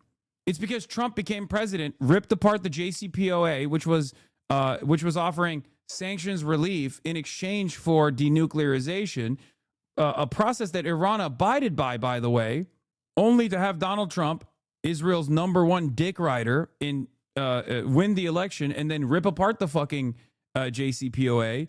And then, even though Iran kept following the agreement, even though Iran kept following the agreement after Donald Trump ripped it apart, Donald Trump added additional sanctions. And then we sit around and we act like that doesn't have any impact. So why the fuck is America doing it then? Suck my dick. Come on now. Jesus Christ. At least the fucking critical thinking adults, regardless of how much they despise the Islamic Republic or how much they want Iran to be destroyed, will make the reasonable assessment here. Will make the adults are making the correct assessment here. They are openly saying it. Even fucking New York Times has openly said the sanctions have been very successful in destabilizing Iran, or at least successful in destroying the Iranian economy. Obviously, if the sanctions were ineffective, then they wouldn't exist. They would not apply these sanctions, and they would just allow the Iranian government to collapse in and of itself. It's a big hub, the American hub. I am an Iranian. I am a socialist. I am anti-monarchy. I am not an outsider. You are not knowledgeable enough on this issue. The embezzlement done by officials is so much more hurtful to the economy than the sanctions. Never said it didn't have an effect. It's like 20% at best. Oh, if they were only 20% effective, then they would not be applied, okay? Because guess what? Then the Iranian government would collapse in and of itself because of its corruption. I never said that the Iranian government wasn't corrupt, by the way. I know. I have heard all of these problems a million times over. Well, it's not collapsing despite the sanctions. It's not collapsing, but it's frustrating people enough and killing enough people that they're literally taking up arms against the government. We've got about 1,000 troops there normally, so fewer than that just at the moment, I think. So it's a few hundred out of 10,000. So they're sending the non-essential people away, which is entirely reasonable. And you find saying that the sanctions do not play a major role in collapsing the economy and hurting people is so ridiculous, because the express purpose of sanctions is to literally harm the economy enough. Like what I tweeted out in response to Jackson Hickle's statement is the position of the American State Department, the position of the American Treasury. It's the position of the Americans that want to implement regime change. Okay? The idea that sanctions are basically the American government saying you haven't killed your leadership yet, so you must continue starving until you get mad enough to do it. That's what it is. Oh, did I say Jackson Hickle again? Jason Hickle, sorry. That's a wild misrepresentation of what's going on. Do you think supporting Hezbollah over your own poor people is justified? Brother, what the fuck are we talking about, dude? Oh my God. Oh my God. It's not because they're giving money to Hezbollah or giving funds or giving weapons to Hezbollah that is the reason why the Iranian government is fucking collapsing. Or not the Iranian government is collapsing, but the Iranian economy has collapsed. The reason for the sanctions is because of that. Yes. Once again, the irony here is you don't have to look super far, okay? You don't have to look super far at a non-democratically organized government that is a single resource country, a single resource economy, okay, that farms paramilitary units that are insanely damaging in the region. It's right across the waterline. It's called Saudi Arabia, okay? What do you mean? An Islamist, non-democratic, militia organizing and funding country that is right there, that is not, ding, ding, ding, impacted by sanctions, that doesn't have this kind of fucking discontent. That's it. The only problem with Iran is that it's doing it against America and Israel, and Saudi Arabia is doing it at the behest of America and Israel. Saudi are not Islamists? What the fuck? My mistake. I didn't realize the Wahhabist version of Islam that has been the formative organizing principle, the organizing ideological principle for Al-Qaeda, Daesh, ISIS, all of that was just fucking bullshit. What the fuck? The greater Israel maps cover half of Saudi Arabia. I know. Oh, bro, Saudi lobby / fight against political Islam everywhere in the Muslim world, but they do fund those pretender groups. Yes. Is that a joke? Osama wasn't an Islamist is the new talking point. Lamau, I don't know. How about Saudi Arabia? And it's like in Cars 2 where everybody's cars. Okay, I like that. That'll be going on all over the Middle East. Get people who... With the internet blackout still in place, the true death toll across Iran remains unclear, but it's likely running into the thousands. Sky News has spoken to one woman. Yeah, if it's only 20% loss and 80% steal, why not still 60% loss and 20% for the sanctions to keep everything working? Loss, same for funding external proxies. It doesn't make sense.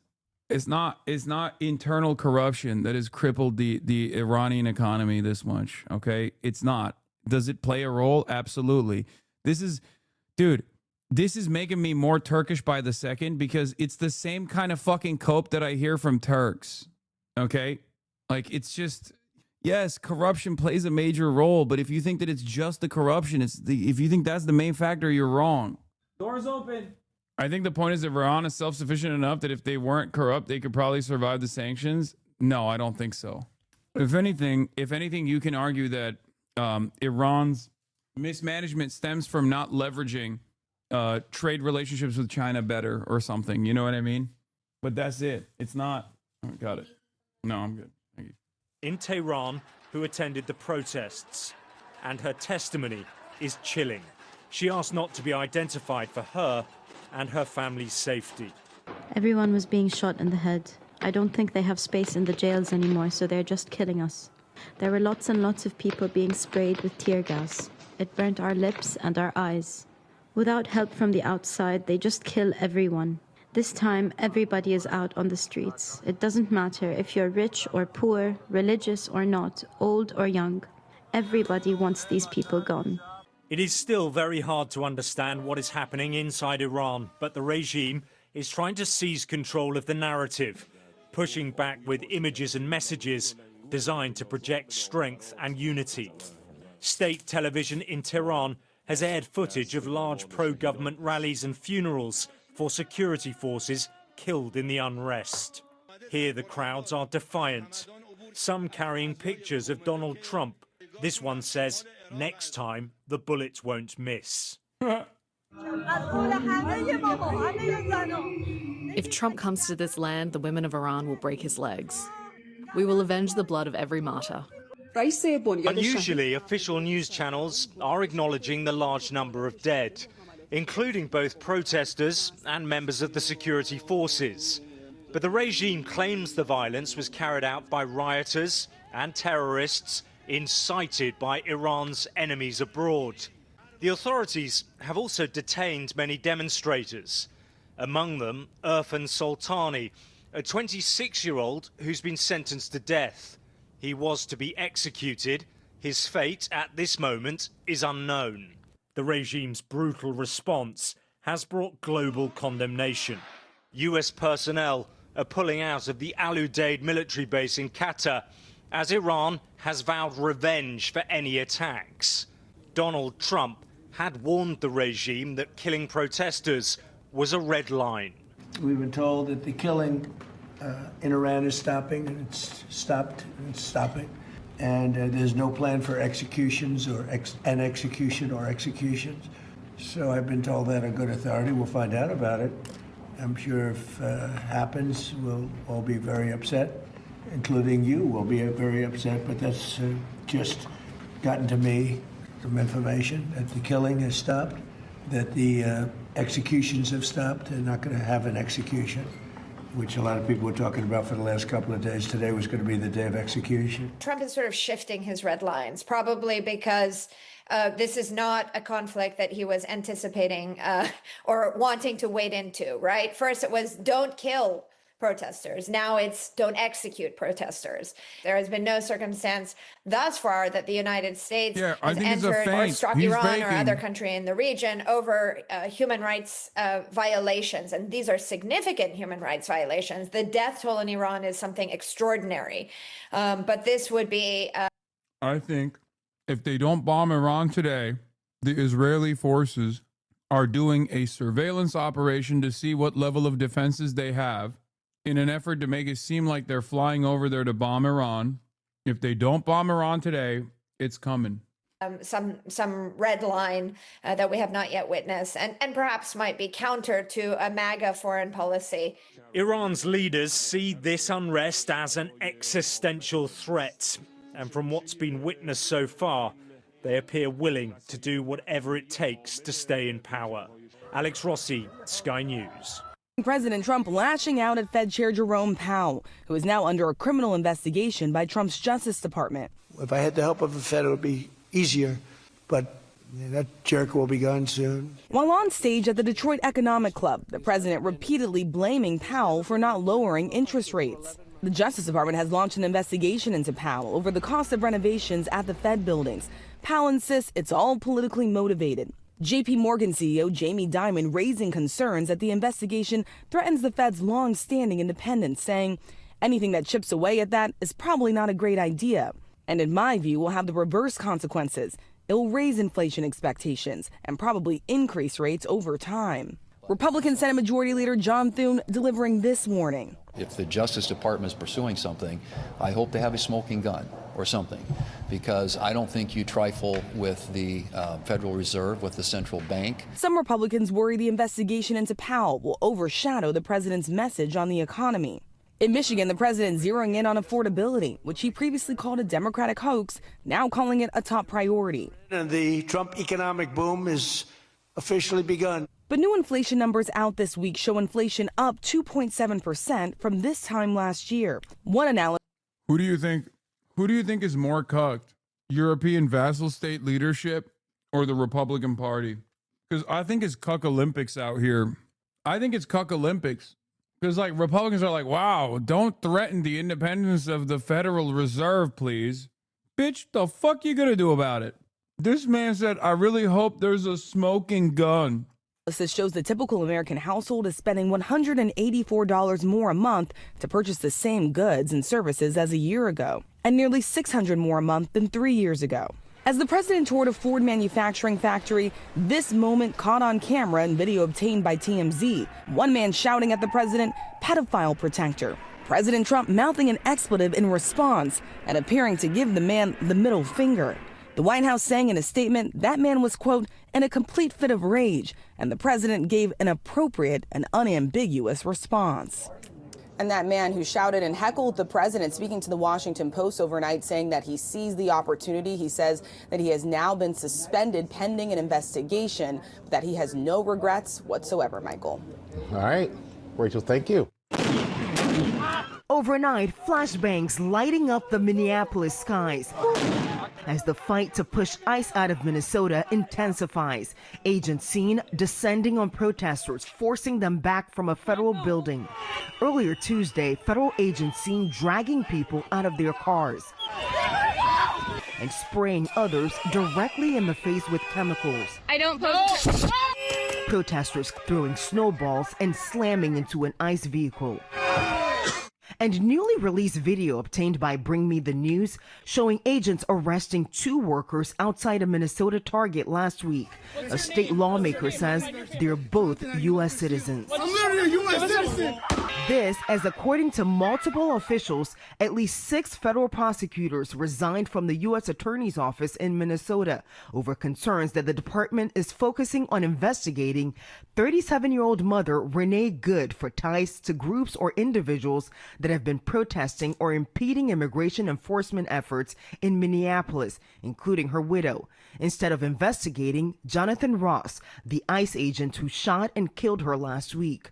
The Justice Department called calling the killing justified and is not cooperating with state or local agencies on their investigation. President Trump now vowing a, quote, day of reckoning and retribution is coming. The administration announcing Tuesday. He's like telling the Iranian government, telling the Iranian people to rise up against their masters, while on the other hand being like, I'm going to kill everyone in Minnesota. What are we doing here, man? The very same people that keep talking about free Iran here in the United States of America are talking about actively punishing everyone that is a naysayer of the Trump Ayatollah. Another 20% of the country that fucking loves the regime. Tuesday, the DHS is revoking temporary protected status for thousands of Somali refugees, saying they must leave this country by March 17th. We spoke to several Somali immigrants and refugees shaken over the reversal. There's no place to go back there. I don't think so. It's not safe to go back right now. And the Minnesota House of Representatives firing back at the Trump administration, saying ending TPS only creates fear. By the way, the number of people that are being punished for having temporary protected status as Somalis is 2,500. As a simple talking point to make the racists fucking feel better about themselves, they're removing the TPS of 2,500 Somalis. That's it. This is what I kept repeating over and over again. This is part of the reason why I said, like, talking about the Somali American population as though they're like unlawfully here, or as though they're like undocumented immigrants, is so stupid when 90% of Somalis on U.S. soil have American citizenship. Disrupts families and destabilizes communities. Meantime, activists are trying to leverage the economic powers of the community here to drive ICE out, urging on January 23rd, no school, no work, no shopping. Robin. On January 23rd. All right there. Faye, thank you. Our top story tonight, ICE enforcement continues. In this video, federal agents are outside the home of a Hmong family that maintains they are U.S. citizens. Thank you for joining us here on Fox 9 and Fox Local. I'm Kelsey Carlson. And I'm Randy Meyer. Our Maury Glover spoke to the man who took the video and joins us now live. Maury, do we know why ICE agents were there in the first place? Well, this immigration crackdown was supposed to target the Somali community, but other immigrant communities are also feeling the effects. Not even the number of Somali folk that have TPS is 700.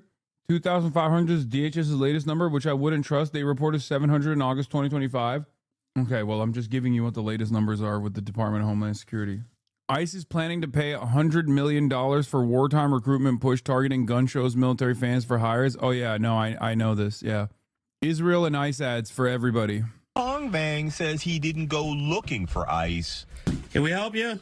I don't care who you are. But they came knocking on his front door anyway. No, you're trespassing. You're trespassing. This is our property. I don't need to do anything. I'm still upset, frustrated, scared, all types of emotions. Vang says he was working from home in St. Paul's Frogtown neighborhood early Monday afternoon when his mother told him there was a stranger at the door. Suspecting it might be ICE, Vang grabbed his phone and started recording his interaction with the agents outside. You don't need to wait. We're not opening the door. I was really curious and wondering why they were here. I see that they've been targeting a lot of people of color, so that's the only reason I could think of why they were here. Vang says he lives with his parents who came to the U.S. from Laos in the 70s, as well as his sister and son, and all of them are U.S. citizens. But he was worried what would happen if he opened the door, so he never did. I was afraid they were going to take me away, take my mom away, and just, rush our house and do whatever they, been trying to do with... Bro, it's like a zombie apocalypse, dude. Straight up. Like, you got this fucking lifeless zombie outside of your door being like, open the door. Legal citizens with people that, haven't done anything wrong. Vang says the agents didn't tell him why they were there, and after about a minute and a half of back and forth, they left. But he wants others in his community to know what's happening, and more importantly, to know their rights. They keep on telling you that they think they're doing the right thing, but they're not. Now, a video of the visit that Vang posted on social media so far has more than 400,000 views. Reporting live in St. Paul, Maury Glover, Fox 9. I'm asking No. You don't ask me nothing, man. $2.25 million. Get out. Are we the only community that does fraud? How come they said this building was closed? Do you guys know where advanced mobility is? Advanced mobility? Yeah, we're looking for it. He made another video? Ain't no way I'm watching that shit. Ain't no fucking way. Let's watch the chairman Marx Carney step foot inside of the liberated territory of the People's Republic of China in Beijing. During Beijing's icy winter, customers who can afford the premium price tag shop at this store. Sales in China I've been there. helped the Canadian retailer become a billion-dollar business, despite years of diplomatic tension. I hope the two countries can live in peace and harmony. This is the common wish of most people. Rebuilding ties is the goal of Canadian Prime Minister Mark Carney as he heads to Beijing. State media have called the visit, the first by a Canadian leader since 2017, a new starting point for both sides. China hopes Carney's visit will serve as an opportunity to strengthen dialogue, enhance political mutual trust, expand pragmatic cooperation, and properly handle differences. The relationship tanked 8 years ago when Canada arrested Meng Wanzhou, an executive at telecoms giant Huawei, following a U.S. extradition request. Soon after, China jailed 2 Canadians on spying charges. It was from this busy commercial district in Beijing that Canadian Michael Kovrig was suddenly taken and detained by Chinese state security officials in December 2018. He and Michael Spavor were imprisoned for more than 2.5 years before the diplomatic standoff ended with their release and that of Meng in September 2021. Liam Mather works closely with the Canadian business community in China and says the incident caused a collapse of trust. Certainly the diplomatic tensions create risk for all companies that have been operating here. So hopefully a new era in the relationship will remove some of that risk. Beijing. It's so funny because it's like, what are you going to do? Not work in China? Good luck, you know? Yeah, stop doing shit for the United States of America, a country that keeps entertaining annexing you. You know what I mean? Marx Carney's about to bring the glorious BYD EVs to the fucking Canadian nation state. Y'all are so lucky. And Ottawa have also locked horns over trade. In October 2024, Canada imposed a 100% tariff on Chinese electric vehicles after a similar move by the US. It also placed a 25% duty on steel and aluminium. Beijing retaliated with a 76% levy on canola seed imports and a 100% tariff on canola oil, meal and peas, a heavy blow to Canadian farmers. Experts say Carney has little choice but to move closer to China.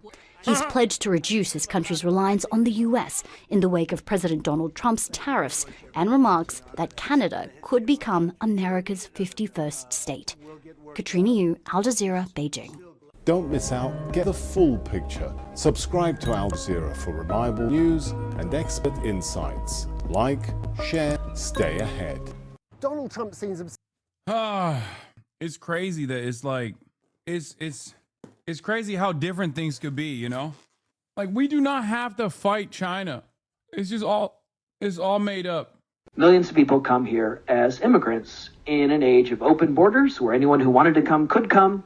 And if you were white, you could become a citizen, something we should be very mindful of in the current immigration debate where you hear people say, well, my ancestors came here legally. Well, no shit. It was impossible to come here illegally prior to 1924. You didn't accomplish anything. What do you want, a cookie or something, right?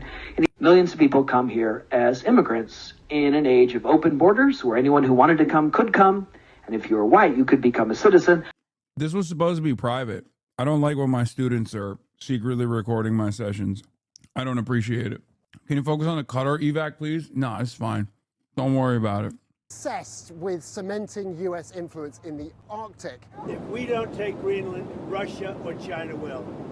But at the same time, the US is withdrawing its presence from Antarctica. What does this US withdrawal mean for polar geopolitics? Compared with the Arctic, there's far less fuss about the other end of the world. For one reason, the Antarctic is a lot harder to get to. And that will commit us to landing Rotherham.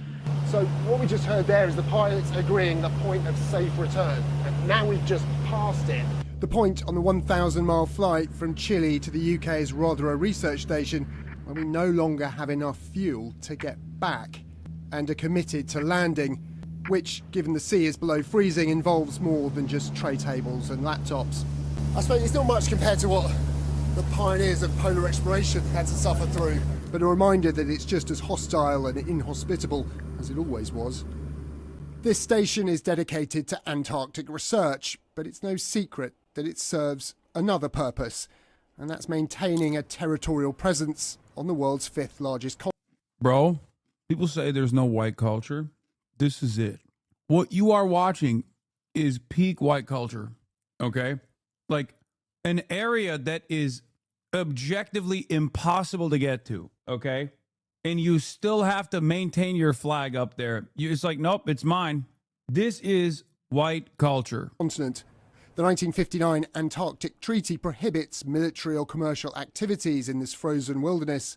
Several nations, including the UK, have formal territorial claims to Antarctica, but any nation can do scientific research. Science is the geopolitical currency in the region, and in the Chilean port of Punta Arenas, you can see the hardware behind it.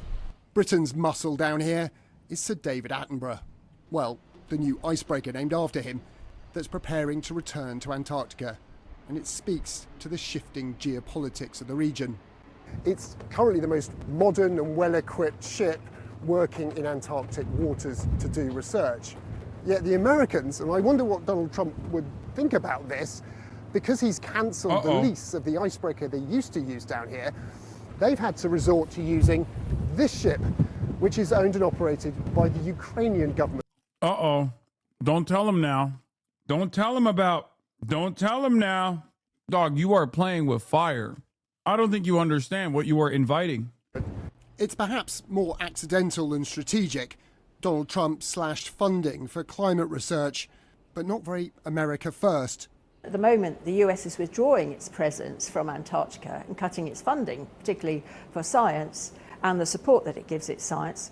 So there is a change in the leadership and the balance of power, if you like.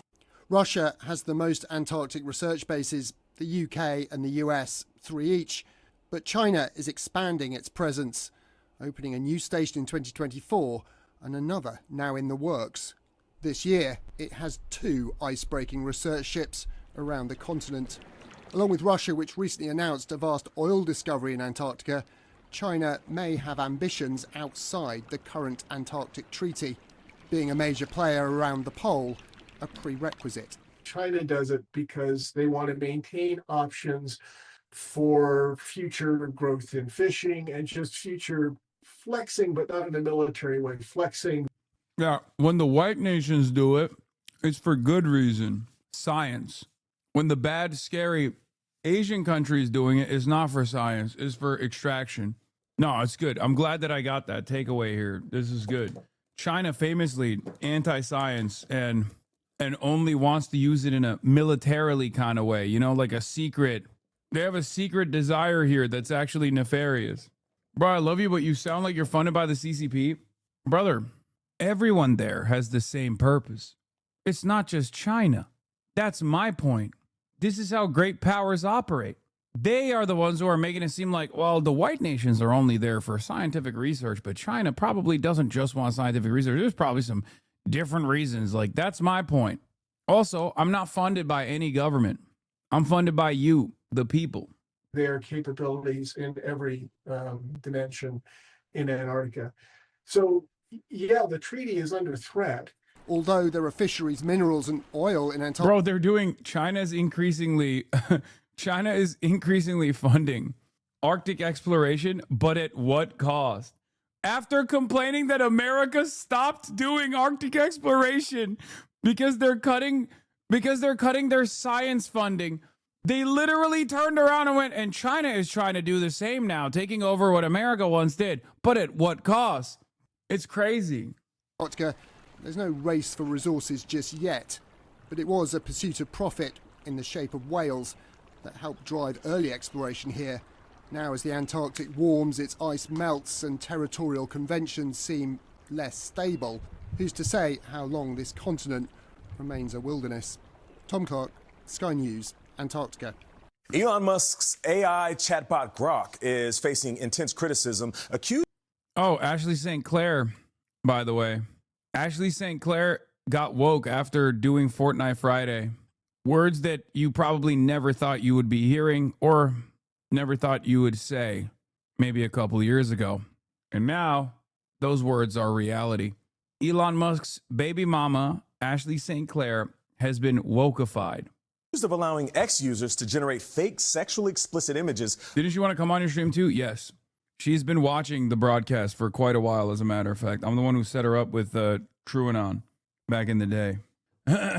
She's woke now. Of real women and children. Several countries have already banned the bot, and others are considering it. Jolene Kent spoke to a woman with a personal connection to Musk, who described how Grok created fake images of her. Jolene Kent, good morning. A woman with a personal connection to Musk is such a nondescript way of describing one of Elon Musk's many baby mamas. Nate, good morning. Ashley St. Clair, the mother of one of Elon Musk's children, discovered people using Grok to create sexual images of her, including manipulating photos of her as a minor. This comes as Musk says he plans to file for full custody of their child. We spoke to St. Clair, and she says the abuse has now followed her into the real world.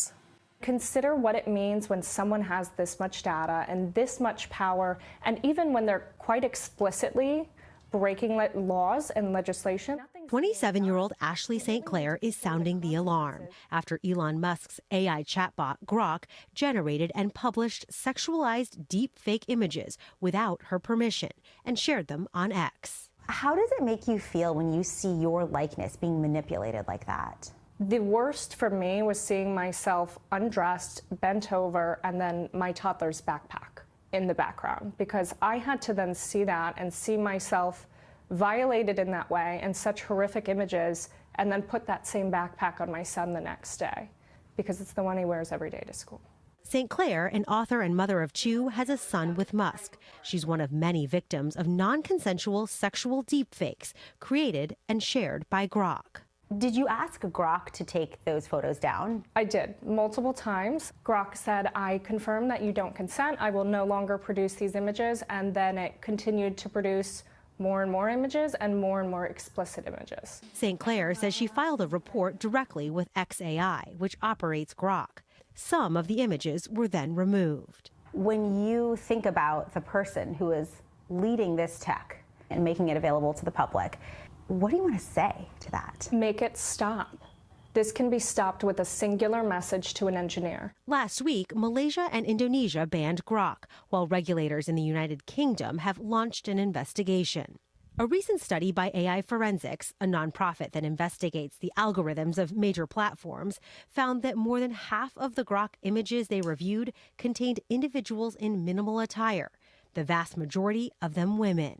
What do you say to the people out there watching who say, oh, she's got a bone to pick with Elon Musk? If they want to say my bone to pick is the chatbot undressing minors and myself and stripping me nude, yes, you're right. I have a bone to pick with that, and I don't care who's doing it. So Elon's not special about me speaking out on this. CBS News reached out to Musk and has not received a response yet. On January 3rd, XAI said it takes action against illegal content on X. We should just start producing images of Musk, Trump, and all the DHS in bikinis until somebody actually... That's not going to work. You can only shame someone who has the capacity to feel shame. These guys are freaks. I have much shame. Yeah, Elon is now... What the fuck is this? Elon needs full custody. Coming out in support of trans grooming like this is insane. Did I block every person? Pretending to be a right-winger for years and immediately abandoning it all when you see a new paycheck elsewhere? Offering up your own child to the woke mob, talking about his sister, a young boy that was groomed and castrated. One of the most disgusting things I've ever seen. Dark woke cause. The other option is bootlicking feds, pedophiles, and nerds. You previously engaged in blatant transphobia. How do you feel about trans people in the wake of noticing how the far right truly is? I feel immense guilt for my role, and even more guilt that things I have said in the past may have caused my son's sister more pain. I don't really know how to make amends for many of these things, but I have been trying incredibly hard privately to learn and advocate for those within the trans community that I've hurt. I also haven't said much on this because I have gone back and forth over whether my voice would be helpful on the issue, since it will be framed as disingenuous, or just turning because I'm scorned. Even this reply will become right-wing hysteria, but yeah, I am sorry. Let me know how I can help. 13,000 likes from right-wing hysteria. And Elon Musk literally turned around and saw this when she said she's no longer transphobic. He said, I'm filing custody today, given her statements implying she might transition a 1-year-old boy. Elon wants teachers rounded up and imprisoned for speech, but says his AI bot making sexual images of children is free speech. Yeah. Elon Musk is one of the perfect representatives of like how stupid that free speech argument actually is. Like how many of these people who claim to be free speech advocates are not actually free speech advocates at all. He's the guy, he's Mr. Free Speech, right? Mr. Free Speech. And all he does is ban people, ban dissent, demand, and all he does is ban people, ban dissent, demand others get deplatformed. Teaching people to hate America fundamentally destroys patriotism and the desire to defend our country. Such teaching should be viewed as treason and those who do it imprisoned. Not very free speechy, my guy. This guy also, the other thing that I despise about Elon Musk, aside from him being a white supremacist, is this like really Reddit way of typing things out like a faillennial. Same with like JD Vance, right? Elon, I love you, and I think overall you trying to do the right thing. I also think it's disgusting how you were treated when you tried to uncover government fraud, both by some of the American people and the government itself. That being said, men like you and Trump need to stop being so utterly gynocentric and start controlling your biology and stop willingly enslaving yourself to females through bad decisions, who you procreate with and put into positions of power. Yeah, I sure dig my own grave and inadvertently cause pain for many people I care about too. Sad face. I'm very worried about population collapse destroying civilization, but this doesn't really solve that problem. Perma tendies speak, I swear to God, man. Yeah. Yeah, dude, you were trying to fucking save Western civilization from population collapse by having sex with your reply guys. Jesus Christ. And then the goblin guy getting a fucking response from Elon loses his mind even further. There are simple solutions to population collapse, but no one really seems to want to have that conversation. The following tools have been used with great success, I might add, to drive down birth rates, women's education/indoctrination, women pushed into the workforce at the expense of men, unlimited access to birth control, women voting, holding public office, and otherwise taking... Dude, I'm sorry. You need a lobotomy. I can't read this. I can't read the rest of this. This kind of shit, like, yes, we must send women back into the kitchen and not let them get educated. How are we supposed to live in a society with people like this, man? Like perma victim. Women working in the workforce has made my life so much harder. Women voting, holding public office, and otherwise taking part in governmental decisions. I think like, I don't know. I'm not a Radley by any means, but like maybe we castrate guys like this. I mean, I guess they've also permanently castrated themselves by being like that. So there's no way they're fucking anyway. But it's just crazy. Women existing in the workplace is undermining men. Yeah, dude, that's what's going on. Including child sexual abuse material, or CSAM, by removing it, permanently suspending accounts, and working with local governments and law enforcement as necessary. What would you like to see the U.S. government do to solve this problem? Make it stop. How? They need to regulate it. How? AI should not be allowed to generate and undress children and women. That's what needs to happen. There are... Like, I do want to go back to a point in time where, like, there was an established consensus on pedophilia being morally repugnant and wrong and criminal. Okay? Can we go back to that time? I don't know exactly when this changed, but there was a good, like, between the 60s and 70s when rock stars were constantly talking about how awesome it is to do statutory rape. And then, like, right now, there was, like, a cool time period where everyone was like, you know what? Pedophilia is bad. We all agree, right? Speaking of the right normalizing pedophilia, here it is. Nicholas Fuentes, who has already talked about lowering age of consent in the past. So it shouldn't come as a surprise, but here it is. This time he's doing it to defend Jeffrey Epstein, weirdly enough. This whole pedo thing, it's like, isn't it really pedophile? You say this while Islam exists, basis of the religion. I don't know where you're getting this from, but they'll beat you with fucking hammers if you try to do pedophilia in a country that's Muslim like Turkey. I think you're confusing, like, I don't know, fundamentalist people that exist in every country, including this one, with an entire religion. Nick Fuentes had Ali Alexander groom young boys in his America First when he was aware of it. Oh, yeah, true. That's true. I don't want to be the one that has to say it. But I guess I'm being forced to say it. It's not really pedophilia, okay? they weren't trafficking 5-year-olds. It was like they were technically not legal. Big difference, in my opinion. I know that's a controversial take, but that's not really the issue there, okay? The issue is not that they were barely legal teens, which is what it is. It's horrendous. It's awful. It's pedophilia. Okay, relax. No, the issue is that Epstein is a Jewish spy probably working with Israel. That's the dilemma there. He's working with Israeli intelligence. That's crazy. No, I think they're, you know, like Mossad and pedophilia are both pretty bad. There's no reason to excuse one at all, actually. That's crazy. But at least, hey, look at that. Yeah, one of my predictions is at least one of them, you know, I locked in. The right will try to normalize pedophilia. Actually is a phebophilia. This will gross out normies. There you go. It's so crazy because he said the problem is not that he's a pedophile, but instead he's Jewish and works for Israel. No, I think the problem is that he's a pedophile who does also work for Israel. Yeah, also, even when he got mad about Jeffrey Epstein, he just brought up the fact that he's Jewish first and then even said maybe working for Israel. Truly the worst, most insane framing possible. He's like, he's definitely Jewish, and that's the problem. Maybe he works with Israel. We don't know. But also, I just want to say pedophilia is A-okay. Awesome. Existing laws against those types of images. And they need to enforce them. Who should enforce them? Who's ever responsible for enforcing them?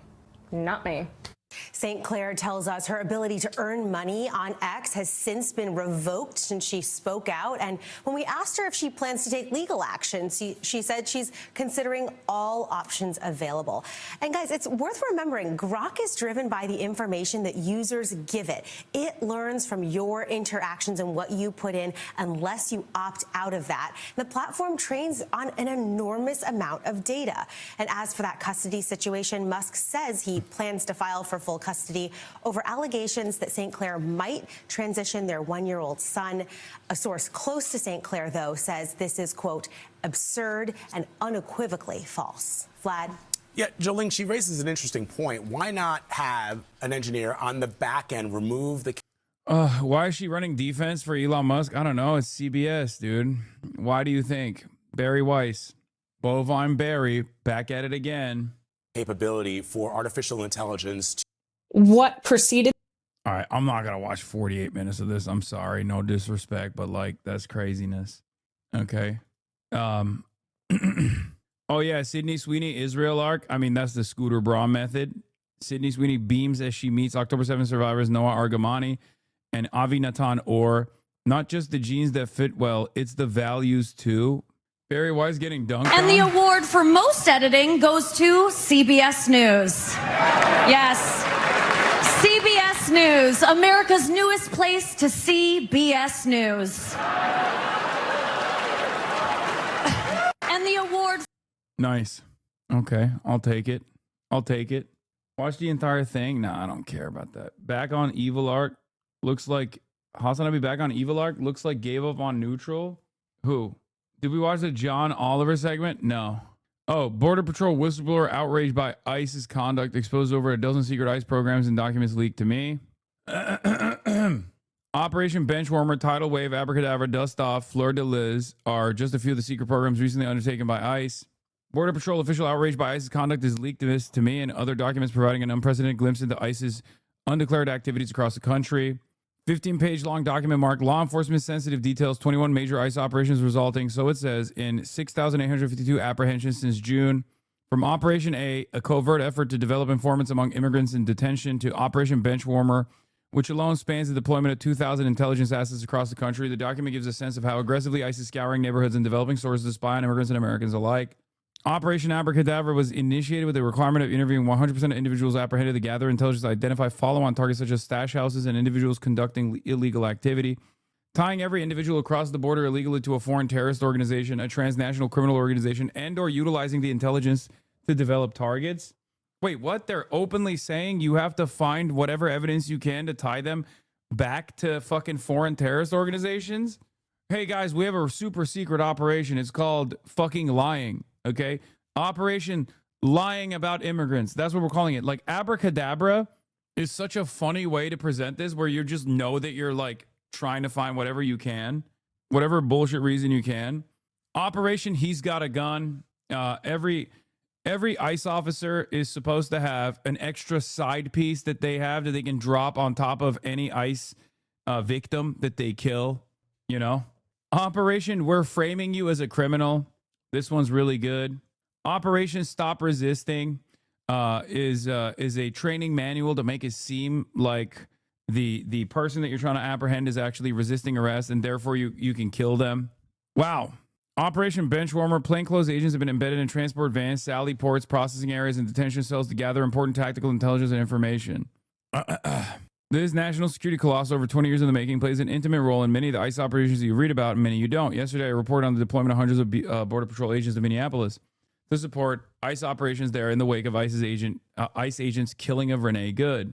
My source's motive, in large part, pertains to the lack of big-picture public understanding of ICE's large reward. That's by design, thanks to the lack of transparency on part of the DHS and Congress unwilling to compel transparency.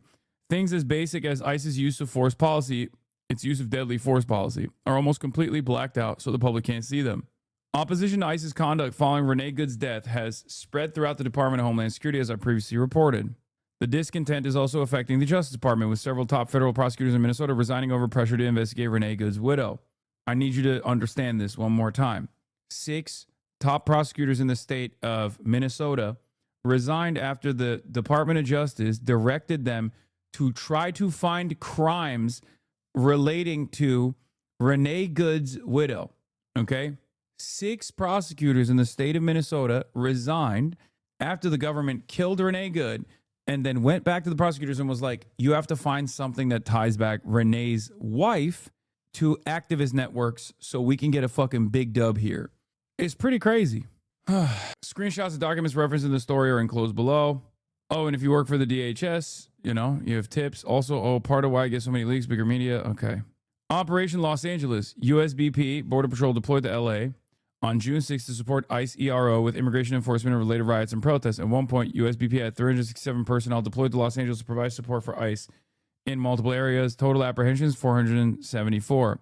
Operation at large throughout U.S. is nationwide operation significantly increased the number of illegal alien arrests with final orders of removal.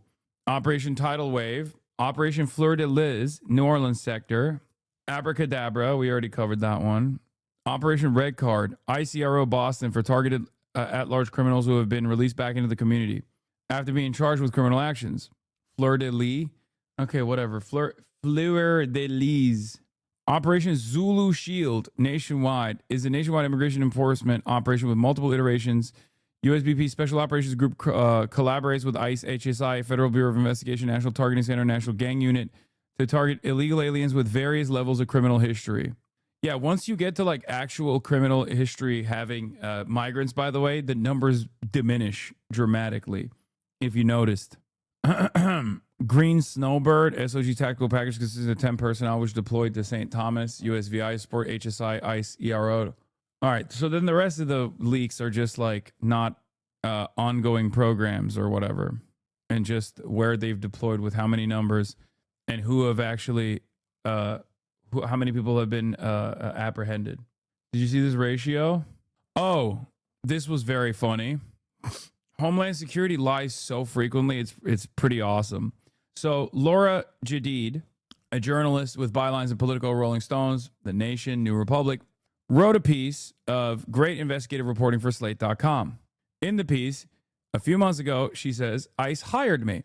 I didn't sign and submit any paperwork. I'm real outspoken about my opinion of the Trump administration, and I'm extremely Googleable. And yet, there it was in plain English. Welcome to ICE, my latest for Slate. And this, of course, shows how incredibly incompetent the hiring process looks like, okay? And not only are they hiring whoever the fuck wants to do it. Here on Democracy Now! There's no background check in the process as well. These are the people that we're arming, chat. We're making them train for 47 days, and then we're giving them weapons, and then we're sicking them on the homeland. How fucking nutty is that shit, dude? We are so goddamn cooked. Why is the U.S. government allowing ICE to kill U.S. citizens but telling Iran if they execute protests, we will bomb them to shit? Because we like bombing Iran. Next question. Oh, here's what the Democrats are doing at a time when there's tremendous discontent towards ICE. It's illegal misconduct. It's, unsanctioned state murder, or rather sanctioned state murder and all this stuff. You might be wondering, like, what are the Democrats doing to save the day? Well, don't worry. Richie Torres is here. He's introducing a bill that would require ICE officers to wear QR codes that you can scan to get their full name, badge number, and other identifying info. Remember when I joked about this when Joe Rogan brought it up? Yesterday when we were watching Joe Rogan bring this up in his conversation with Rand Paul, I said that sounds like a Democrat policy to be like, it's not the mass detention and mass apprehension that's the problem. Glad your dog is not by you. Me too. She's actually on a fucking long ass walk right now. But thank you. This is such a funny... Dude, I will never get over this. It's just the funniest fucking hallucination that these motherfuckers have. Where, like, they have to act as though they're saving my dog from me. One of the best dog owners in the United States of America. Okay? It's like, oh, glad your dog is not by you. The only thing that's better than this one, the only thing that's better than this kind of comment is like when people go, why don't you shock your dog again? Why don't you shock your dog again? It's like, oh, okay, got it. So you that's what you want. It's weird. Kaya lives in the top 1% of dogs. Kaya lives in the top 1% of humans. Kaya Piker lives a better existence than every single person that comes in here fantasizing about how abusive I am to her. Yeah, her ass don't pay rent. Living in a fucking $1 million home. Treats every day. Playtime in the morning. Long ass walk in the night. Sleeping most of the day. Cuddling in the times where she's not sleeping. Sounds like a Somali daycare worker. I mean, there's a similarity here. For sure. There's a similarity with it's the same kind of stupids that believe the Somali daycare fraud story are the same kind of stupids who still consistently claim that I'm abusing my dog. You know, it's actually the same people, really. So that's another filter. Anyway, yeah.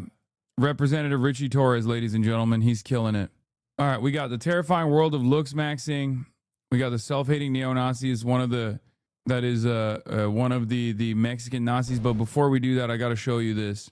So Anna Kasparian did this like debate thing called open debate or something. I'm not entirely certain what it was, but apparently just Pearly things got fucking destroyed, annihilated. Things up? What are you doing? Like, seriously. Next question. Bro, she was tweaking. Apparently Anna fucking cooked her so hard her brain stopped working. I mean, yeah, sure, it's a layup to debate Pearl, but like you couldn't even talk. Like you got destroyed so hard that you couldn't even make words with your mouth. How many women die every year during childbirth? Not many. This country has the highest maternal mortality rate of any developed country. So a lot of women do die as a result of pregnancy and childbirth, yes. So what, like, what is going on here? Like, I didn't even understand the format. Like, she just goes, like, she's not even making noise. What the fuck? Oh, isn't saying anything. What? You got this, Pearl. Dude, this is insane. Shouldn't have eaten that second edible. This is so cringe. She's on something. Pearl is beautiful, but you mog her. She's drunk. Is kind of autistic. She's getting ready to crack. Pearl isn't a debater. Dude, this is insane. What happened there? Does she have an answer for it? This is exactly what happened when Amy Therese tried to debate someone on a live stream years ago. Instantly cornered into a long, brutal silence. You can't let their Twitter bluster fool you. All reactionaries are paper tigers. Oh, for sure. This is the meta for the night. For the right, you just literally concede to the point but maintain your opinion. Wait, no shot. This is the cope. I swear to God, this cope is even crazier. Update. Pearly Things revealed on stream that she was considering physically assaulting Anna Kasparian during her debate, but held herself back due to fears of catching a charge. Also, why does she look like that? Is that like a face filter? Did they put like some kind of strange face filter on her face? What's happening? Like, she looks different. Like, she looks different here too, by the way. Like, this is not what she used to look like. Wait, is there a point where... Yeah, this is not what she used to look like at all.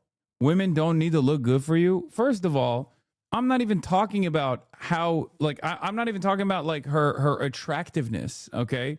I'm saying she looks different than the way she used to back in the day. I don't know what the fuck happened. Good genes? Okay. Nah, she looks the same. Okay.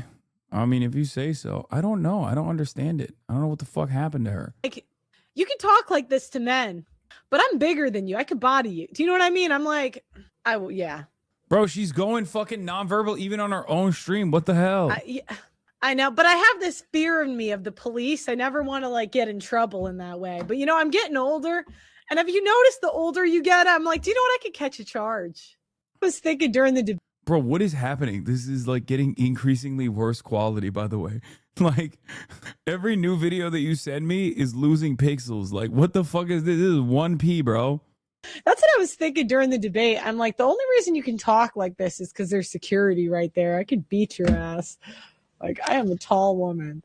I think Anna would literally destroy her, by the way, in a bout of fisticuffs. Another angle. What are my thoughts? Oh, Jesus Christ. Even her bit rate going nonverbal. Many such cases. Yeah, I saw that. And I wanted to watch it because it's very pathetic. But, oh, speaking of which, this is what I wanted to show you. This is one of those Agartha memes, okay? Uyghurs in Agartha? Nah, this is Wigartha. The lore goes deeper than I thought. These fly white boys pulled up to the gateway in Antarctica. Damn, these boys so icy. There was nothing there until this Wigga opened the portal. Oh shit, there it is. Wigartha, greeted by Agarion the Luminous, the first Wigga. He showed these boys around and uncovered the true lore. Wiggas weren't born in the suburbs. They were born in Wigartha. Suddenly, the earthly Wiggas were surrounded. No, bro, it's Xinjiang. It's Xinjiang. You're getting it wrong. Okay? That's where the Uyghurs are from. And they're not white, they're Asian, of Turkic descent. No outsiders have been let in for centuries. They were taken to the Wigarthan High Council for questioning. Only true Wiggas could pass the test. Does thy Wigga true? This is why I don't sub to you, man. What the fuck is this? Bitch, you subbed to me for 3 months. We have motion. Yes, they flexed up on the OGs and were unanimously granted residency. They were each given Wigarthan snow bunnies as an offering. It got them thinking. You know who would really fuck with it here?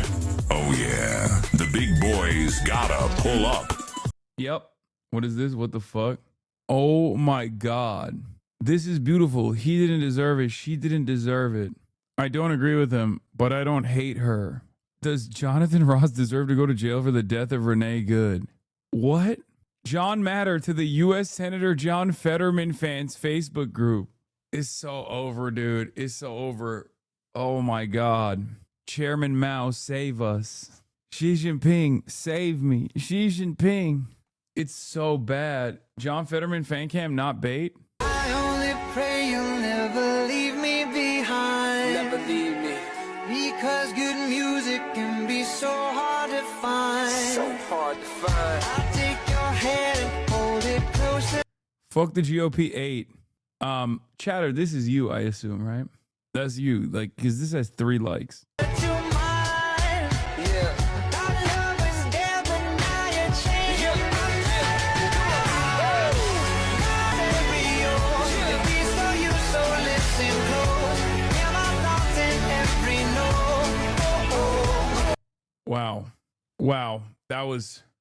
Wow. That was incredible. That was fantastic. That's cinema. That's art. Yeah, I saw that there are levels to centrism you couldn't dream of. You had the Ashley Babbitt, Renee Good and Ashley Babbitt a tribute, like the fucking murals in Ireland. This would be the American mural, you know, anti-colonial resistance mural. We are spiritually and fundamentally a broken nation. Oh, I seen this. Yeah, dark filters invented by BBC and used by Western media to portray a bad China backfired. The filters are now loved by Chinese netizens as a way to show pride in China's strength. Aura. They're doing aura edits. The PLA's doing aura edits. Makes you want to go back? I do want to go back. We must return. We must return. All white Chinese. We must return to the homeland. The fatherland needs us. The motherland needs us. One day we will all be Chinese. I do want to go back. I do want to go back. I've been missing China. I guess whoever these edits are indicative of who's on top. Yeah. Nothing is funnier than comparing this to Trump's parade. I know. I couldn't help but do that. Walsh just addressed the state. ICE agents are going door to door, ordering people to point out where their neighbors of color live. Bro, I'm gonna be honest with you. First of all, it's so fucking crazy. It's Nazi Germany. I think, like I said this yesterday, I tweeted it out too. Like, I think the local police department has to work with the citizens if they want to stave off like any sort of decentralized violence. Because once people realize that the local administration, the local governments are not on their fucking side, they're gonna take matters of self-defense into their own hands. And from what I understand, like whenever cops are deployed, they side with ICE. So I don't know what the expectation is here. Like, I don't know how we fix it. It's pretty cooked. They're pulling over people indiscriminately, including U.S. citizens, and demanding to see their papers. And at grocery stores, at bus stops, even at our schools. They're breaking windows, dragging pregnant women down the street, just plain grabbing Minnesotans and shoving them into unmarked vans, kidnapping innocent people with no warning and no due process. Let's be very, very clear. This long ago stopped being a matter of immigration enforcement. Instead, it's a campaign of organized brutality against the people of Minnesota by our own federal government. Last week, that campaign claimed the life of Renee Nicole Good. We've all watched the video. We've all seen what happened. And yet, instead of conducting an impartial investigation so we can hold accountable the officer responsible for Renee's death, the Trump administration is devoting the full power of the federal government to finding an excuse to attack the victim and her family. Just yesterday, 6 federal prosecutors, including the longtime career prosecutor leading the charge to investigate and eliminate fraud in our state's programs, quit their jobs rather than go along with this assault on the United States Constitution. But as bad as it's been, Donald Trump intends for it to get worse. This week, he went online to promise that, quote, the day of retribution and reckoning is coming. That's a direct threat against the people of this state, who dared to vote against him 3 times and who continue to stand up for freedom with courage and empathy and profound grace. All across Minnesota, people are stepping up to help their neighbors who are being unjustly and unlawfully targeted. They're distributing care packages and walking kids to school and raising their voices in peaceful protest, even though doing so has made many of our fellow Minnesotans targets for violent retribution. Folks, I know it's scary, and I know it's absurd that we all have to be defending law and order, justice, and humanity while also caring for our families and trying to do our jobs. So tonight, let me say once again to Donald Trump and Kristi Noem, end this occupation. You've done enough. Let me say 4 critical things to the people of Minnesota. 4 things I want you to hear as you watch the news and look out for your neighbors. First, Donald Trump wants this chaos. He wants confusion. And yes, he wants more violence on our streets. We cannot give him what he wants. We must protest loudly, urgently, but also peacefully. Indeed. Dude, this is such a funny, like, he just spent the first half of this video talking about how they're beating our asses. Okay, what the fuck's going on with my eye? I don't understand. And then he's like, and we will do nothing. The state government will do nothing, and you should also do more nothing in return. I mean, I guess he's saying, like, he's urging people to protest, even though he keeps saying that, like, that protest is actually leading to violence for his constituents. Deploy the National Guard, man. Those are comprised of our neighbors, no? Deploy the fucking National Guard to protect the citizens. Make a big show of it. Be like, hey, we're bringing the National Guard, but to protect the citizens 100%. Like, there needs to be a power posture at some point. Because if there is no power posture at all, at any given point, there's no pushback. Because, like, they're already exhausting the legal avenues, right? And that will inevitably come.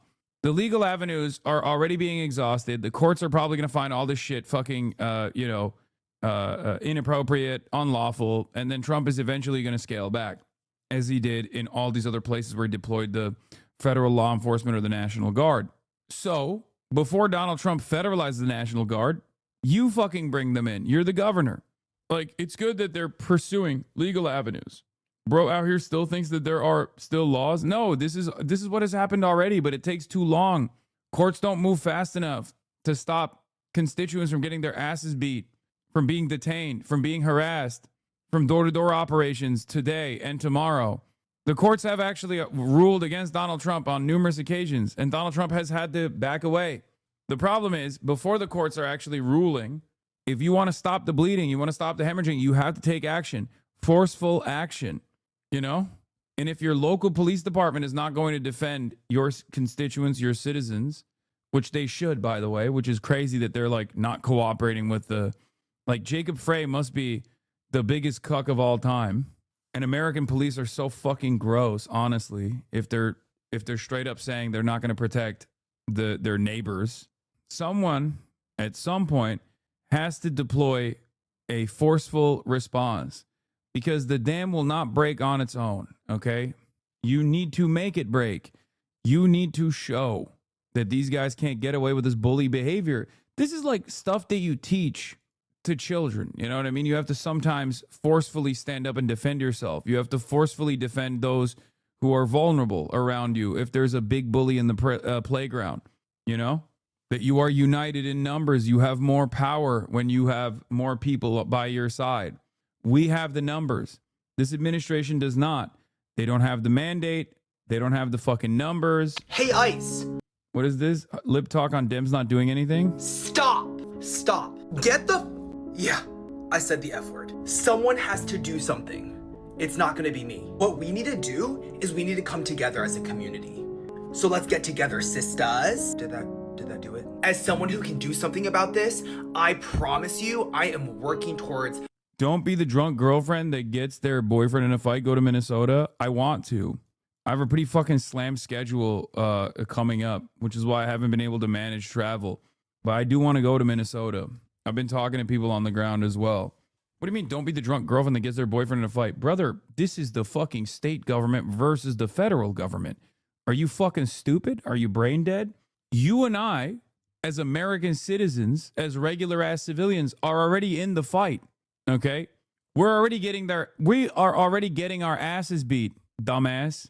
This is me saying, please do something. Someone in a position of power, please do something.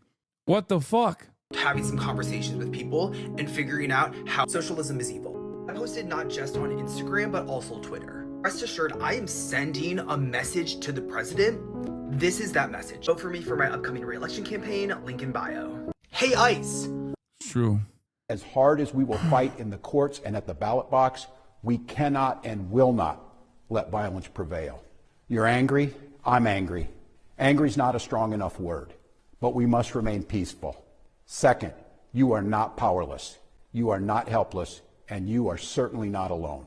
All across Minnesota, people are learning about opportunities, not just to resist, but to help people who are in danger.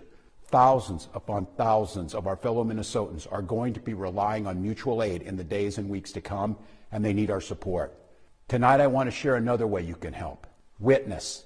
Help us establish a record of exactly what's happening in our communities. You have an absolute right to peacefully film ICE agents as they conduct these activities. So carry your phone with you at all times. It's crazy. He's just like, y'all are on your own, bitch. Yeah, just film stuff. If you get your ass beat, sorry. It is what it is, you know what I mean? Yeah, just, it's all good, you know? If ICE beats your ass, yeah, it happens sometimes. And if you see these ICE agents in your neighborhood, take out that phone and hit record. Help us create a database of the atrocities against Minnesotans, not just to establish a record for posterity, but to bank evidence for future prosecution. The third thing I want to say to you tonight is, we will not have to live like this forever. Accountability is coming at the voting booth and in court. We will reclaim our communities from Donald Trump. We will reestablish a sense of safety for our neighbors, and we will bring an end to this moment of chaos, confusion, and trauma. We will find a way to move forward, and we'll do it together, and we'll not be alone.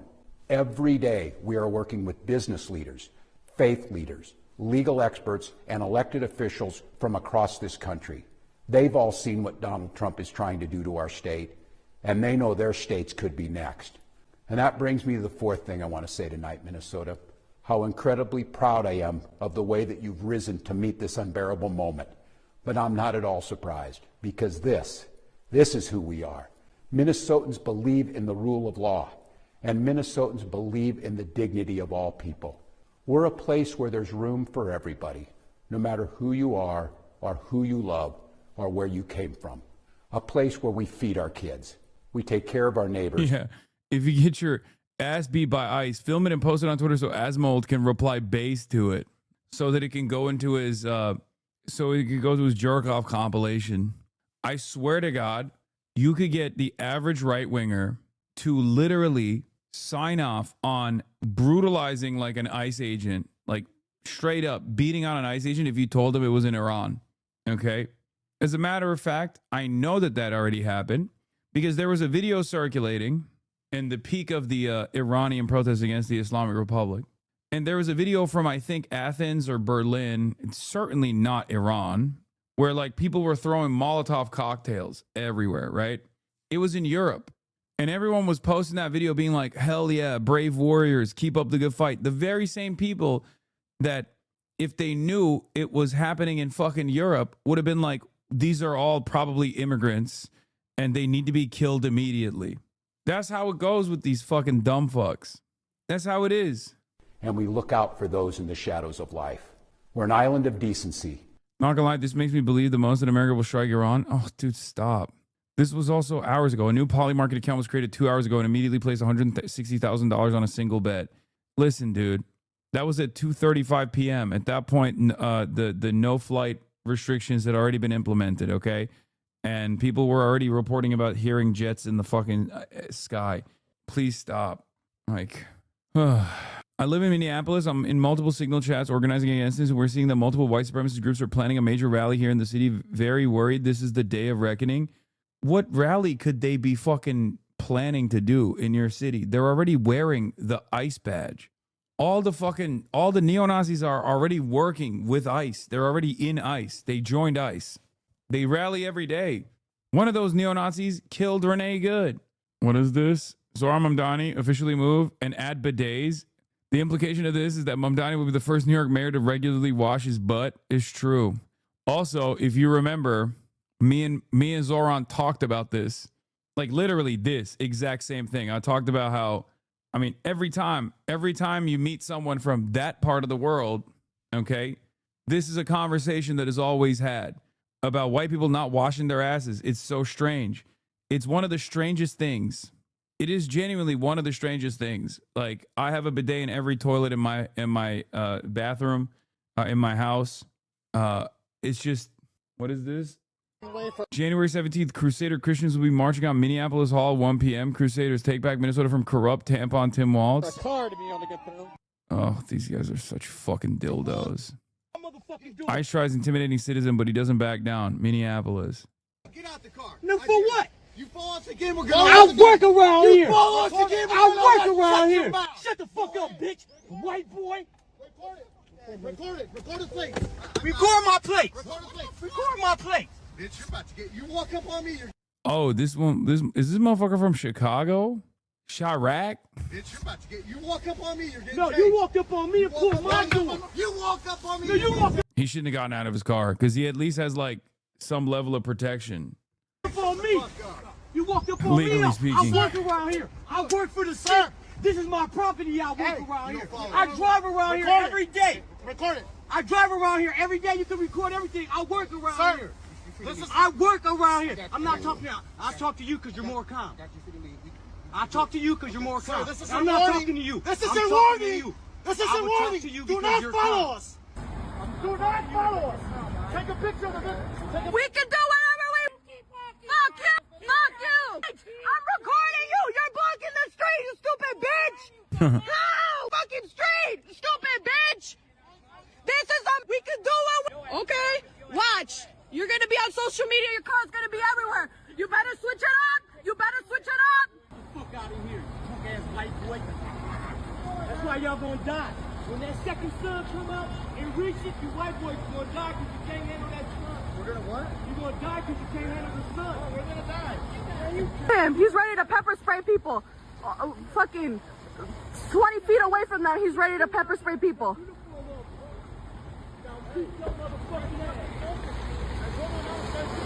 Motherfuckers! Shout out to you. So this is ICE. Y'all look out for them today. They're in these cars. A blue Subaru and a black, what is that? A black Subaru. They're out in Subarus, y'all. Do not let them get you. Do not stop. You know your rights. There's another one that slipped. Oh, hell yeah. Oh, I love these. This is crack, dude. This shit hits like crack. Oh. Yo, when a bunch of fake ICE tourists meet real ICE, okay? Phony pretender ICE meets real ICE. All of a sudden, chaos ensued.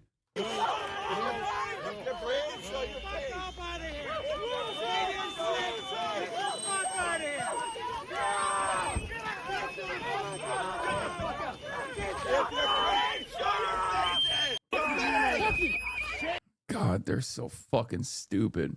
Counting or not counting ICE on ICE violence? Yeah. This video got deleted on Twitter for violating the rules. You should avoid practicing these de-arresting techniques when you're out protesting. What is this? Using a secure grip, like the Gable grip that's illustrated above. Hug the arrestee and then pull them out of danger. Pulling and pushing an officer off of an arrestee. Okay, I am legally not allowed to tell you. I'm just looking at this. It's parody, parody, parody. Okay, this is parody. This is parody. Okay, I'm shaking my head in disapproval as I watch this. You are liable to get your ass beat if you do this, by the way, for the record. I will say, you know, you're on your own at that point. It's, you know, it's situational. I do not. This is just, we're looking at historical practices throughout time. I would never tell you to do this. Okay? I would not tell you to do this ever. He just fucking whoop, dives into the crowd. Anyway. What's so crazy is, like, we'll talk about, you know, free Hong Kong protests and like the stuff that they were doing and cherish it and celebrate it and stuff. But that stuff only works against, you know, the Chinese police. Low key, we talk about Tiananmen Square, right? Tiananmen Square. But like American police literally fucking murk thousands of people like all the time. They kill like 1,000 a year. Just saying, like, the American police do not fuck around. This seems like propaganda to get folks to make the worst moves against ICE to justify more shootings. Yeah, you're right. Famously, they don't justify shootings anyway. This is the propaganda. Not Kirsty Noem literally being like, this person is a terrorist. Trump on Pahlavi just now. Trump tells Reuters Steve Holland on Reza Pahlavi, the son of Iran's deposed Shah. He seems very nice, but I don't know how he'd play within his own country. And we really aren't up to that point yet. We're looking and studying a lot of things, but it's very early, too soon to say. I don't know how he gets along with his country. I don't know whether or not his country would accept his leadership. And certainly if they would, that would be fine with me. Oh, he's machadoing. He's machadoing again. Oh, no. Oh, no, another Machado. Bro, he hates CIA-backed opposition. Yeah. Oh, my God. He probably saw the Lindsey Graham video and was like, this guy can't do it. Senator Lindsey Graham here of Iran. I have followed you, your passion, the way you articulate the hope of your people. It will be up to the people of Iran to pick their next leader. I can't wait till they have a chance to do that. But you are really risen to the occasion. Compelling narrative for the long-suffering people of Iran. And I believe with all my heart that help is on the way. Senator, thank you so much for all your words of support for my compatriots in the darkest time in our history, but hopefully, as we say in Iran, in Farsi, the end of the dark night is light, and this is probably... That's Jason the Ween. You stole that. You stole that from the Ween. That's not. At the end of the day is night. That's Jason the Ween, man. He came up with that. That's crazy. The first time we are so close to victory. You've witnessed the resilience of my compatriots. They are fighting a brave fight, and any solidarity can only help them achieve that goal sooner. I've been committed to this all my life to serve my nation, and hopefully, as the Senator just said, We hope that Iranian people will this time have complete freedom and the choice will be theirs. We are here to serve them, to make that choice in freedom, and that's my commitment. And thank you for your support, Senator. Thank you. And President Trump, thank you for picking the people over the Ayatollah. You're the first one to do that. Thank you for acknowledging that the only way you can make Iran great again is for the protesters to win over the regime. And I believe that day is at hand. And to the American people, it matters to us. This is the largest state sponsor of terrorism. Are you aware of the fact that the Shah's wife is getting railed by her LA trainer? There's dozens of pictures online. Fuck it, make him the new Shah, dude. On the planet, they have American blood on their hands, and the people protesting in the streets could be our best friends. Pictures of the sex? Dude, you got too horny. That's crazy. Hey, dial it back, dude. What the fuck? In all caps, he said, pictures of the sex? Yeah, chatter. They snapped them fucking. It's illegal to be horned? Link. Anyway, there was another thing I wanted to show you. Oh, there's the Kai Cenat thing that people were fucking dunking on him for. I wonder if that one chatter is still in here who was like, bro, respond to Kai Cenat, respond to Kai Cenat, respond to Kai Cenat. Apparently Kai Cenat's like quitting streaming or something to focus on himself and, you know, make a what do you call it? Make a fashion line called Vivek. I don't know. I saw some stuff on TikTok, which, you know, good for him. I think everyone should pursue their passions. And what I found to be strange, though, is that like he's been uploading videos of him like self-improving himself, which, as you guys know, I'm a huge fan of and a big advocate of. And people have been dunking on him. One of the things that he's been doing is like reading. W growth, by the way. And apparently there's like words that he doesn't know while he's reading, and people are shitting on him for it. And I found that so strange. Do you have a clip? Yeah, like people have been talking about like this is ridiculous, all this shit. Spontaneous. How do I? Kai Cenat kept having to look up what certain words meant during his reading journey to become a better speaker. So here's the thing, okay? This is a vulnerable thing that he's doing. I mean, sure, it's easy to fucking, you know, dunk on him and be like, how do you not know how to say like spontaneity, whatever, right? Or spontaneous. I don't know what word he was trying to read, but as someone who knows many words, okay, I didn't, you know, come out of the womb knowing the words. There were plenty of instances where I had to look them up. It's the fucking lolcow culture of Twitch. I just find it really strange, especially because like the next generation is genuinely illiterate, right? The next gen is unironically illiterate. So I'm glad that like someone who is this impactful and this influential may get others to go on a similar journey to read books. Spontaneity.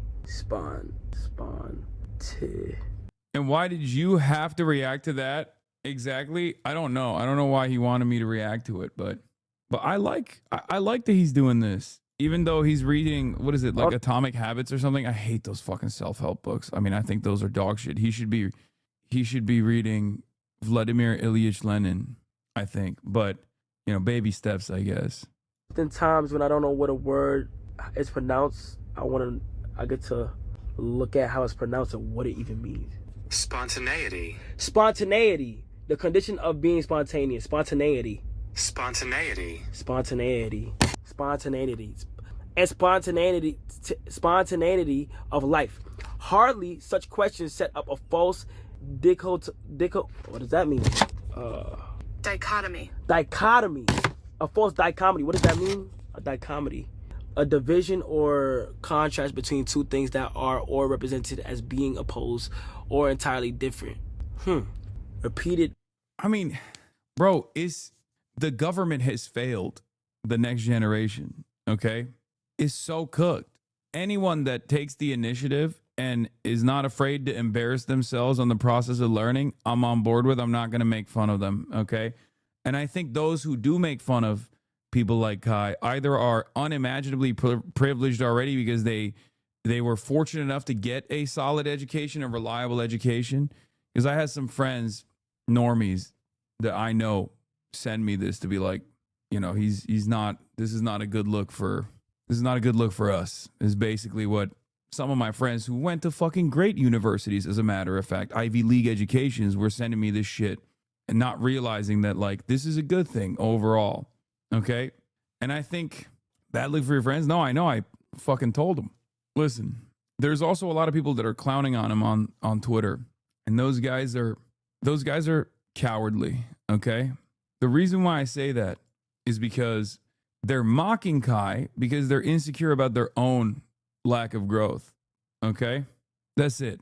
They're insecure about their own inability to change. I'm happy that he's doing this. It's a good thing overall. And yes, I do hope that Tim Pool watches Kai and then he also learns how to read. I remember when Adept went on your podcast and he was curious what philanthropist meant. It's good to ask and grow. Exactly. At least get him on some good literature, man. He's reading Atomic fucking Habits. Self-help books are evil as hell. I'm kind of joking, but still, yeah, no, I know. But it is whatever. Vladimir who again? Vladimir Lenin? Vladimir who? Lenin. Yeah, some people make fun of this because they're fucking elitist, and others make fun of this because they're scared. Because they also didn't get an adequate education, and they're just, you know, they're scared of their own fucking intellect, I guess. In any case, you can start reading anything is good. Honestly, you can start reading fucking fiction. Like my love for reading when I was younger, and I certainly don't read as much as I used to back in the day. I'm not embarrassed to admit this. My love for reading exploded with Harry Potter. Okay. I read the fuck out of Harry Potter. I love that shit. Okay. I love that shit. And then Game of Thrones too. This is before J.K. Rowling had the brain rot from black mold growing in her house. We know you're a millennial. I'm just saying, dude. Girl to boycott. 12:34 p.m. and I'm about to do 20 minutes of Jeremiah Johnson, you can be mad at the amount of influence Kai Cenat has, or you can make fun of him, but Kai promoting literacy and thoughtful reading longer books to audience who are, for the most part, the dumbest teenagers alive is actually a very good thing. reading to improve the way that I speak. Like Jeremiah Johnson finding a way to be a fucking asshole once again, even when he's talking about something in a positive way. 20 minutes. 3, 2, 1. Habit tracking is satisfying. This is the most crucial benefit of them all. Tracking can become its own form of reward. It is satisfying to cross an item off your to-do list, to complete an entry in your workout log, or to mark an X on your calendar. It feels good to watch your results grow. The size of your investment portfolio, the length of your book manuscript, and if it feels good. Big TikTok about adapt on fear I want you and to watch this clip with me here in a second and look for something that this guy in the white shirt does. It's very, very small, but I think is wonderful and I wish more people would do. That. And, yeah, it's crazy. You know, like give back and see and make a real impact on the world and like younger kids and try to help out in whatever way I can.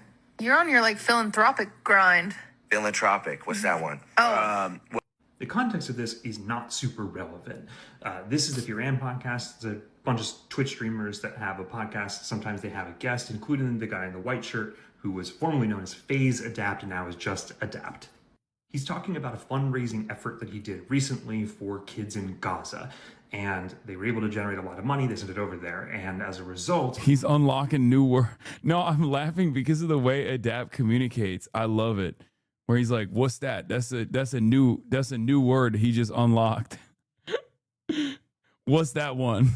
The organization he sent it to was able to do like a thing of fun stuff for the kids in Gaza. They sent him a video back, and the banner even said, "Thanks to Phase Adapt."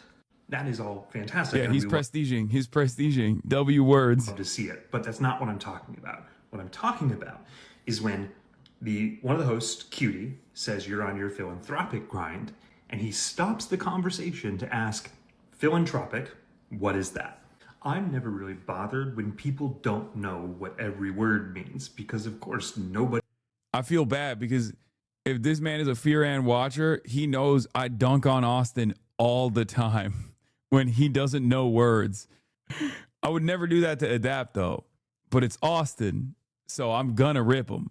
Because Austin didn't spend half of his life being an internet celebrity famous for doing trick shots. Okay. Austin went to college and he didn't even have friends. So he has no excuse. Like, he had to study. He had to be studious. Okay. Because he was not going to parties at all. So that's the reason why whenever he does not know a word, I'm like, come on, man. The fuck? He should know all the words. He knows what every word means. I'm just a person that happens to really like knowing a lot of words. But the only way that you can learn a lot of words is by being exposed to them and then trying to find out what it is. And it is incredibly and increasingly rare to see someone, especially younger, being willing to stop a conversation about themselves to just ask what a... Also, I'm realizing I do dunk on a lot of chatters sometimes because I think they're like fucking with me, but they probably might be genuinely curious. Maybe I should be more open-minded and kinder to people who will be like, what's that name? Vladimir what? But also at the same time, it's like there's a level of, I mean, I don't know. I just expect that there should be a level of knowledge here that you already have unlocked, that you've downloaded a little bit. You know what I mean? He's becoming self-aware. See, this is why. Who's Trump? Good one, chatter. Sometimes I think people are fucking with me. Sometimes maybe I could be kinder. I don't know. Sometimes I get annoyed because I'm like, I'm not fucking Google, man. You can look it up on Google. But you make me sick. All the good words I've memorized have now been replaced by meme words I learned from your stream. Okay, I always will remember the word lugubrious. Okay, SAT 2008. Immediately comes back from the walk and goes for the treats. What is this? The appetite on lady over here. Indubitably. Nah, freaky unk. You gotta be nicer to us and give us more feet pics. Word was, and I loved that. And he did it without any hesitation. Did it without worrying about pronouncing it right. Hey, it's not, what does chomo mean? Child molester. Term common in prison, shortened for child molester. He didn't, but it doesn't matter. They all knew what he was talking about. And did it without worrying about looking silly or stupid or anything, just because he didn't know a word. And it was kind of funny because he didn't know a word that described what he was doing. We have a growing literacy problem in this country, specifically amongst younger people, but not exclusively. And one of the only ways that we can help combat that is by encouraging the... Can we get more big words? No. What's a trog? It's a slang that I came up with that's short for troglodyte, which is a substitute term that I try to use instead of the R word because I really liked saying the R word and I've tried to take it out of my vocabulary. So I say troglodyte because it has like a decent mouthfeel like the R word does. And it also sounds like a slur. Like when you say trog, it sounds kind of like a slur, right? Yeah, but that makes you sound like a nerd. Why? Troglodyte? I don't think so. Understanding of the English language or whatever language it is that you speak. But yeah, another one I started bringing back was dullard. I've been saying that a lot too. It's kind of a stupid term, like a silly way to say it. Out here innovating slurs, proud of you. Yes, because you have to. You have to. Euphemism treadmill. Trog is definitely a slur. Wait, what? No. Is it? No, it's shortened for troglodyte. What? Bro, you are too fucking woke for your own good. Woke of the year. Oh, I'm saying it sounds like one. Language is only half of the battle. We are also being hamstrung by our inability to understand the English language on a spoken level. It limits our ability to communicate. What does campus mean? I mean, it's oftentimes falsely deployed as a thought-terminating cliche against people who have a more nuanced perspective outside of positions that are pro-American foreign policy. But campus technically means that you are always reflexively defending any country that's nominally against U.S. empire. But in most circumstances, it's just like falsely deployed. I shouldn't be teaching motherfuckers these terms. And then because the libtards hear about it in here and then they start using it like the tanky stuff. Like everybody always in that tanky. Bitch, you don't know what the fuck a tanky is, okay? I'm a campist. I support Greenland. Me too. No, I'm reflexively in support of Greenland and the Danish military. Another fucking British invention. God damn it. What's the definition of a hog? Yeah, pigs. scream. When we have a very limited amount of words with which we can use to communicate. And it can be hard sometimes. If we're in a conversation with somebody and they say something that we don't fully understand, it can be awkward, or it can cause anxiety for people to be like, do I really want to stop the conversation and ask what it is they're referring to, even if it's a specific word? Or do I just want to kind of, yeah, totally. So I want to encourage more of that behavior. I think that small little thing. This old soda clip about you feels relevant again? And then someone in chat says something that sounds completely reasonable, right? But then, and I see the way Hasan reacts. Hasan gets so mad. And the reason he gets mad is because he's already answered that person or that type of question or statement 50,000 times. So I'm sitting here like, well, can you answer the question, Hasan? I mean, that's a good point that they made. But then he goes on this rant about how dumb they are. I'm like, you know what? I am stupid. I feel so bad. I saw this video over the weekend, and I feel so. I just shot 2 more people in Minneapolis. Wait, what? Old Mike? It's not an old Mike. For the longest time, I thought wasp nationalism was referring to wasp the insect. I was like, I guess nobody likes wasps. We need a glossary for terms that I deploy with regular frequency, because I do say a lot of stuff that people have no fucking idea. I'm realizing. No, WASP is a white Anglo-Saxon Protestant. And WASP nationalism is what I believe Tucker Carlson believes in, which is white Anglo-Saxon Protestant nationalism. There is a Reddit thread. I think chauvinist and reactionary gets misused by leftists and libs a lot. They think reactionary is someone who doesn't think before speaking. I mean, it's kind of true, but not correct. Lamau, true.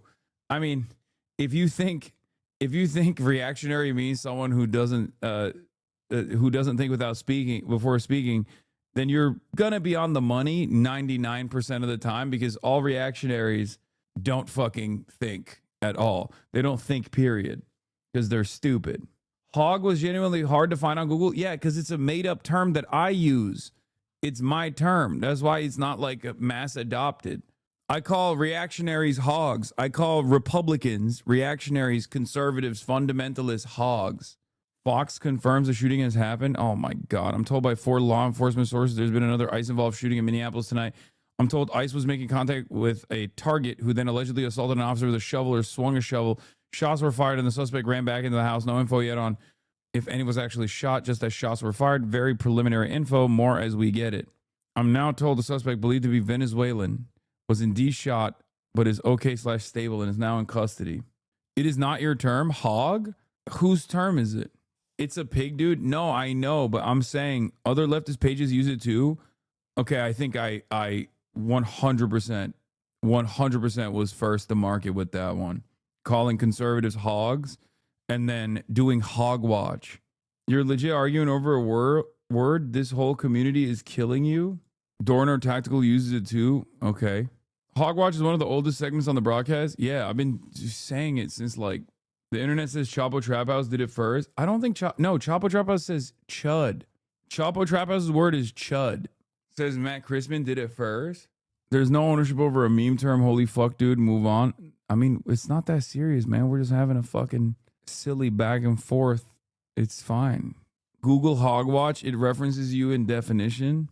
Anyway, they were doing hog in 2018. Yeah, I was too. You use accountant as a slur and I'm sick of it. I haven't done that as much lately.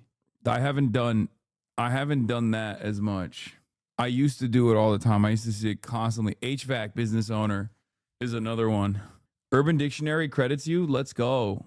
A segment found on HasanAbi's Twitch streams that involve him and his chat reacting to right-wing individuals. The content in question may contain ugly crying, overt racism, casual bigotry, patriotic TikToks, public displays of the refusal to follow CDC guidelines, and so much more.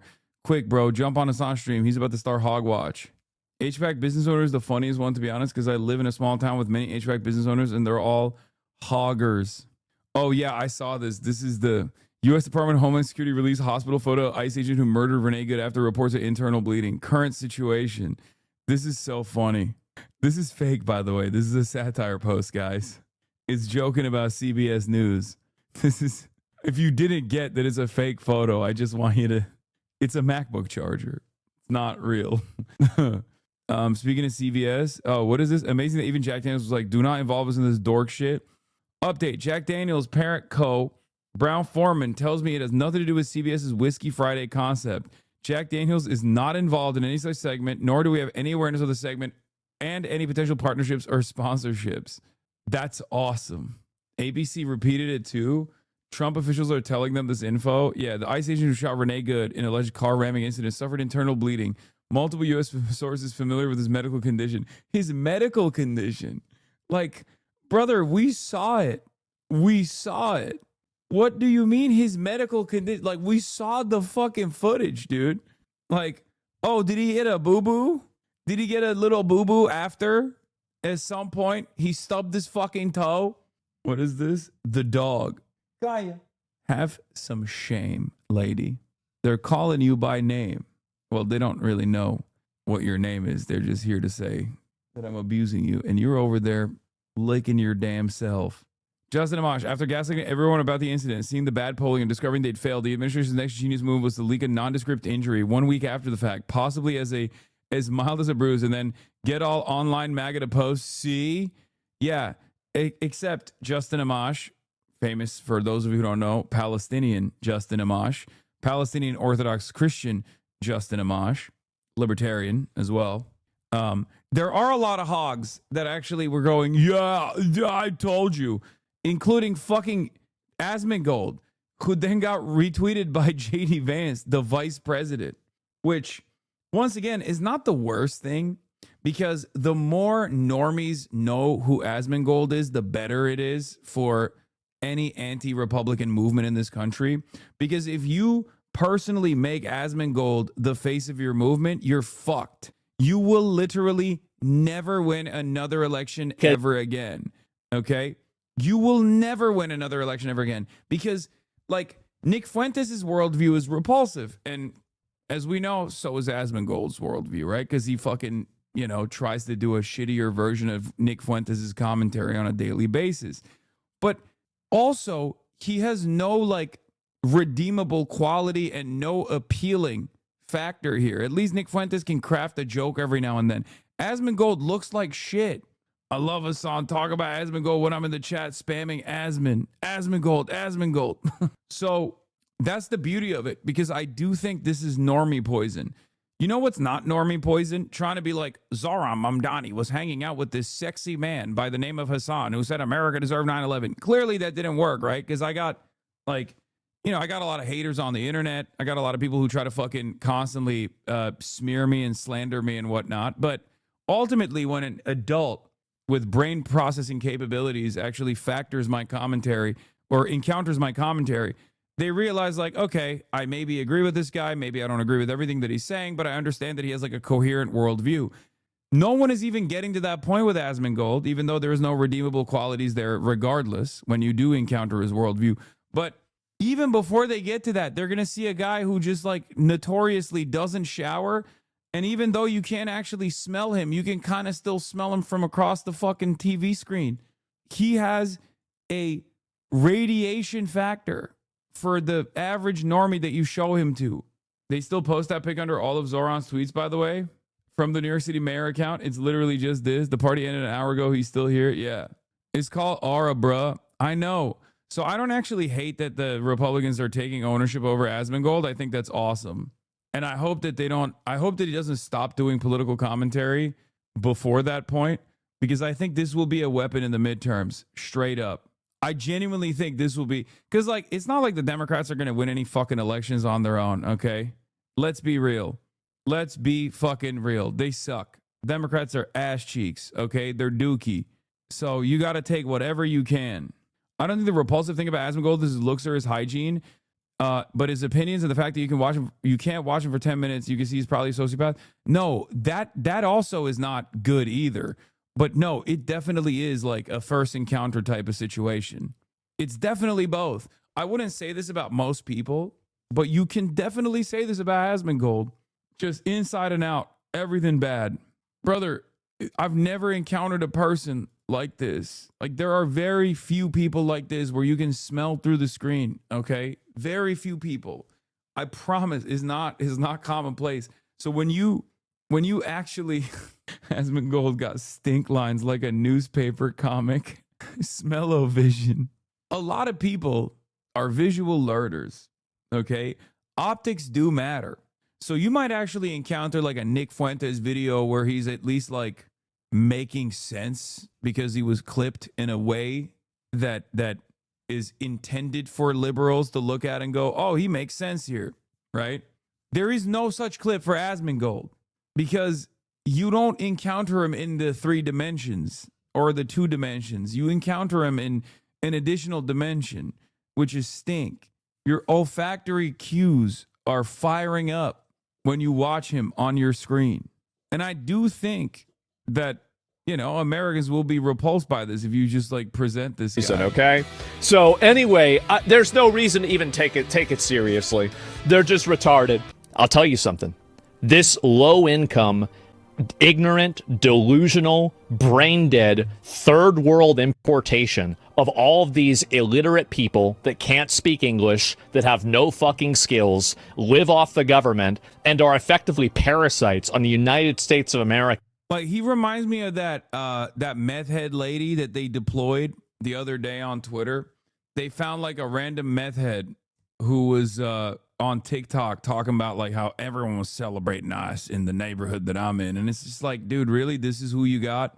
Like, this is the one guy, this is the one lady that you found to defend your cause? Like, you have lost the goddamn argument at that point that you can't have like a single credible person.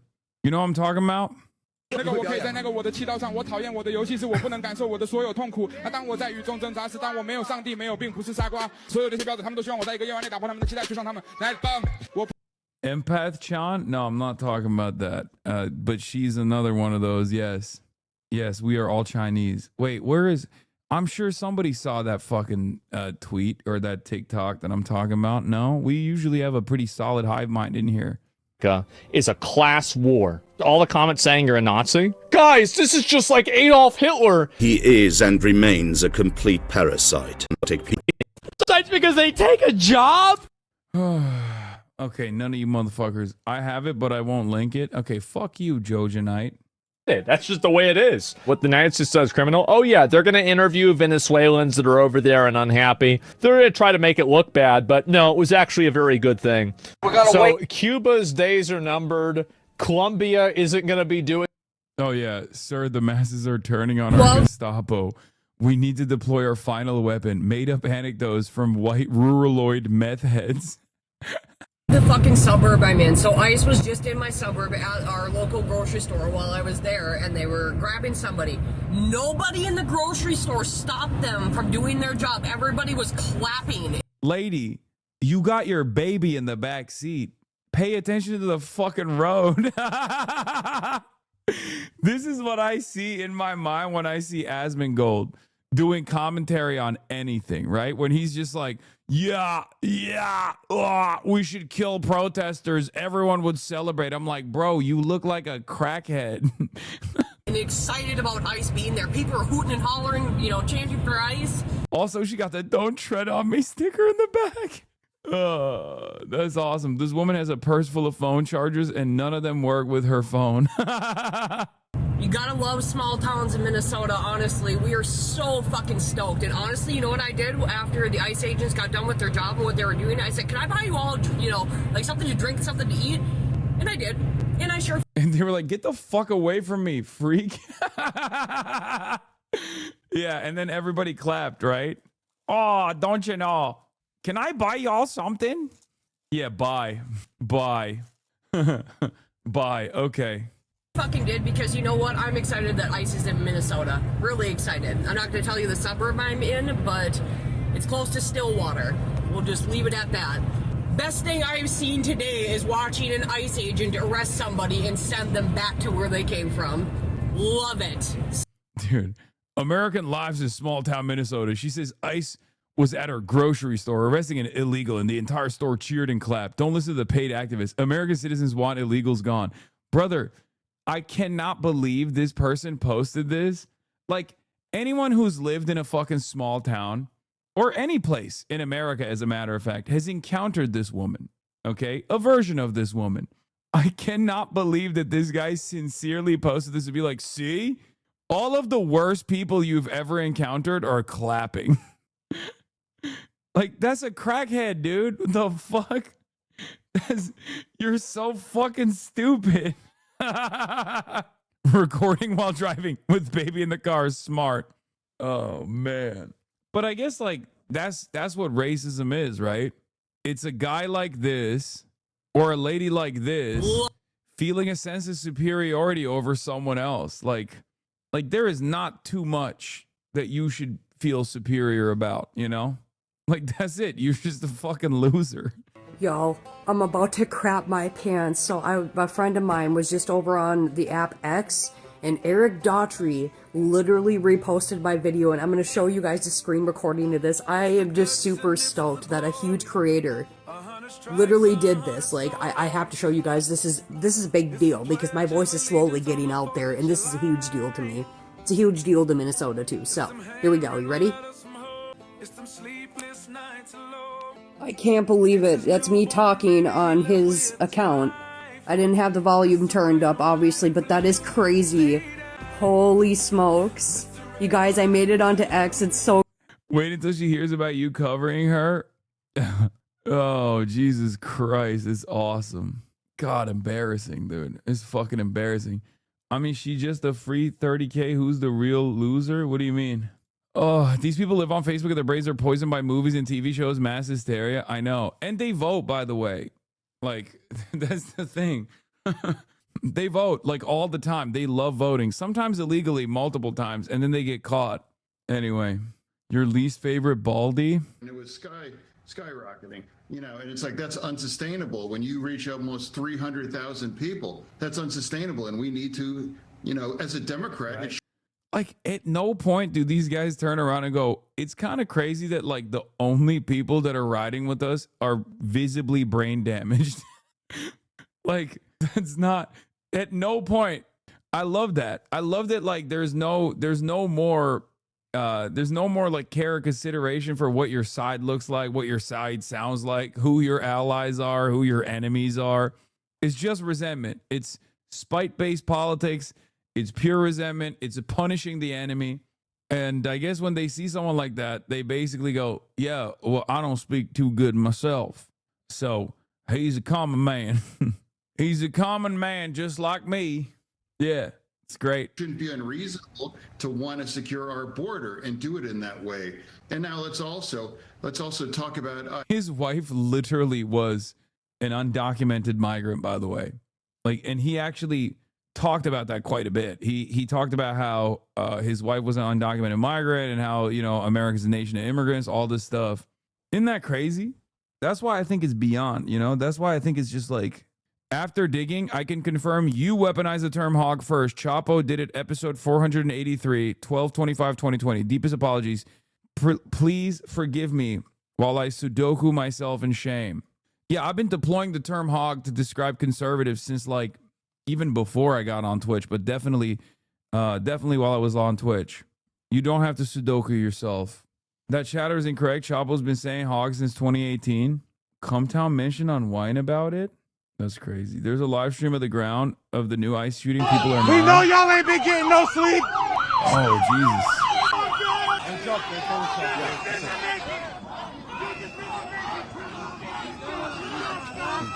Can't tell the difference between cops and ICE. The plainclothes guys that look tactical are the ICE guys. Dude, look at all the fucking media. That's crazy.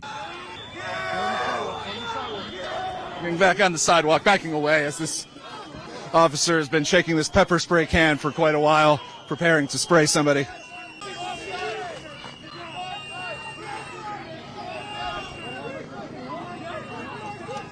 No, they didn't kill another person. They shot another person, but he's in stable condition from what I understand. Stable Ronaldo. Wait, 2 people? I thought it was 1 person. The initial report said one person was shot. Good decision making. I like that. Good job. No, y'all all going to jail in about 5 years anyway. Oh, y'all going to jail. Fuck, oh, man. Yeah, I saw that. The fucking the Minnesota Fraternal Order of Police condemns rhetoric. FOP strong. Yeah, FOP stands with ICE. Fucking assholes. No, it's not two, it's one person. I'm pretty sure. You missed the flashbang? Wow, the pigs stand with the other pigs. That's crazy. This is ice being thrown at ice. Uh-oh, one of the pigs got off the fucking back of the truck. Ice canister was dropped by an officer. Run back. Oh, you a bitch! You Oh, they just dumped the hogs off the back of the truck. Didn't go off. Oh, there it is. Just fucking leave, dude. Just leave. Why do you have to be there? Them shits ain't cheap.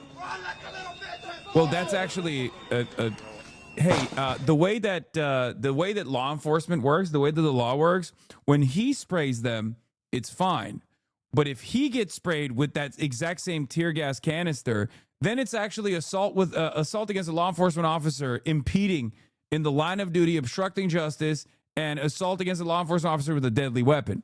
So that's something that you should consider. Like, for example, it's actually one of the best ways to describe the dynamic between like state violence versus like any sort of self-defense that a non-state actor engages in. So back in 2020, when these things were happening during the George Floyd civil unrest, cops would come in with like pepper spray and tear gas, and they would bring out leaf blowers. Okay, they would bring out leaf blowers to blow back the tear gas clouds in the direction of the cops, and they tried to claim that incident, protesters blowing back the tear gas with leaf blowers, was actually trying to use a deadly chemical weapon on law enforcement officers. It's like, bitch, you're the one who deployed it. Yeah. When they blow it back, when they fucking blow it back, is considered deploying lethal chemical weapons on law enforcement officers. Yes. Parrying their attack is illegal. People who might have been here earlier than us. Details. We're status quo. Would you mind talking to us? I probably know as much as you, but there's a woman who's 38 weeks pregnant in the bottom of a duplex. The top half, there was a shooting that happened, and we don't know if it was a police or MPD or if it was a separate shooting. I'm not sure. The last thing I know is that they were trying to get a midwife into the bottom half because she is 30 weeks pregnant, and they were worried that she was going to give birth in the bottom. Watch out, John. Yeah.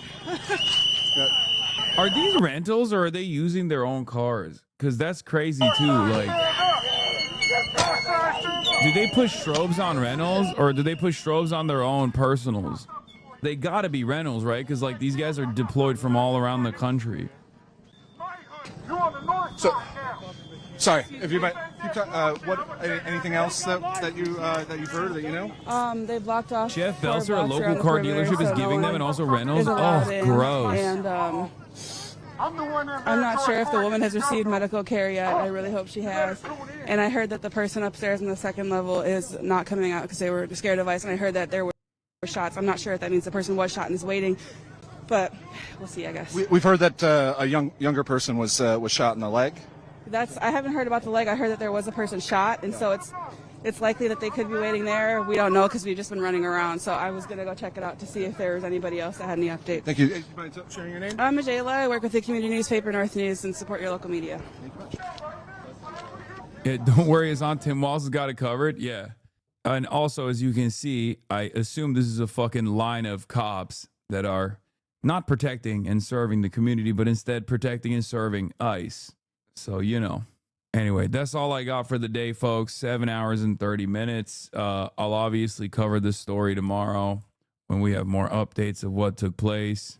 But for the time being, that's all I got. Fuck ICE. Love you guys. Only 7 hours and 30 minutes. Half day Hasi. I'll see you tomorrow. Love you all. And bye-bye. The starlight to the topic just begun. There he is again. Her sun is streaming. Her sun is streaming. There he is again. sudden streaming. Review in the P.O. box, Uncle Uger's face. Sudden Discord agitprop, great names take on break. Tiny Bernie Sanders, LGBTQ Air Force. The whole left at your fingertips, Ane at your door. H3 crowded debate, the Young Turks online show. 3 full fucking years of this, plenty more to go. 90-day fiance talks of champagne bourgeoisie. A Trump rally live reaction, a mass riot at DC. There he is again, Hasan is streaming, Hasan is streaming. There he is again, Hasan is streaming, Hasan is streaming. Reading a live stream, fair comments, Austin show chat advice, and all the ways the right-wing pipeline can suck you in online. JCS react, Lord frame gets broken, cover blown. A full-blown mass pandemic, monster streaming at your home. Total radicalization coming out to find. The system you were taught to trust in was broken the whole time.